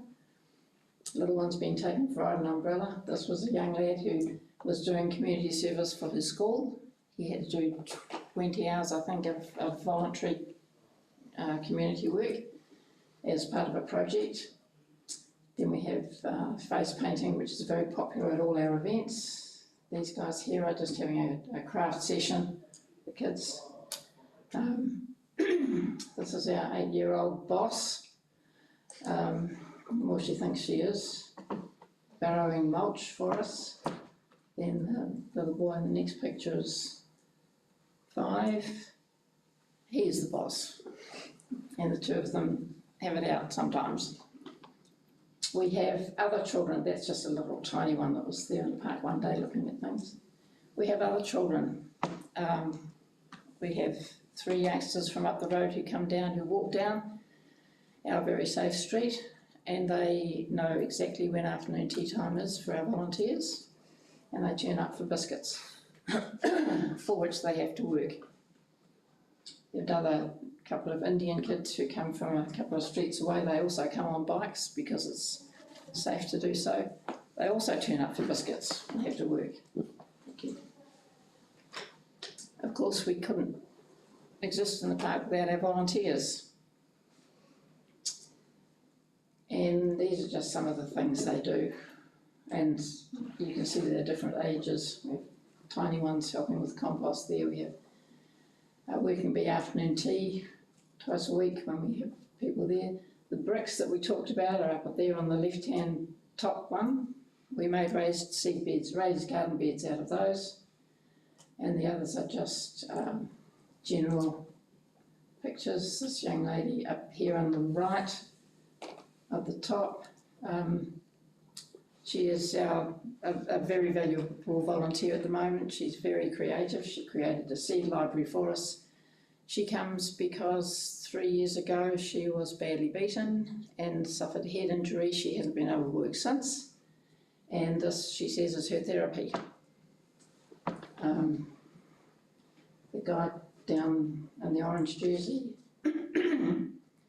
lost his partner last year to cancer, and although he didn't come for a while, he's back now, and he says this is what gives him reason to carry on. So they come for lots of reasons and do lots of jobs. Very important in our community. And here is our local community. We have events, we have big working bees, we have a diverse lot of people coming around. We have an incredibly diverse neighbourhood. We have barbecues, we have our annual Christmas carols event, and they are all, as you see, pretty well supported. Thank you. Our tikanga, which we are very aware of all the time, of course: inclusion, diversity, treating land like whānau, nurturing children, respect for all. You might wonder why I'm talking about the park, because you would think, what's this got to do with this mission? But one of the things we are really concerned about is, as Peggy said, we are only one of 3. We need more like us, more parks rather than more big developments. I know that the Woolworths proposal has a tiny green space, probably big enough for the staff to have morning tea. Hasn't got this. Okay. And this is our main concern. This is Peck Street.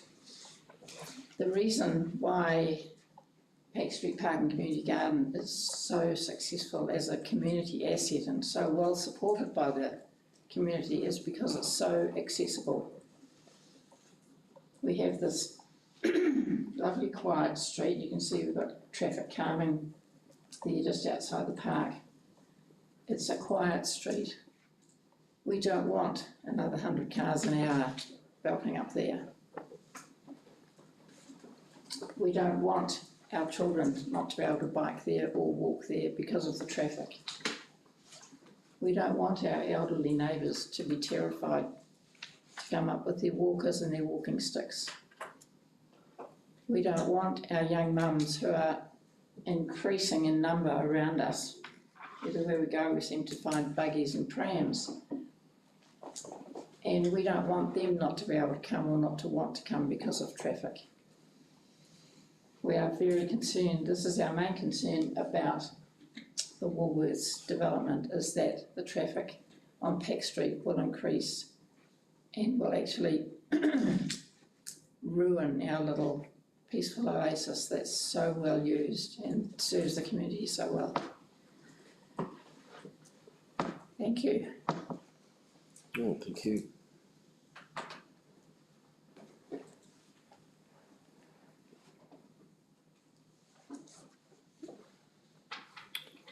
Yeah.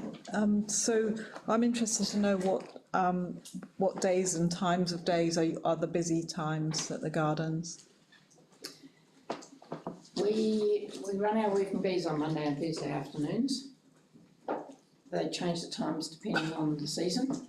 On winter we're running at the moment from 2 to 4, but there's a spillover on either side of that because people come early and stay late. Yes. In summer we change to 4 to 6 because it just gets too hot in the afternoon. There are people in the park almost any time you go. I don't know what time you went yesterday, was it? We were there on Sunday, yeah. There would have been people there. Oh no, it's cold. Yeah, it was cold. Yeah, it wasn't raining, but it was it wasn't pleasant. Yeah. I almost never go without seeing other people there.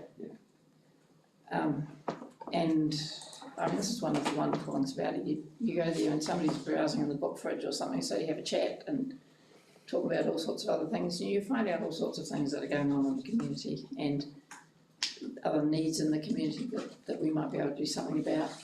But at weekends, it's probably the most popular, and after school, the kids and the families come. And fruit time. Yes. Oh, yeah. Anytime there's produce to be had, there will be people there. Not always picking it as we would like.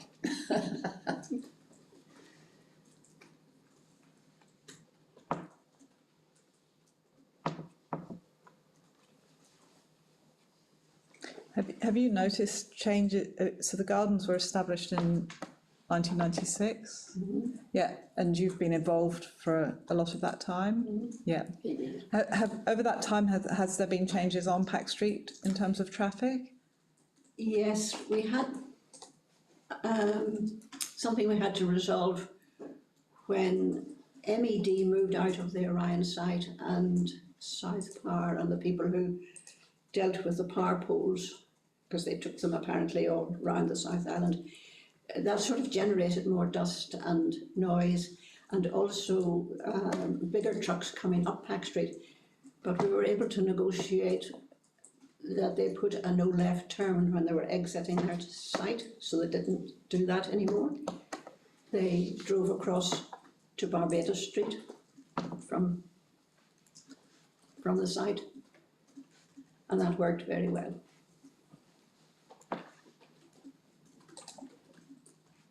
But of course, while it's been it's got a family of dotterels and, you know, pigeons, and there's been, people say it's a vacant site, but it's not really. So it's been a place of interest too. We've got there's a road narrowing and a hump just outside the park, which helps us. And was that put in to serve, particularly to help with the park, or?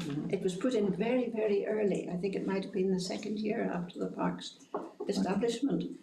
And by that time they had victuals into their budget.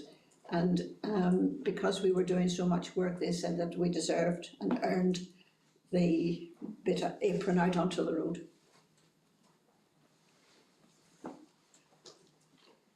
So we looked after that for years and years, but now it seems to have been taken under the road people's supervision.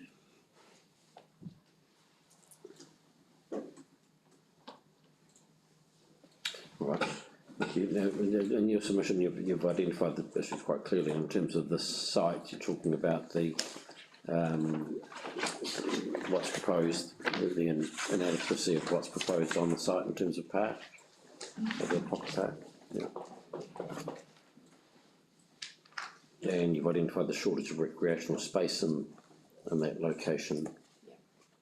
Okay. And the Pack Street Gardens and Park provides quite a contribution to that amenity, doesn't it?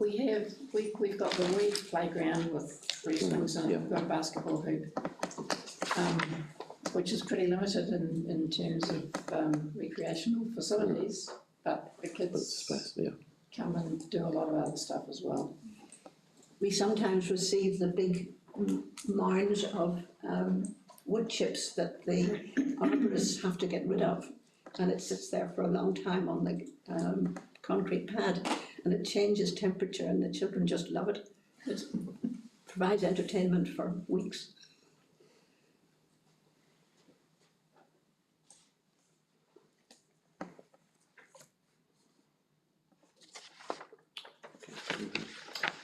No, my questions are going to be around potential impacts if a Route 1 did occur, and you've covered that completely, just explaining and showing the photos of what the community gets out and puts into the park would have been really useful, so thank you for that. Yeah, thank you both for your attendance, appreciate it. Thank you very much. All right, we're going to keep going. Oh, well, we'll have 5 minutes.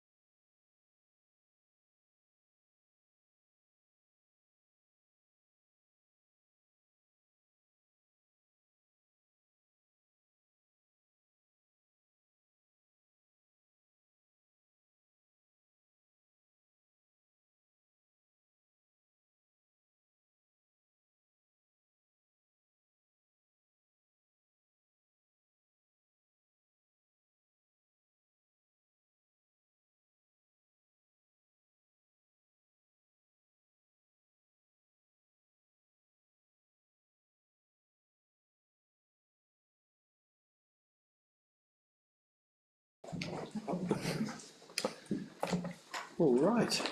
All right, I'll just finish the case by calling Ms O'Connell to read a statement on behalf of her and Daniel Stedman. Thank you. Welcome, Ms. O'Connell. Hello, everyone. My name is Juanita Rosemarie O'Connell. I purchased my property at 483C Madras Street, St Albans in March 2008, and I've lived there for 17 years. Daniel Stedman, Dan, has been leasing his property at 483B Madras Street since 2008, and has also been living at that residence for 17 years. Currently, both these properties are undergoing renovation, so we are both in temporary accommodation elsewhere. I'm a financial advisor and have operated my business from a home office at 483 Madras Street since March 2008. I also work from a leased office off Lincoln Road. Neither I nor Daniel is a trade competitor. Scope of evidence. In my evidence, I address the following matters. A, our experience living on Madras Street. B, my experience operating a business from Madras Street. C, our involvement in Plan Change 31 application as submitters and our support for the original ODP for PC 31, particularly in regard to traffic reticulation. Context. Woolworths New Zealand Limited has applied for resource consent to establish and operate a new supermarket-based local centre with an associated small-scale retail activities at 476 to 494 Madras Street.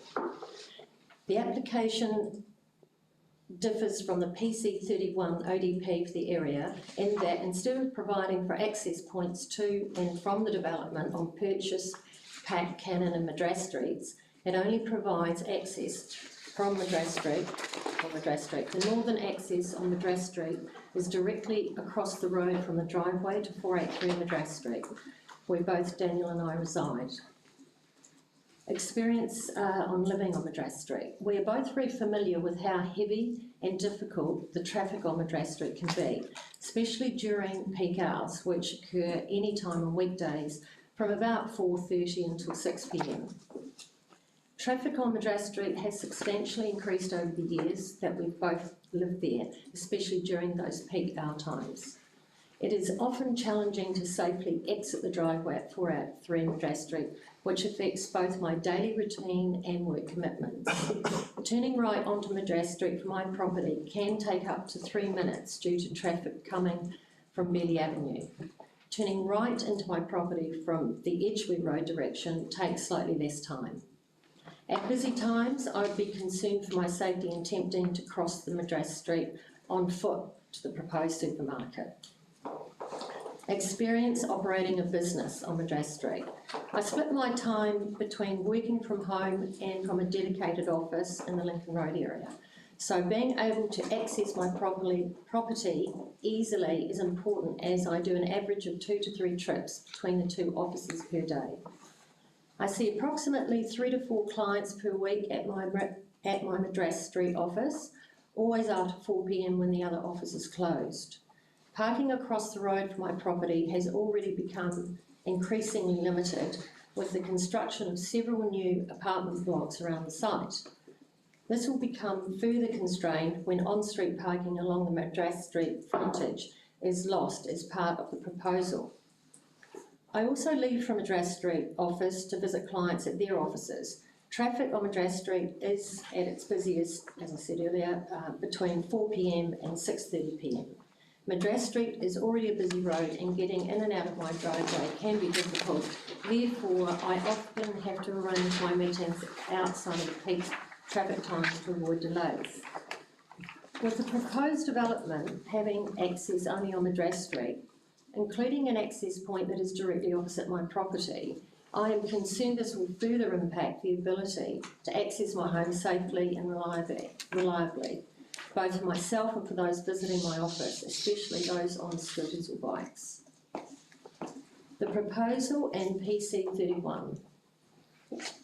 Dan and I, we both acknowledge the benefits of having a full-service supermarket in the area, as it would bring welcome convenience reduce travel time for residents like ourselves, and provide an affordable shopping option. At present, I travel several kilometres away from my home to grocery shop, generally at the Palms or in Morehouse Avenue or Riccarton, which is quite handy to my Lincoln Road office. As a local supermarket at Edgware is not reasonably priced for everyday use and has a very limited range of goods. That said, I continue to support valued local businesses such as Crisp and Peterton's Butchery, and would expect to do so should the proposed supermarket go ahead. We understand that there has been some evidence given which speculates that people who currently live east of Pack Street and or south of Purchase Street are likely to be travelling west currently to carry out their main grocery shops.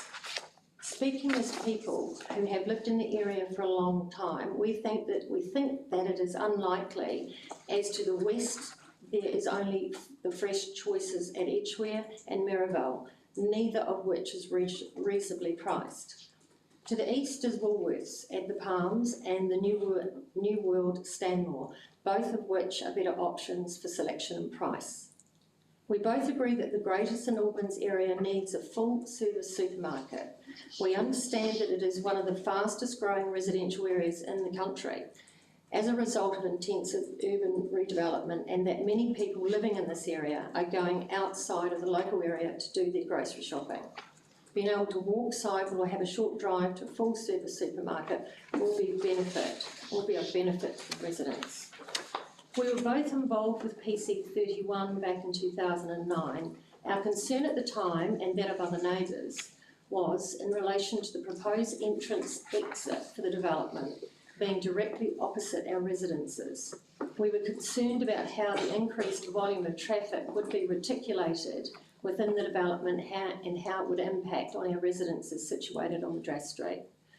PC 31 included access points on the Purchase and Pack Streets, as well as through the access for the residential development at the northern part of the site to Cannon Street.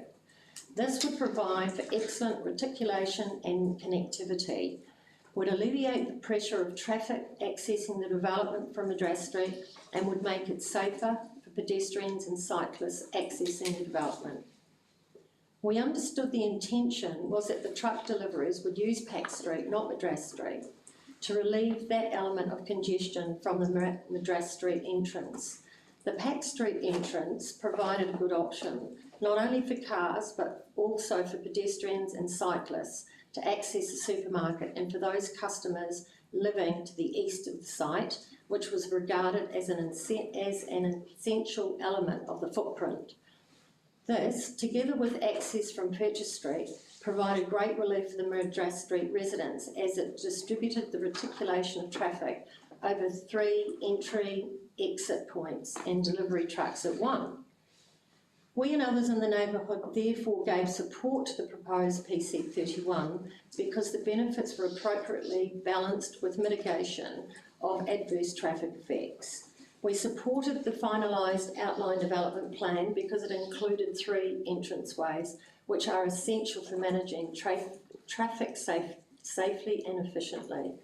There was an objection from committee members of the St Albans Residents Association who were opposed to the size of the supermarket, and approval was finally obtained on the basis of a reduction of the floor area to match that at Edgware.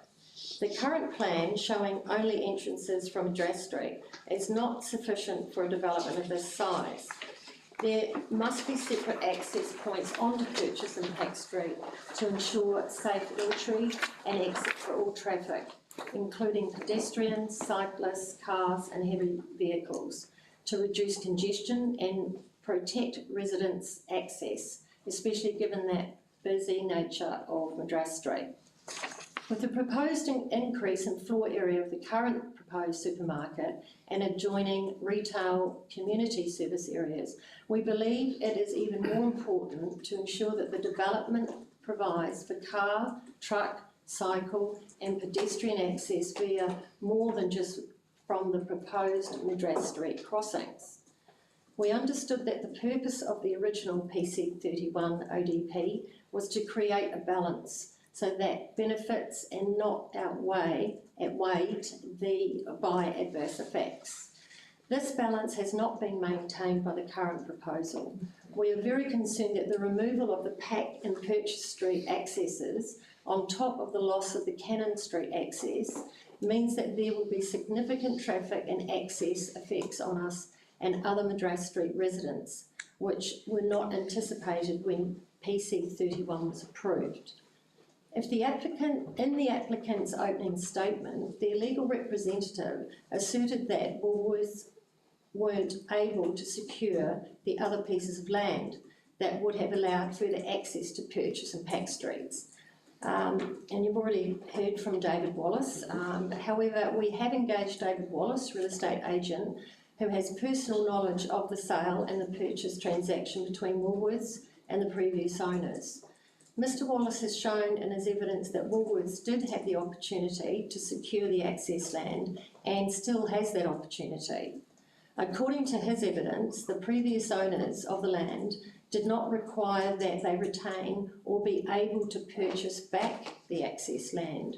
Rather, they were required by Woolworths to retain it or purchase it back. The only reason I have engaged legal counsel is because of this access issue, which I believe is fundamental to the suitability and safety of the proposed development. The original planning consent, given Plan Change 31, and for the extensive development plans were prepared and presented to Council, was based on distribution and connectivity of all traffic around the 3 street frontages of Madras, Pack and Purchase Street. Also, I note that there are a further 100 townhouse units proposed to be built by Mike Greer Homes on the land of Madras Street adjacent to the development, and those homes will only have access to Madras Street from 2 entrances, and are approximately 35 and 65 metres to the north of the supermarket entrance. That will only add to the current congested traffic and access situation we are currently experiencing in this part of Madras Street. We urge the Commissioners to ensure that consent is not granted unless an application addresses access in a way that aligns with the PC3 ODP best practice and safeguards the interests of the adjoining residents and surrounding community. Thank you. I rushed it quite a bit because we're late. No, that was very good. Thank you. Appreciate that. Just in terms of the comments and just from your everyday perspective, if you like, because the evidence is fairly clear, and from our site visits, it appears to be it's really that evening peak, which is the issue. And so when you talk about that occasion taking 3 minutes to cross into your property, was that? Turning was right, going down towards Bellier, yeah, which is the normal route that I take. Yeah, and your role as a financial advisor is not strictly 9 to 5. That's about convenience to other. Yeah, I mainly do my appointments. Actually, I work with a lot of businesses, so I'm a mortgage insurance keeper saver advisor, and a lot of people meet in the day. But if clients want to come by after work, I encourage them to go to the office, but it's not always convenient for them. Yeah. And that experience that you had with the 3 minute crossing, was that out of the ordinary? No, it's at those times, because when you're turning right, once the lights let the traffic go, it's just car after car after car. Okay. Can I ask a point of clarification on that? Yes. Because that was basically what Mr. Woster was saying. He talked a lot about the platooning and how there were gaps in between the platoons. But you're talking about your personal experience of whether that actually, whether there's gaps between the platoons. It's just once the lights let it go, it's just a constant stream of cars, and some of them are turning in from the other Pack Street. They come from all sorts of areas, so it can be quite difficult. Sometimes what I've started doing more recently is, we're under construction now, but turning left, and then I wait to that and then do a U-turn, because it is, it's quite heavy traffic. Just in that evening peak. Yeah, and I do try and, I can't always pick my appointment times, but Okay. I try to do it outside of those.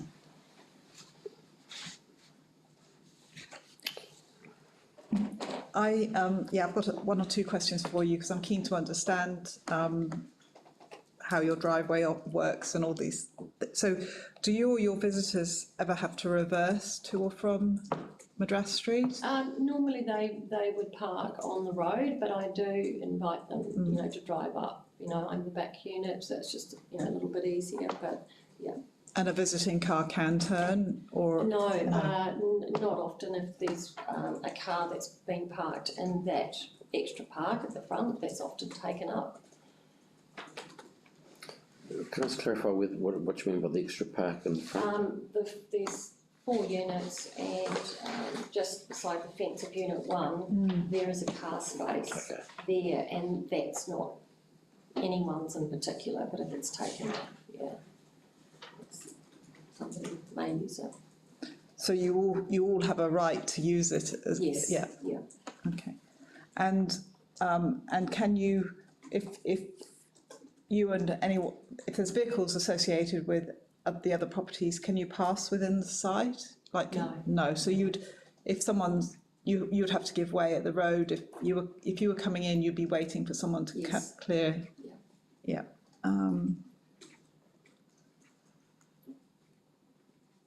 And are your concerns mainly around the delay it takes you, or around the safety of turning, or both, or? It's both, and I think more futuristically, about this going ahead. So, with the additional traffic, I'm thinking, I know that a lot of comments have been made about what's happening now, but it's what's going to happen in the future. Yeah. That's the thing that I have been focusing on. Yeah, no, we're really trying to understand your experience at the moment, to then be able to then ask to make sure we understand what that change in experience might be. And with the ODP,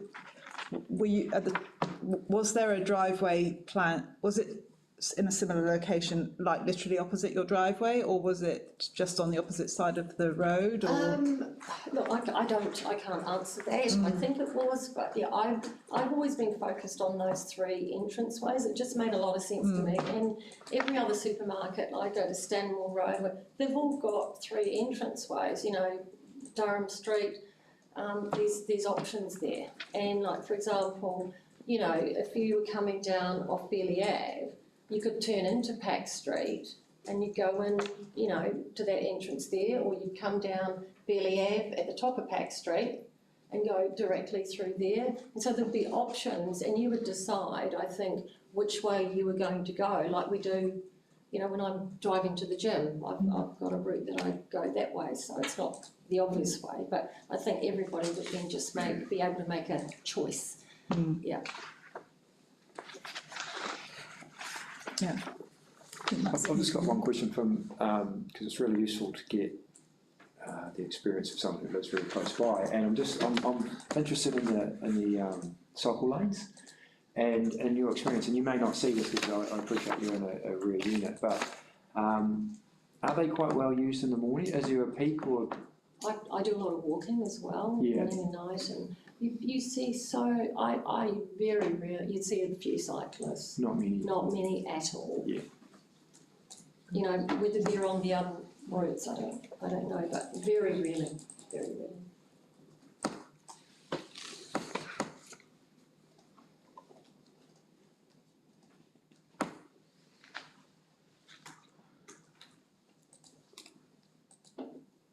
That's what I had. It's all done. All right, well done. Thank you very much, both of you, and thank you for your presentation. Thank you. That's all the evidence for 2010 again. Thank you. All right. So So I think, thank you all for your patience in sitting a bit later, but it was a clear run tomorrow morning, so appreciate it. Thank you. All right, we'll call it